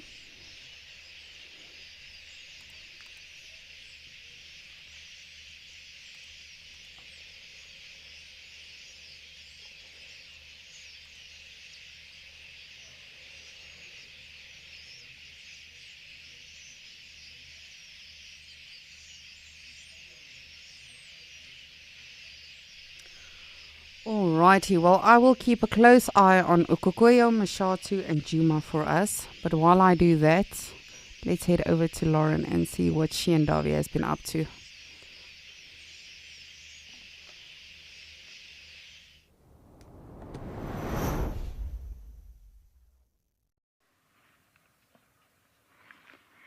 Honestly, the drama here is just... I don't even know where to start. The giraffes, sorry, Javi, have been trying so hard to come for a drink for maybe the past, since you saw us last. And they just can't. The vocalizations of the elephants has been unreal. I often wonder if anyone gets to nap at Jamala. I don't think so. I think day naps are out. Zebras, giraffes trying really hard. They're clearly...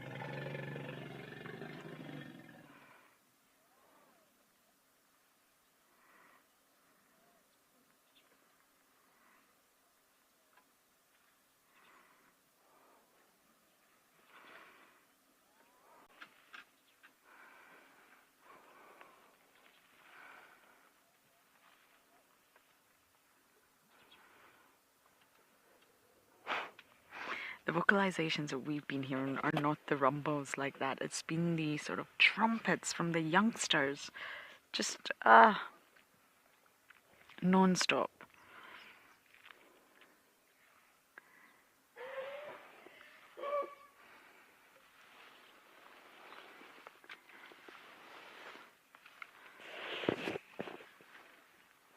I do feel a little bit sorry for the Zeb.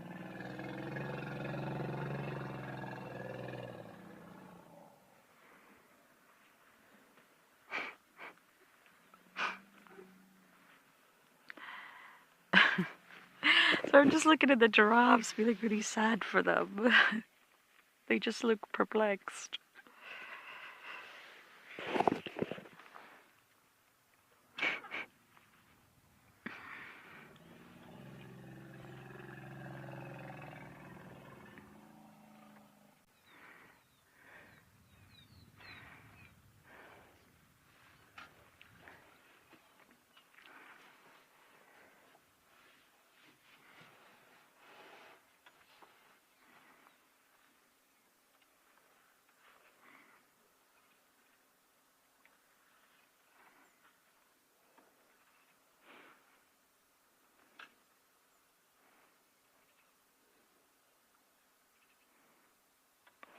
Is it just me, or do these zebras look particularly skinny? Look very small.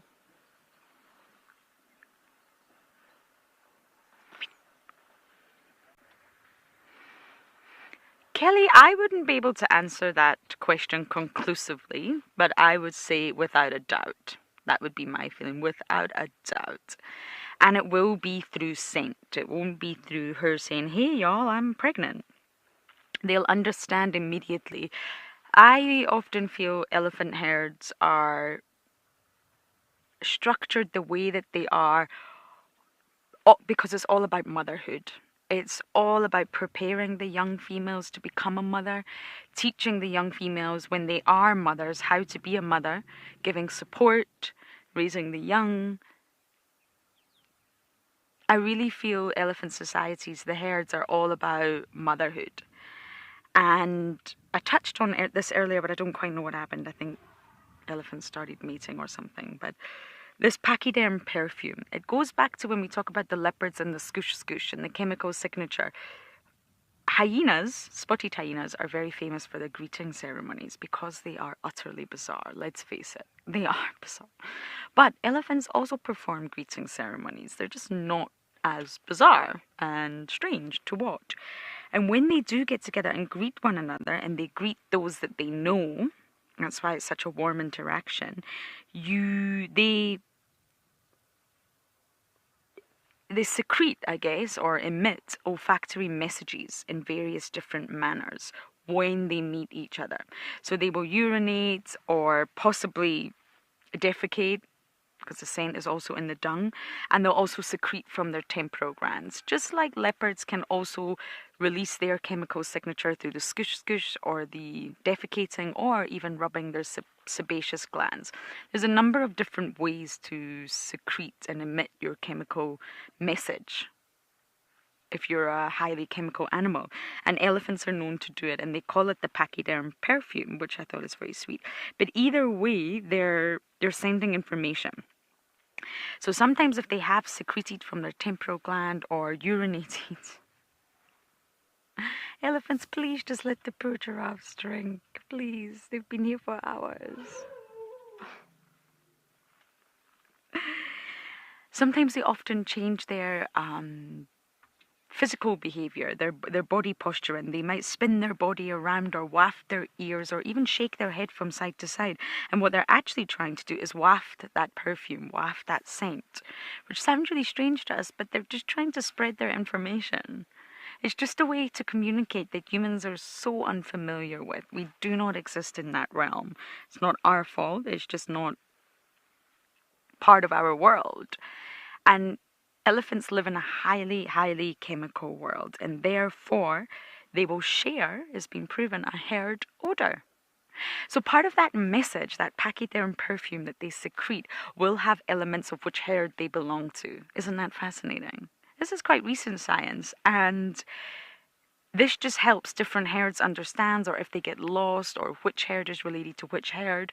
And therefore, in answer to your question, I believe that without a doubt, herd members would understand when a female is pregnant.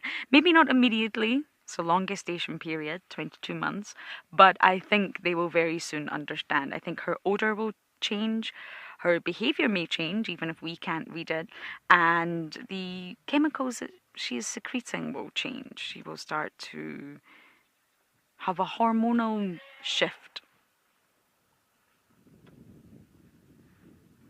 I don't even know who's trumpeting now. And because they are so chemical, I really believe they will pick up on that very quickly. I think it's important for a herd to understand who's pregnant. Also to understand who's in estrus, which female is in estrus, because she is immediately going to attract the attention of males. And I think for the matriarch, at least, it's important to understand that males are going to come, they're going to follow and trail the herd because this female is in estrus. So that's a great question, and I guess I can't say it conclusively because that is just my opinion, but I really believe that they will understand that almost immediately.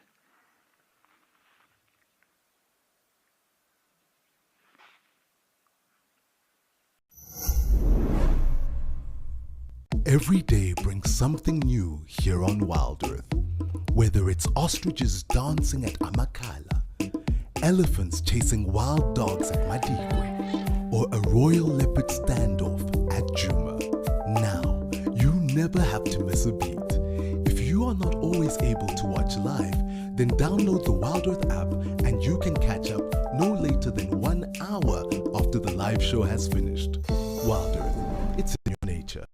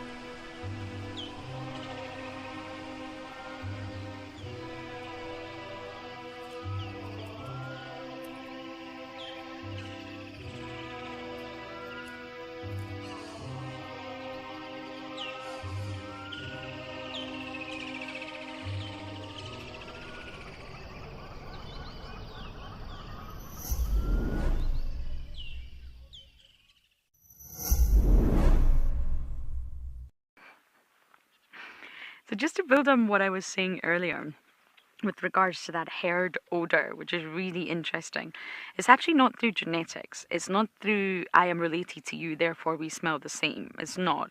But the herd will have an odor, and it's said to do with sort of the bacteria that they actually share from always spending time with one another, being in the same places, and the sort of ritualized greeting ceremonies that they perform with one another. They share bacteria, and therefore the odor that they emit will have an element of the herd odor within it.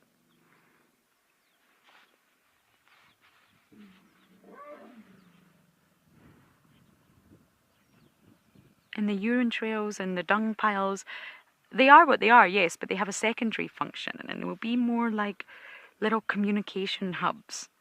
That's why these animals do spend a lot of time sniffing dung piles. It's not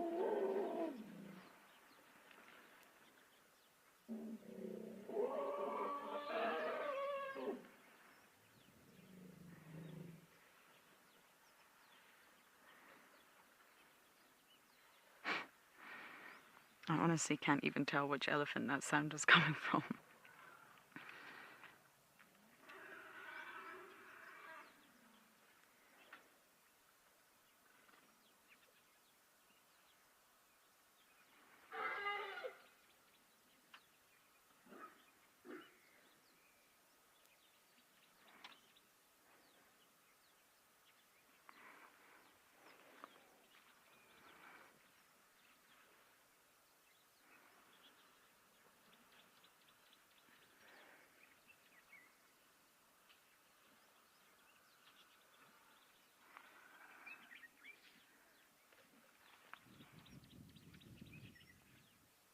And that's why you will find elephants smelling dung and smelling urine. It looks very strange to us, but they're just trying to get the information. Who was here? What were they doing? What information is being shared? Individuals, you may recognize them, you may not. And sometimes we see elephants, you'll notice them doing it here in a really sandy spot, blowing the sand on the ground, creating a dust storm, but not actually throwing the dusts all over themselves. They're not dust bathing, they're just sort of blowing. They create a dust storm, or a mini one, and then what we can't see that they're doing is inhaling really deeply, actually inhaling that dust, which sounds awful to me, but what they're trying to do is transfer the particles, because there was obviously urine there. Someone had been there before them. Transfer the particles to that vomeronasal organ that we all know so well, called the Jacobson organ, and that's in the roof of their mouth. So it's the elephant's very own phlegm response. Urine and any sort of dung or defecation is really important for scent. It's very unpleasant for humans. We're so far removed from that, but really for most chemical animals it's really important. Even dogs at home, it's important for them to smell other dogs' urine. Even though we say, oh no, don't do that, it's actually really important. That's how they understand their world. And the exact same goes for elephants.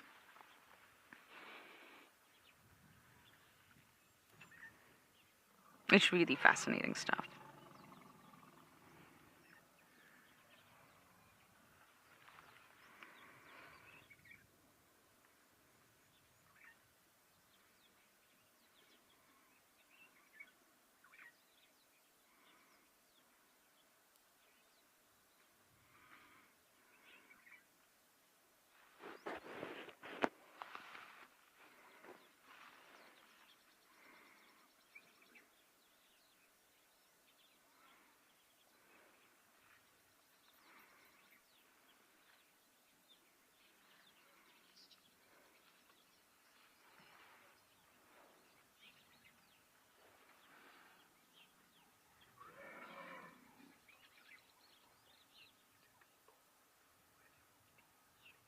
Sorry, the background noise in MC was very loud there.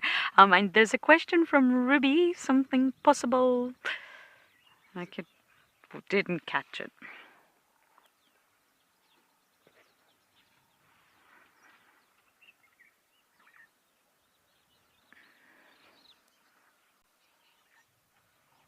To be born with defects. Yes, of course.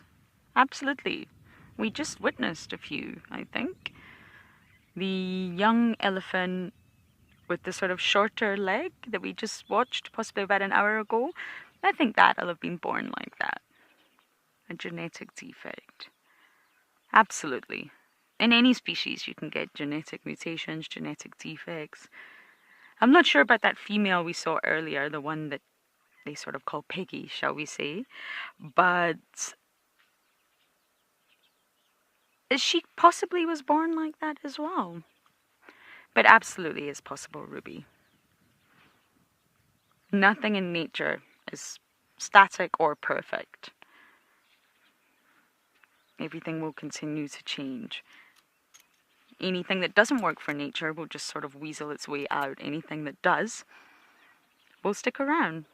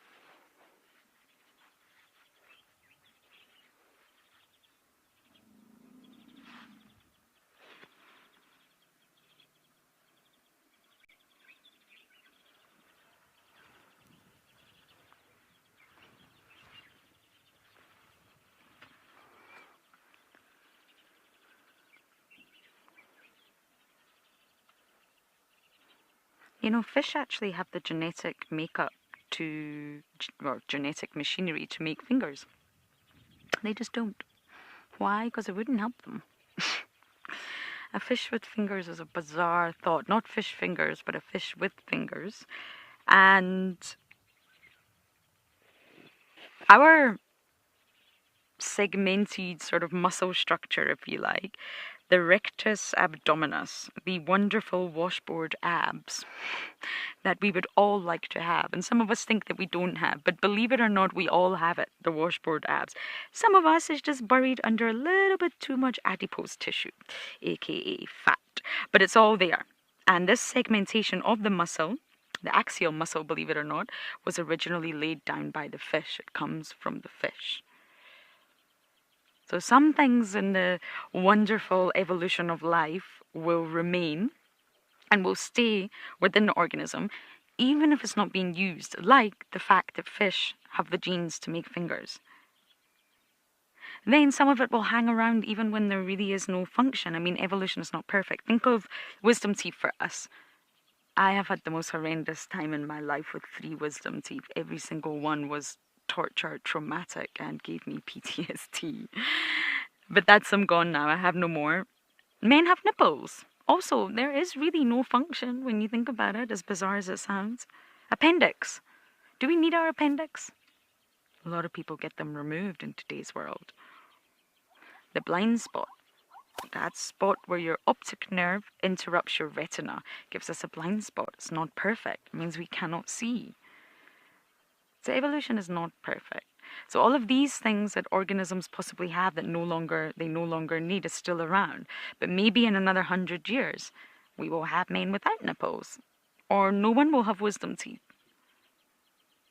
But in that process of things changing, when it comes to genetics and the melting pot of everyone's genes from the males and females, of course, within time, there can be recessive genes that show up, and there can also be mutations and defects that are passed on.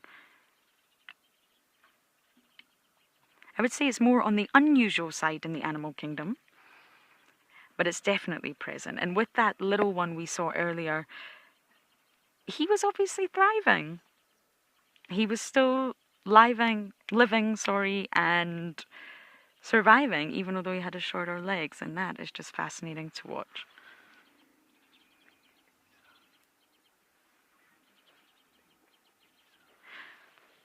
Okay, we're going to sit here, and we're going to send you guys over to Lisa.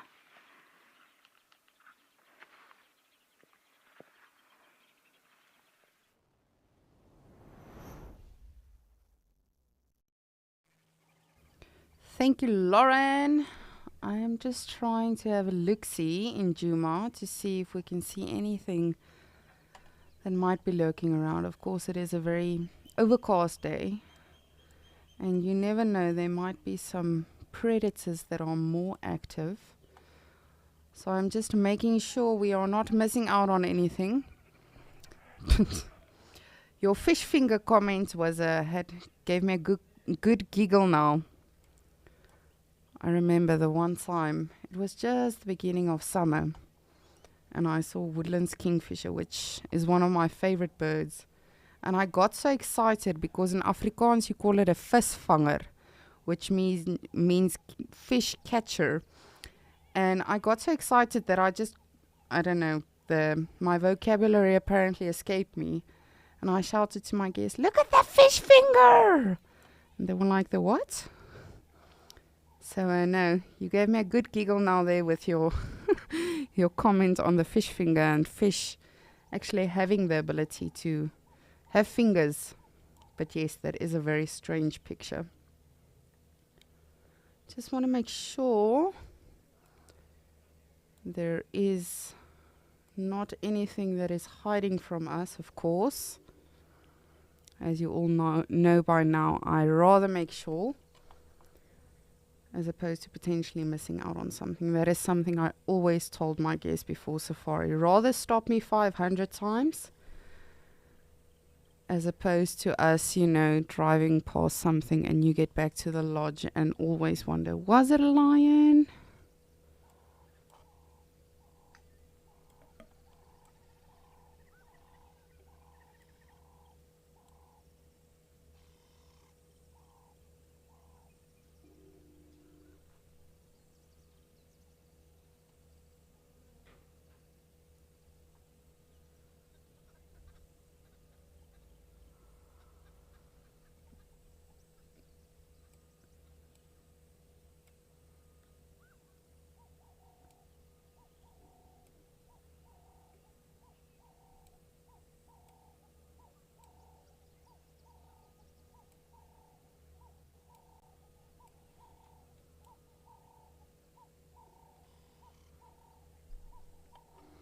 My eyes are playing a lot of tricks on me today. But as I say, I always rather. That is something I've learned quite a few times the hard way. The one time I actually had a guest, we got back to the lodge after a 3.5-hour safari. And they asked me, Lisa, a pangolin? Now, just for those of you that don't know, a pangolin is a highly endangered animal in Africa. And I've been very, very, very fortunate to see quite a few in my life. But I know of guides that have been in the bush for 40 years and have still not seen their first pangolin. But anyway, we get back to the lodge and my guest is like, a pangolin? So when they walk, how do they walk? And I'm like, it's a weird walk. I mean, it looks very similar to I guess, an anteater. And they asked me, and they're young, how do they carry the young? And I said, no, the pups will be on the back and they carry them that way. And this guest goes, oh, I think I saw a pangolin. And I'm like, when? Where? And it was like 5 minutes into the drive. I just wasn't sure. Why would you do that to me? I wanted to cry in my hands because even if it wasn't one, I will for the rest of my life wonder if it was one. Because I've actually never seen a pangolin and its pup.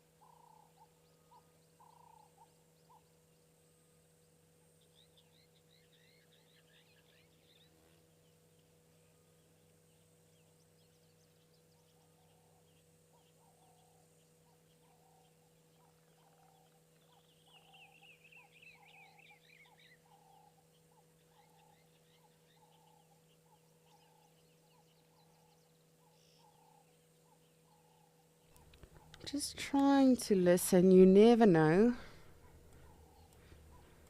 It is a tad bit sunnier as opposed to this morning. But you never know what might be around. Always just good to listen as well for any alarm calls or anything.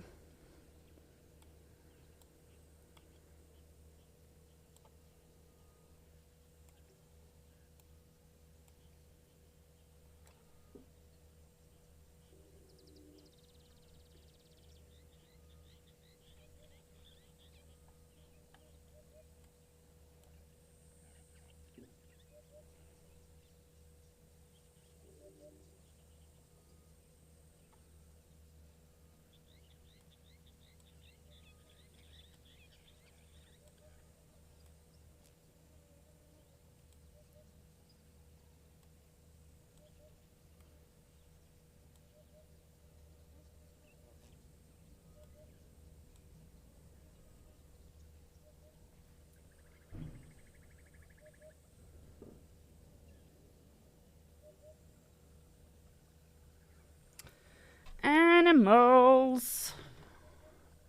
And can I just show you this log underneath this bush? I know it's there. Believe me, I know it's there. I know that log by now. We're friends. Every single time I think that is a leopard or a lion or a something, a logadile, and then it's nothing. But speaking of animals, I'm sure many of you have heard the wonderful news. Animal Bingo is back.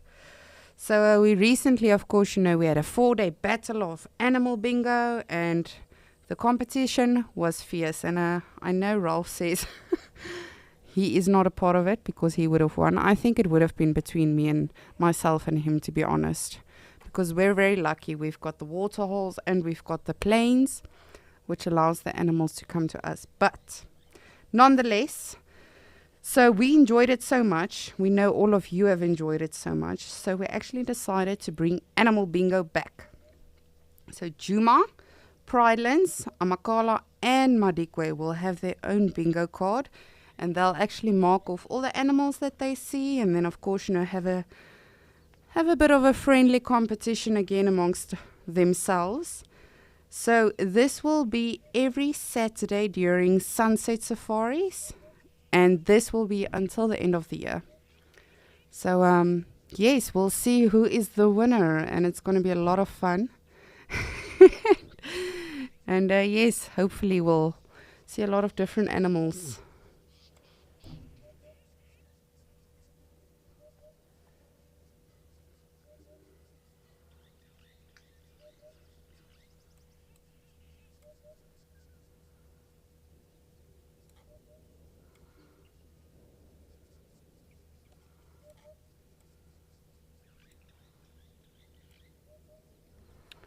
Just want to take one last glance around and see if we are not missing anything, because I know myself I've seen many leopard and lion sightings in this exact spot as well. Okay, but this was a good 15 years ago, so times change, things change. But speaking of which, we're going to have a change of scenery and send you over to Lauren with her elephants.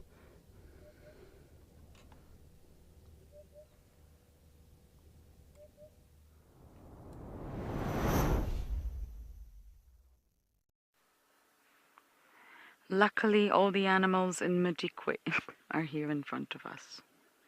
It feels that way. And they just keep coming.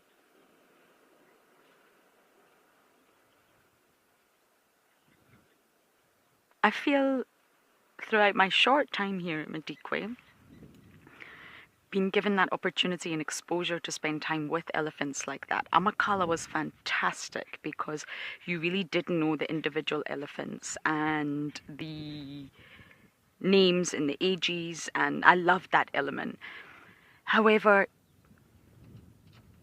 here at Madikwe, there are so many elephants, so many different herds, so many different personalities, interactions, and being given this opportunity to just watch, you can actually glean a lot of information, and it really helps you expand your knowledge with regards to elephants.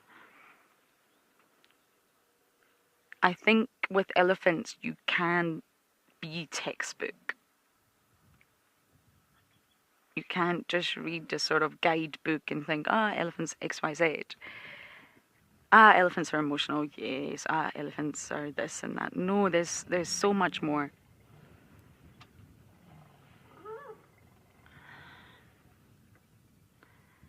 And I think the biggest thing with elephants is just to understand that there is a lot we don't know. There's a lot we do know, but there's a lot we don't know. And just to be aware of that when talking about these beings.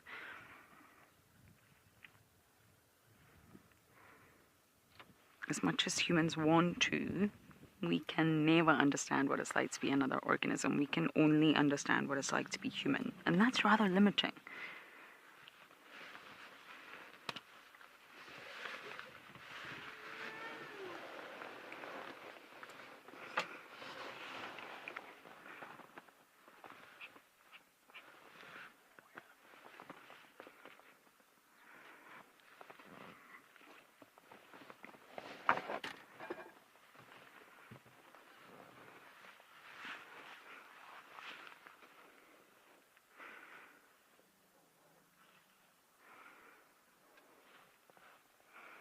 More elephants, how can this be possible? How can there be room for any more?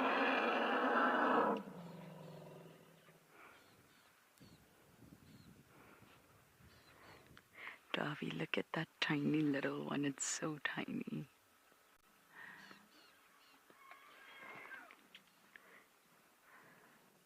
Oh.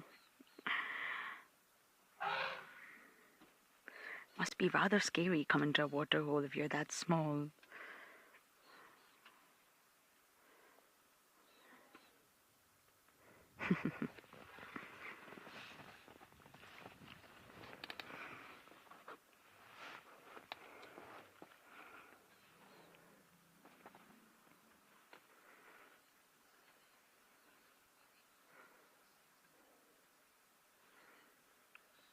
Spas! Yes, absolutely. What a great afternoon spent with elephants.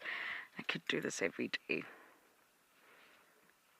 This waterhole, I don't even have the words for it. I don't want to say magical and I won't say magical, but just the energy around this waterhole is just something I've never experienced before. And this is where Madikwe really excels. It's an incredible reserve, full stop, but the action at waterholes is really what makes Madikwe extra special.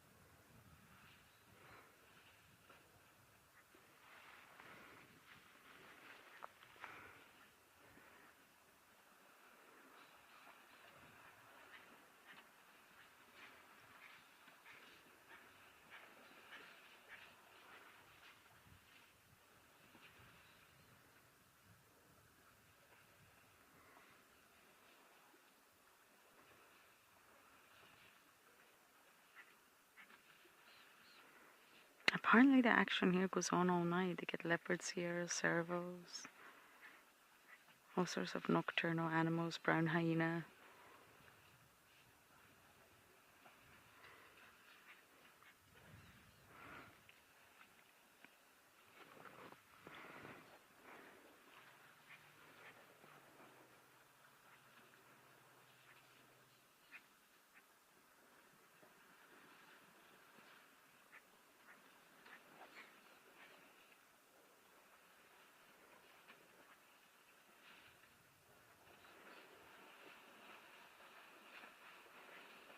I wonder what happened to our female.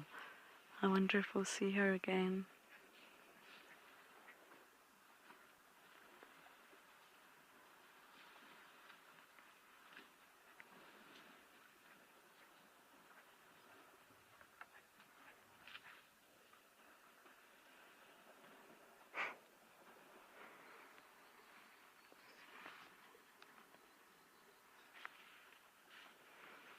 Amanda, you are so welcome.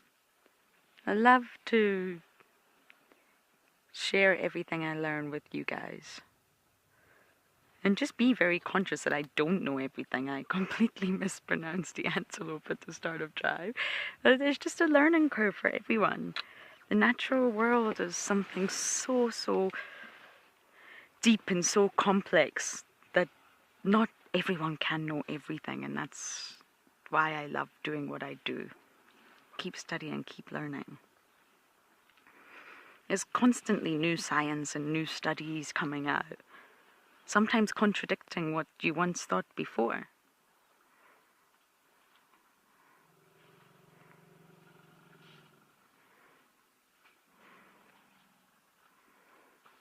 I mean, way back, many centuries ago, it was believed that most animals were just robotic in a way, and they respond to stimuli, and that's about it. No emotion, no intelligence. Animal see, animal do sort of thing. Of course, we now know that's not the case, but we've come a long way.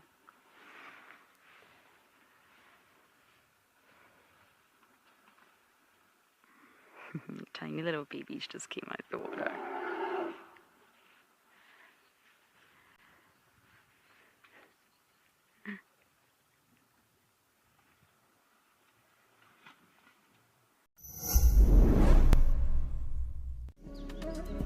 The Mara Triangle is one of the most stunning locations that we have had the privilege to broadcast from, thanks to the unsung heroes, the Mara Rangers, who risk their lives to protect this Eden. These brave men and women deserve our support. Donate and be one of the helping hands uplifting these rangers, so that we may maintain this icon, the Mara Triangle.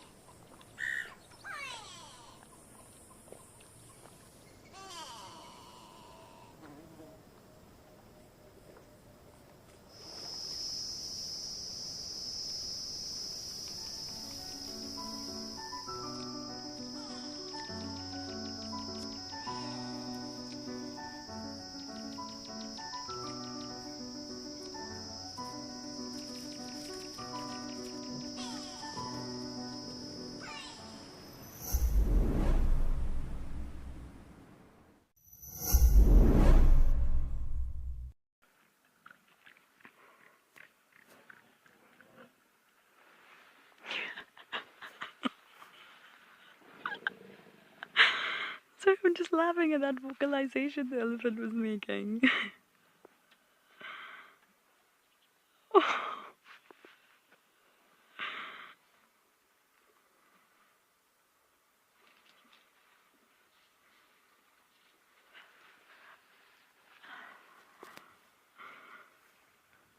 Come back, little one. You've been far too adorable.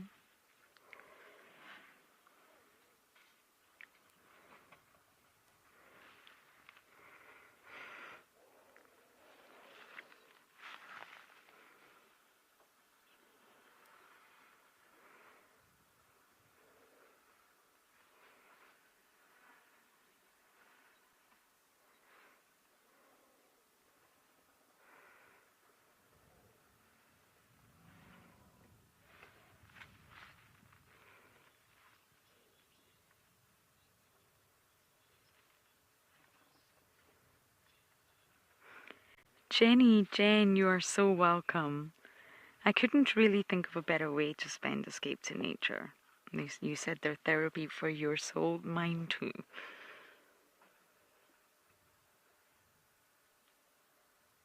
You can sit at waterholes for a long time waiting on animals coming down, but here it's just... We're very lucky to be positioned where we are, far away. We can zoom in and it's just so wonderful. So you are welcome, Jenny Jen.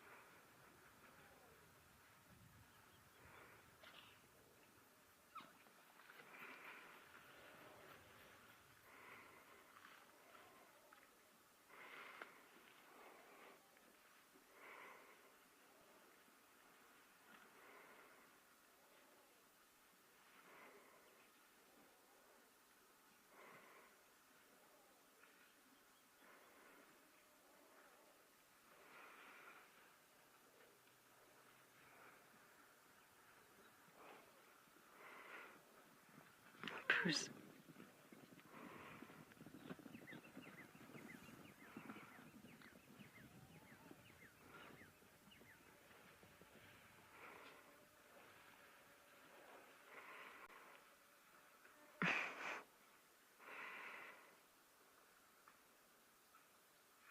What happened there?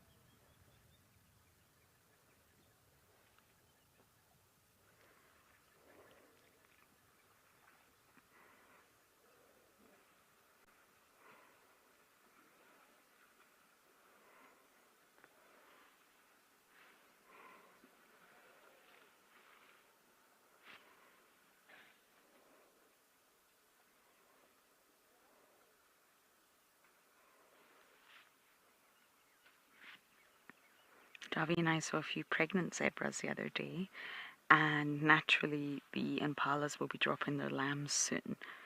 In Juma, because we always compete, we love a bit of healthy competition. It was actually Davi and I that got the first impala lamb on camera in Juma on the 31st of October, and I remember that because it was Halloween and I was dressed up as Davi. I couldn't think what else to do. So I wonder what it'll be like at Madikwe during that time. Zebra foals, impala lambs. I think it'll be wonderful, but I think it will also be a big feast for the many predators here.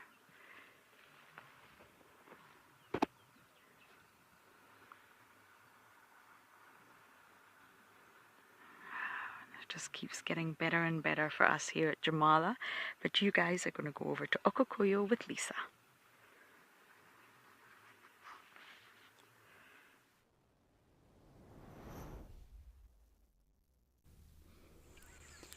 Lauren, that must have been hilarious. You dressing up as Davi. Perhaps this year you can I don't know, dress like a brown hyena, or I don't know if you guys will be doing the dress up thing again. But nonetheless, I would have loved to have seen that. I have, as always, just been monitoring our different water holes, and today is, funny enough, is a fairly quiet day. You know, in comparison to, well, I don't want to say just yesterday. All of the days I've had personally here as a naturalist. I thought by now our elephants would have come to visit us here at Okokoyo. They have not yet. But again, you know, we don't know what these animals are up to and what goes on in their heads. So when we do in fact see them, it is very, very cool. I'm very excited about the giraffe. There's a real giraffe now. So, not the stick giraffe that I keep referring to on the right. In the center, there is actually a real giraffe. Just want to do that for if there's some animals that come from afar, we can see them coming. Just gonna wait for that giraffe to come a little bit closer. Hopefully it is in fact coming down for some water.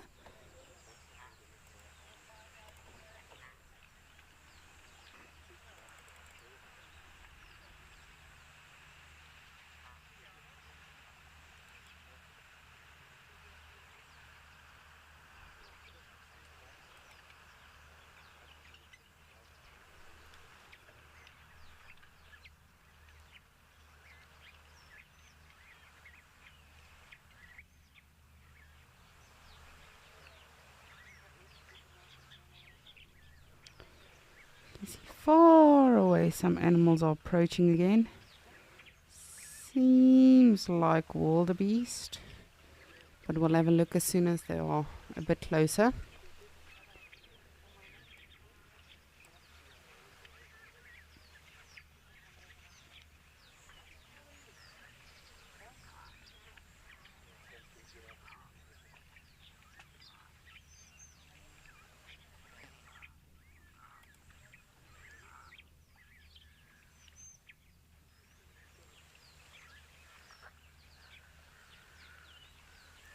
Just incredible. It looks like a mirage.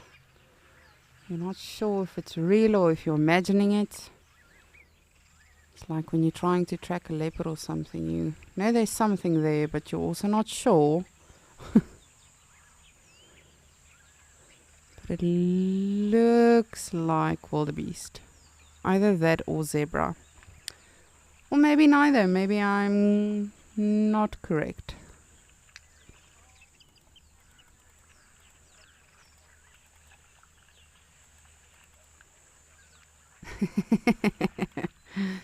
We are now. My director and I are now playing the guessing game. What is it? Because again, you know, it's such an open area. You would think, oh, you can immediately identify an animal. It's not the case. It's like, I've told this story before, but... So just to make the story a bit shorter, the one time we were doing lion watch on my very first reserve I worked at. And my colleague and I got the 4 o'clock to 6 o'clock slot time. Now, it was very important for these lions to be monitored and we know where they are. And so I wasn't a naturalist yet at that time, so I asked him, how do you know what animals these are and how do you know how to look for them? Oh, and he got so arrogant. He was very, very chuffed with himself and said, oh, you know, when you've been doing this for so long, you tend to know the animals and you sort of see their outline and their shapes. And yes, to make a long story short, by the time the sun came up, we had been looking at impala for 2 hours. So we very, very urgently had to find the lions.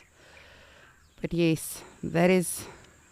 Early on I've learned that you don't call something unless you are 110% sure, not even 100%. You have to be very, very sure, especially with something like birds as well. But yes, with a scene like this, I think those are zebras. But yes, rather always make sure before you call it.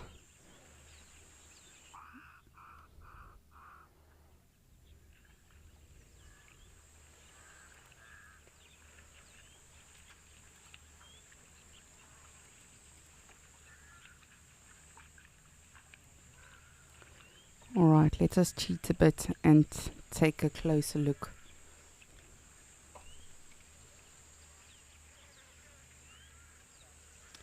Da, da, da, da. It's zebras. So see, even I was wrong. Yes, so the one to the left is a giraffe. And then the animals at the back moving, those are zebras. However, I do want to show you my confusing... And I mean, I know that tree is there, but every time I get excited and I think it's a giraffe approaching the water. So this tree, stick, whatever it wants to be, to the right. If you're like completely having a full-on view of the whole watering hole with the whole vicinity around it and everything, that looks like a giraffe if you just quickly glance past it.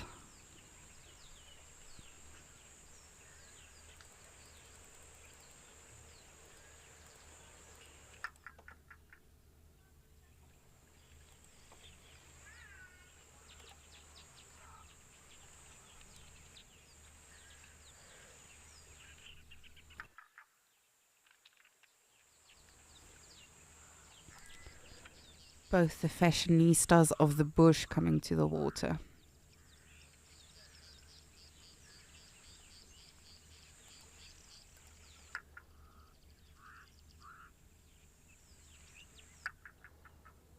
I really am so surprised we have not seen elephants today at Ukokoyo yet. As I say, of course, it's not brilliant weather, it's not super hot.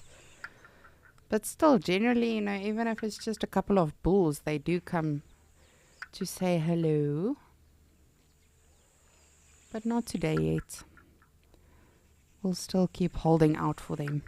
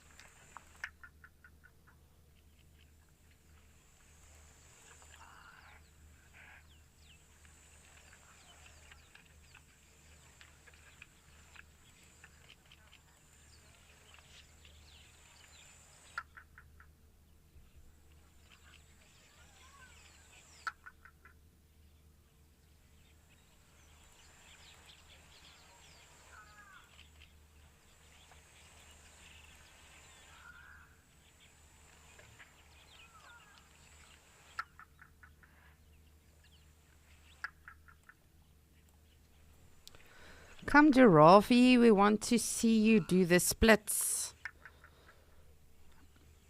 I love it when they drink water. It looks so, so awkward.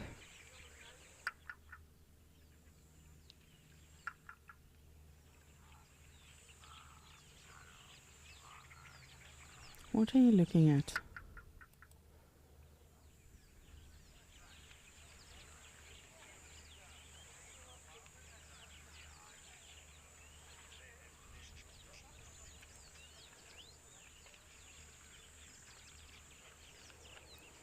Sheesh, you can actually see the clouds moving over Okokoyo here. Hopefully, maybe, if it builds enough, we'll get some rain, but you never know. As I say, most of our locations, if not all of them, we would definitely be grateful for some rain.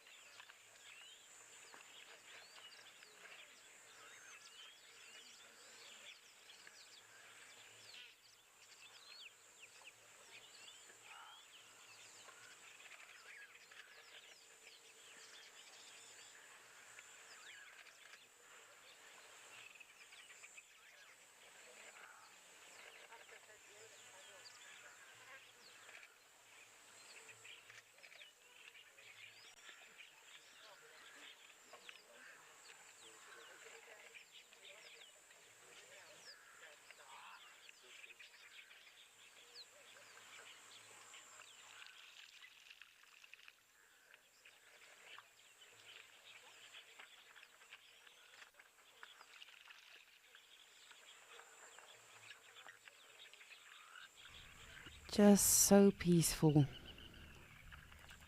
With the giraffe, the springbok, the zebra. I feel like I want to talk softer because it's so peaceful, but of course, you know, they can't hear us. It's really so, so serene. And just peaceful, yeah. I would love to just be sitting around this water hole and just unwind. How lucky are we just to be checking these animals out as they go about their day.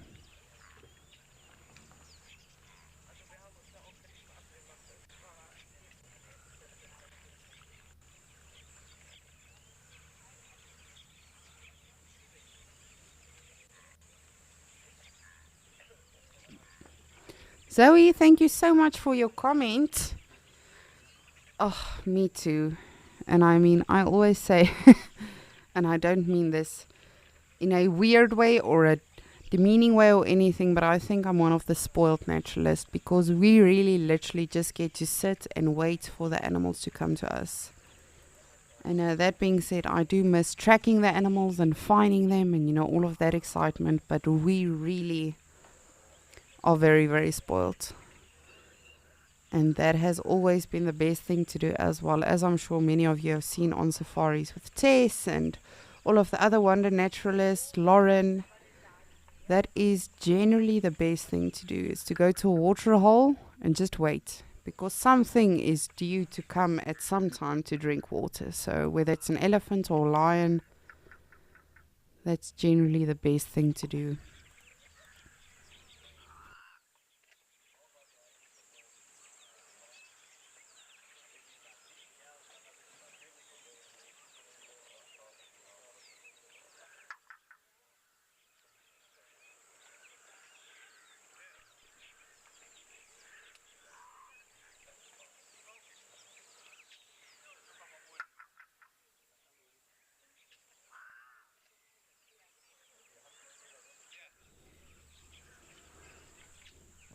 Now remember, as we always say, as we are watching these animals and hearing the birds and just checking everything unfold in front of us, this is all live.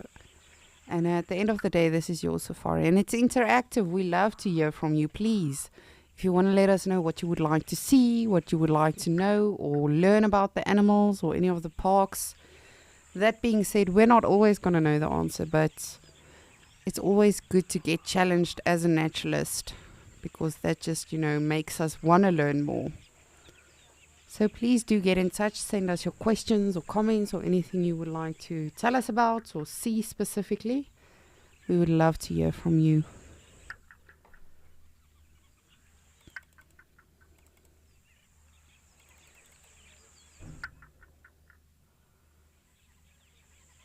Just want to see that giraffe keeps staring in one direction. I'm not sure why. Never mind. Now it's looking in the other direction.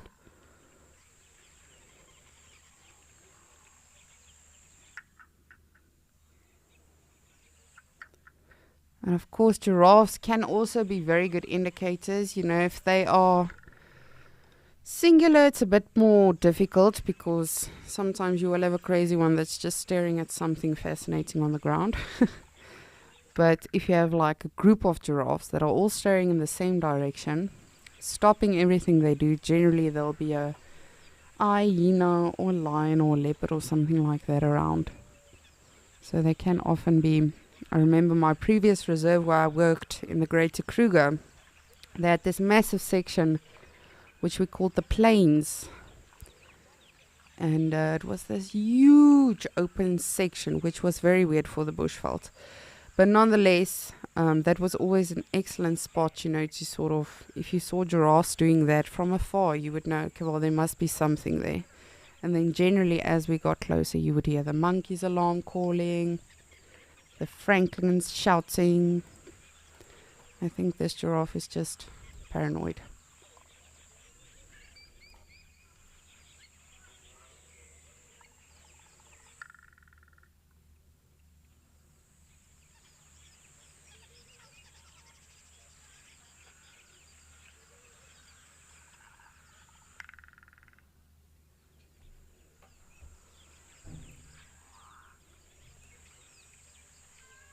It's literally like checking everything out before it actually comes down to the water.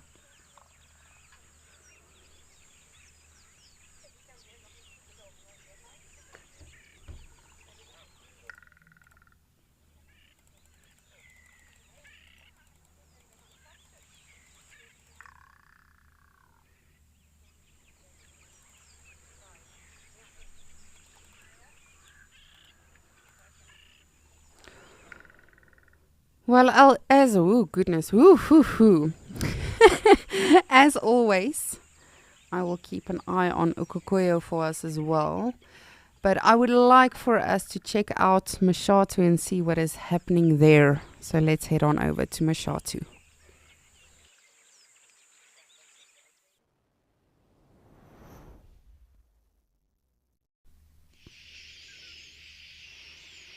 We've got my favorites, baboons. I'm very sarcastic when I say that. And people often ask me, why do you not like them? Did you have a bad experience? Did one attack you? No, that's the scary thing. I've never had an interaction with a baboon or anything. I have come close to them on foot, but I've never actually had one attack me or something. They are just, I don't know. It's a very mean animal. I don't know. There's no other way for me to explain it. But they are very, very interesting to observe.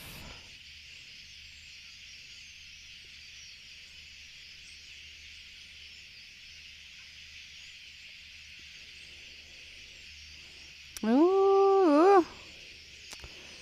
The males are trying to impress these females, it seems. The ostriches, I mean. 2 males and 2 females.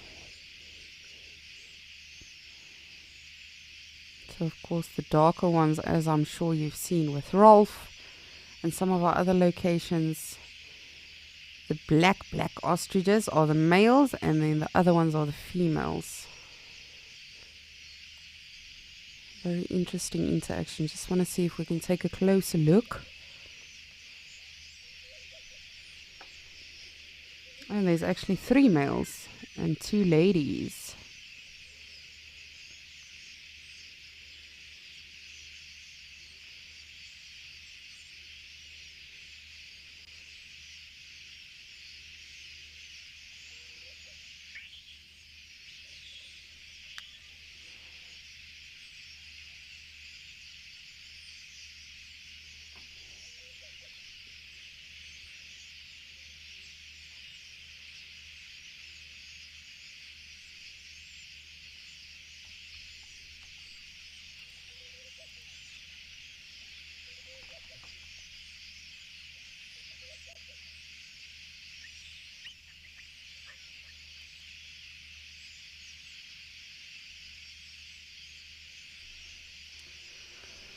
So of course baboons are very, very set on disciplining the young, especially your bigger males will be very arrogant when it comes to that. People will say it's dominant, I say it's arrogant. But yes, they do tend to discipline the little ones in quite a physical manner.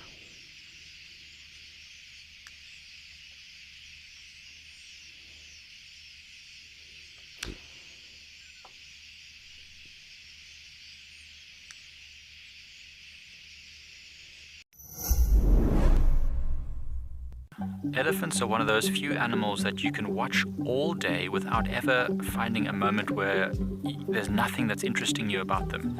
Register for free on our website or on our app and get stuck into all the excitement of live wildlife viewing. Ask our expert guides your questions, learn more, and enjoy this community of animal-loving people, all in real time. Wild Earth, connecting you naturally.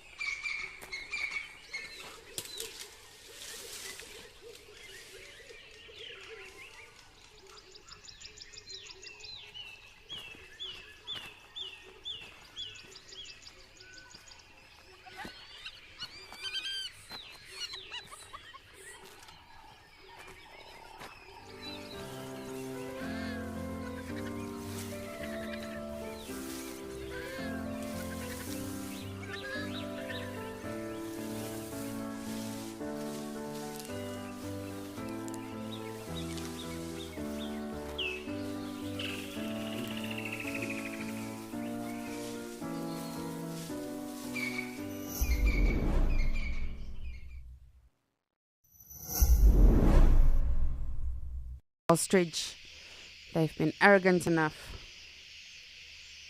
Stand your ground. You're a massive bird.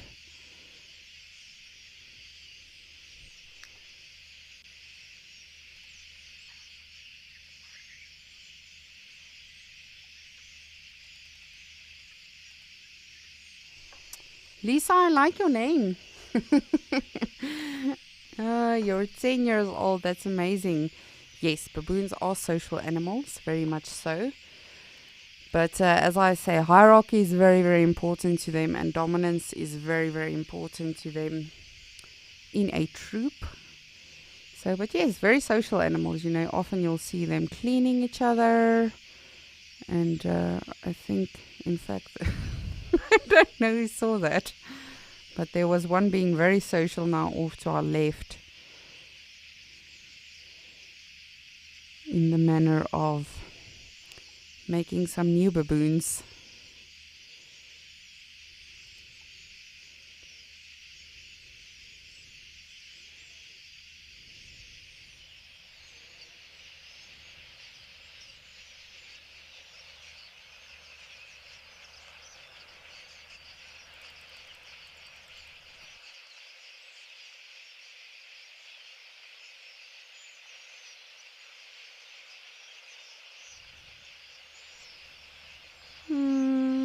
It seems like they are gone now. Not gone, but have moved off a bit. Let me just see. But ooh, there's our quillias doing their thing. That's the thing I wanted to show all of you. Look at that. Looks like a swarm of insects. There's so much going on right now, I don't know where to look.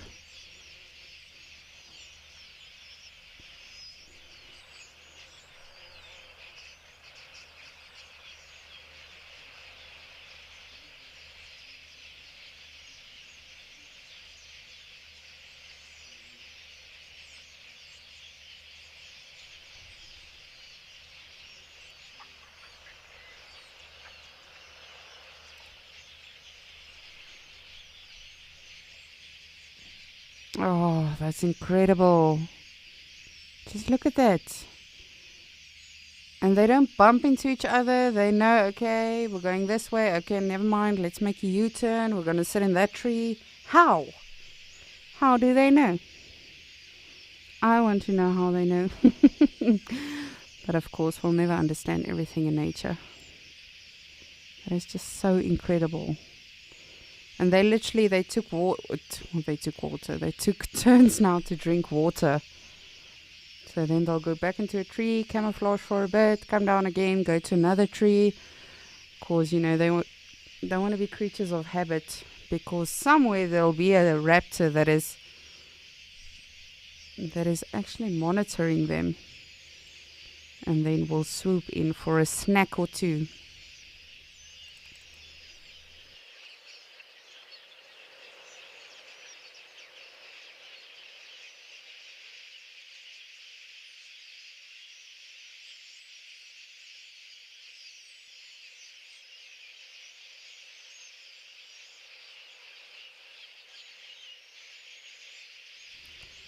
You can see it's almost becoming, I don't know, I want to say cloudy or overcast, but I don't want to jinx it. But you can see the colors have changed a little bit now.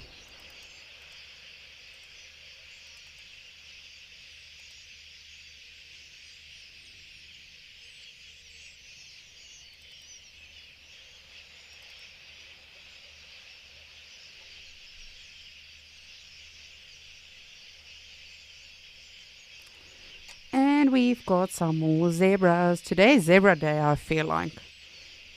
Definitely. Rolf's had zebras. Lawrence had zebras. We've had zebras. Not yet at Juma though. We've had zebras at Mashatu as well as Ukukoyo today. So you never know. Hopefully we'll still get some zebras at Juma as well.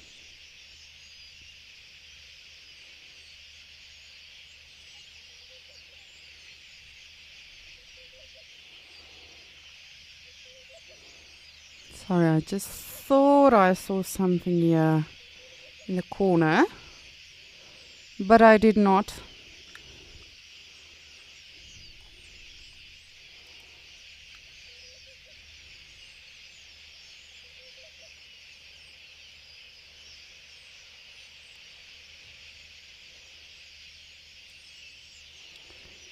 Sandy, thank you so much for your question. Oh, we've got an elephant. Some elephants. You're asking how dominant are baboons. I don't know how to scale it or to put an adjective to it. Very. They are super, super dominant. Of course, they do also have the safety in numbers thing. But yes, they do have massive teeth. And if they feel threatened or something, they'll actually show their teeth, just to sort of scare off the predator. But yes, if they need to, they will fight something like a leopard if they, have no other choice. But if you mean in terms of within their own troop, very, very dominant. Dominance is very, very important to them to establish the hierarchy and the ranks. And your big males will literally...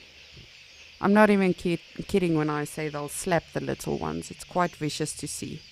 And you can actually often hear them screaming when they do get smacked around.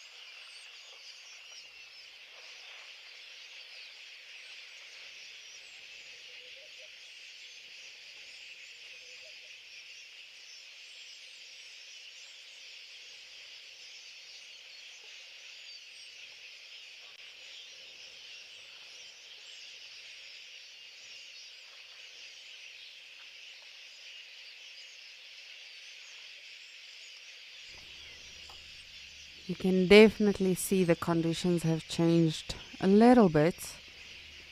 For instance, if we take Okokoya, we started with a really grey, dark, almost I want to say morning. And then it got sunnier. And then at Mashati we started with a fairly sunny morning. And now the clouds are slowly building. Nothing serious, but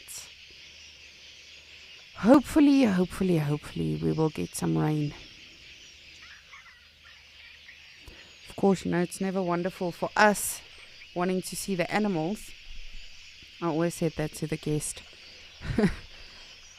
Because they never enjoyed when I said, okay, well, I really do hope we're going to get rain soon. Because, of course, for us as humans wanting to observe the animals and, see them, it's never fun. However, it is actually a lot of fun getting drenched. But, of course, it's very important for the bush to be revived, come back to life, transform, give food to the animals and shelter, not just for warmth or from the rain, but also for safety.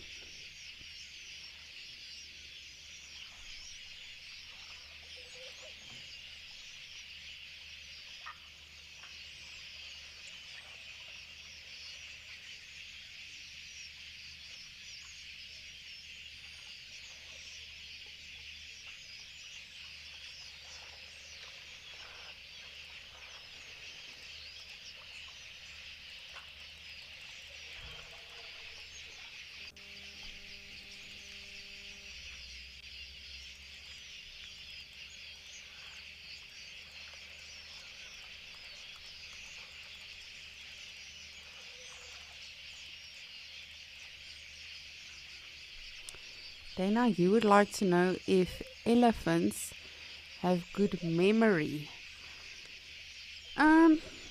So of course, a lot of people, have a hypothesis, or the myth goes around that, elephants have graveyards and they visit that, etc., etc., etc. For me, I'm very careful with this question because I have been asked this. This is probably one of my top 10 questions as a naturalist. This is something you often get asked, specifically observing elephants. So from what we learn and from what we've studied, I know from what they've discovered as well with necropsies, which is literally like an autopsy but for an animal, is that yes, they do have very good memory. However, that being said, as I said, all animals are different. we can say, okay, well, elephants generally do this and this and this, or they generally sleep this and this and this time, or generally they drink this much water. So I'm always very careful with this question. For the most part, I'm going to say yes, they do have good memory, but just like every other animal I always refer to, just like humans, everything influences them. Just like those elephants Lauren had today. I was astounded. I've seen some behaviors that I've never seen in my life, and I've observed elephants for quite some time on a daily basis even. So there's always something new. I mean, you might have an elephant that has a better memory than another one. And then you might have an elephant that doesn't really, to our knowledge and studies, remember anything. So it really does depend. At the end of the day, we can only interpret nature so much. But from my experience, they do have good memory, yes. I once had the privilege of interacting with an elephant, and I was away for, I think, 1.5 years, if I'm not mistaken. And when I got back, that elephant immediately recognized me. So, but again, he might just be the exception to the rule.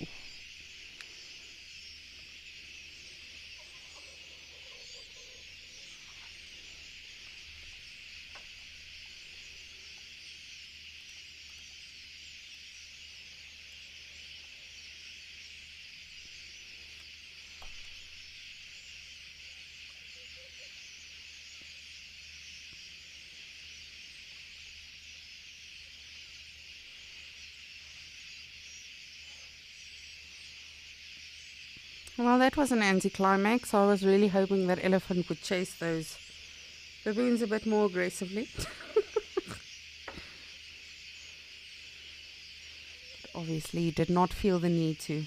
Oh, just look at that little one. What are you smelling?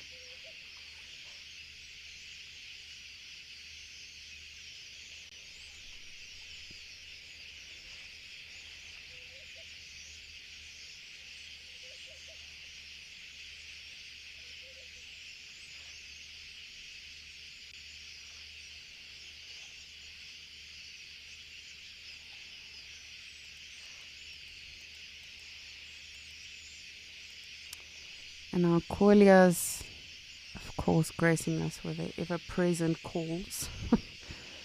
I think it must be so exhausting being a koalia. I think you just pass out at night.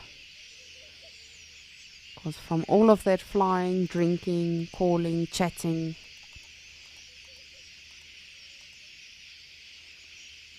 must be pretty tired. I know I would be. But I mentioned yesterday I would not be able to be a koalia. I'll crash into everyone.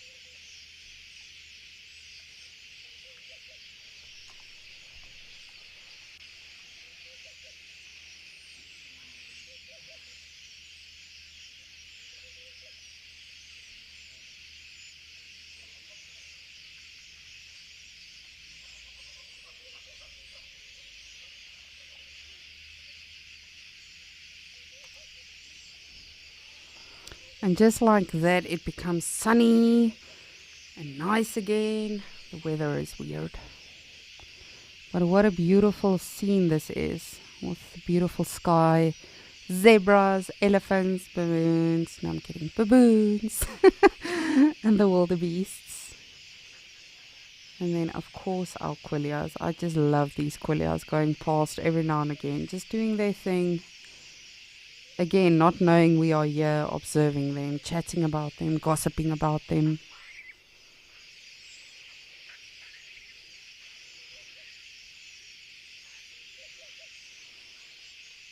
And their Egyptian goose with a little one.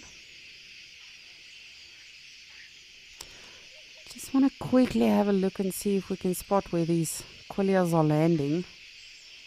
And then of course I'll come back to our elephants.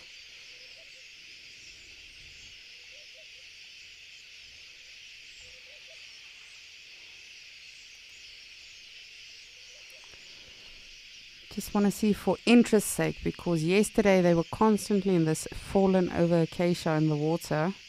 Now they seem to be going back to it. However, this morning, all of them were landing, let me show you, in the two big acacias that are not in the water. So the one to our left, that is really, really big, and then the one just to the right of that. So some of them you can see are still actually landing in it. But now they are more so going to the water, which is interesting. I wonder why. Do they decide that as they take off? Is it perhaps, I don't know, because it was safer in the higher tree early this morning? I'm not sure. There's so many things that we can, of course, try to interpret as much as we want, but we have no idea actually. Hi, Hippolamp.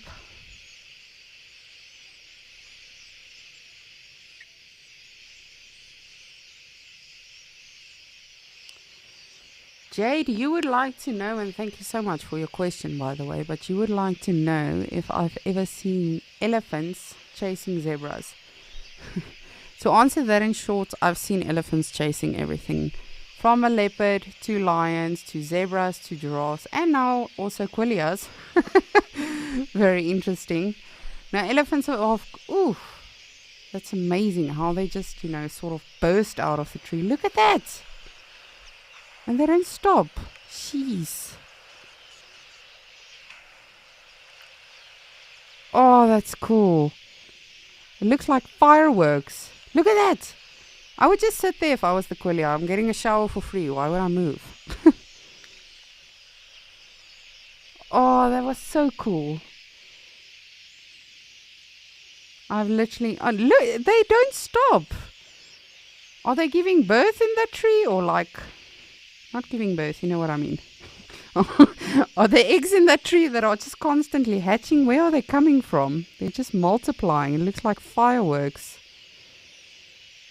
Oh, that's awesome. I'm so glad we were here to see that.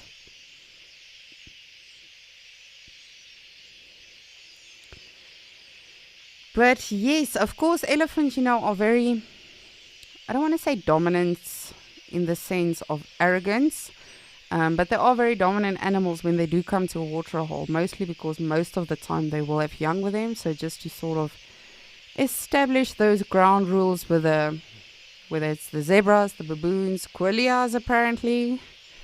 So they will definitely always make themselves look bigger or just chase the animals away if need be. Not that they need to, sort of announce their presence. They're massive, so most animals know, but that was incredible because I don't think the quillias would have moved if the elephant hadn't splashed. That was so, so cool. That was a first for me.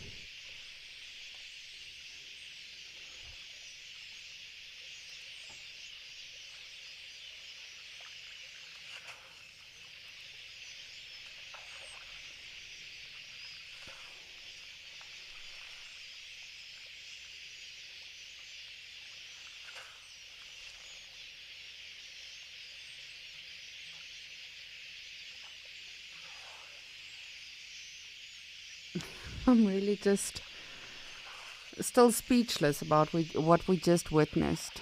I'm trying to think of various, things that, or situations that might have gone through either the elephant's mind now or the birds. Did they leave because they did not know they're being splashed? Did they get a fright? And it's like they only left partially, a small group, a small group, a small group, until the tree was done. So why does it work like that? That was very interesting. I'm definitely going to read up on that a bit if I can. Because obviously the elephant knew they were there. It's almost like he innocently, however maliciously, sprayed them It's like when you're swimming with a sibling or something and they splash you and they're like, oh, sorry, I didn't realize I'm splashing you. I'm just swimming. Or like my mom when she's watering her flowers and then my cat is in the garden and she says, oh, sorry, I didn't know she's there. Then she throws my cat full of water.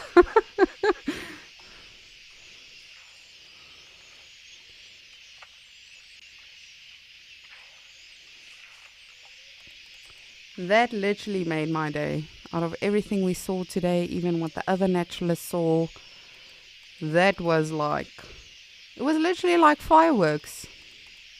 Nature's fireworks. That was really so cool.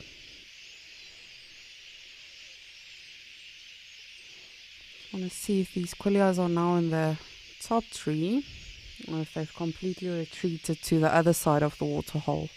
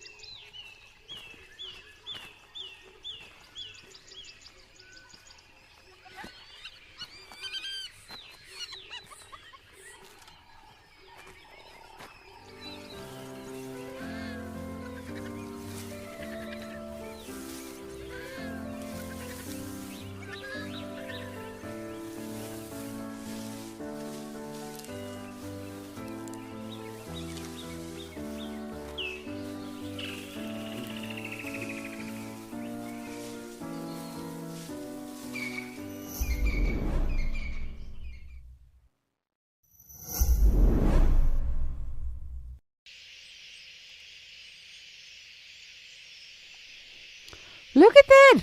I didn't even see him. Our curry bastard is here. Sorry if you're deaf again. I tend to do that. I apologize. It was so well camouflaged. Look at that. Our curry bastard is here on the rock.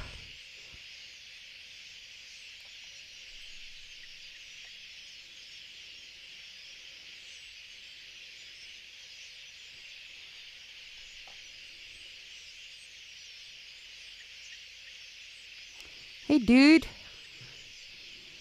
you thought you could evade us or camouflage that well that we will not see you. We see everything.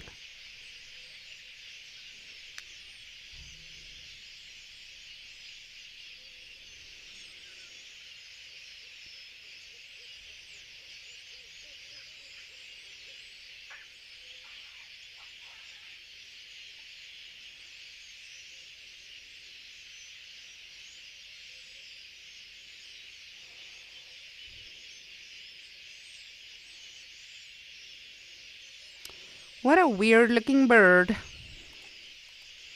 I like him.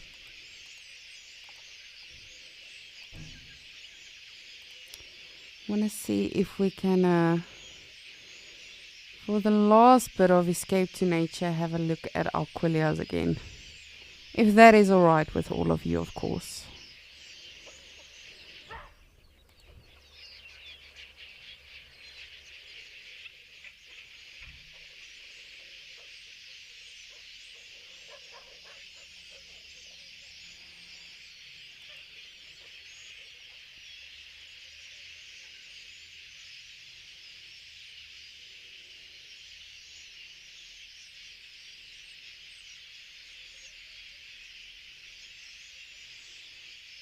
Alright, now we're gonna play Spot the Quillia. However, I do think they're probably in this bare acacia bush just off to our right.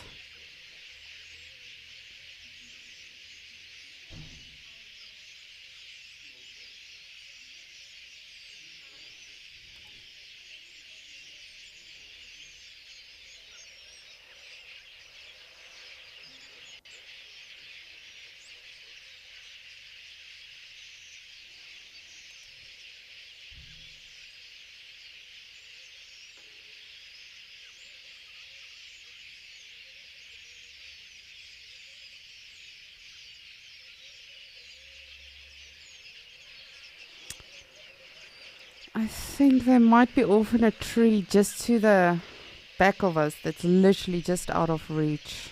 But that's alright. They gave us quite the performance today.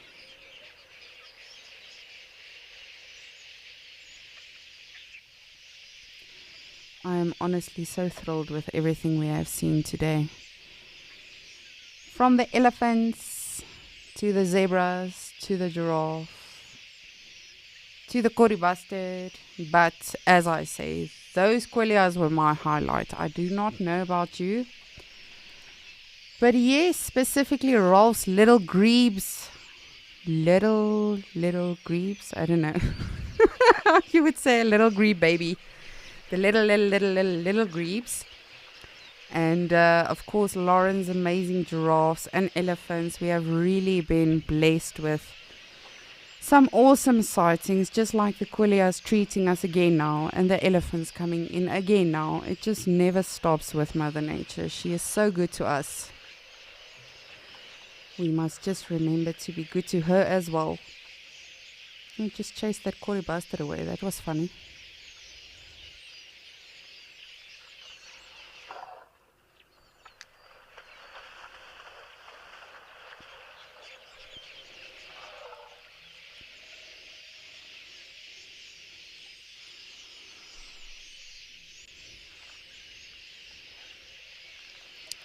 What a beautiful way to end the day on Escape to Nature.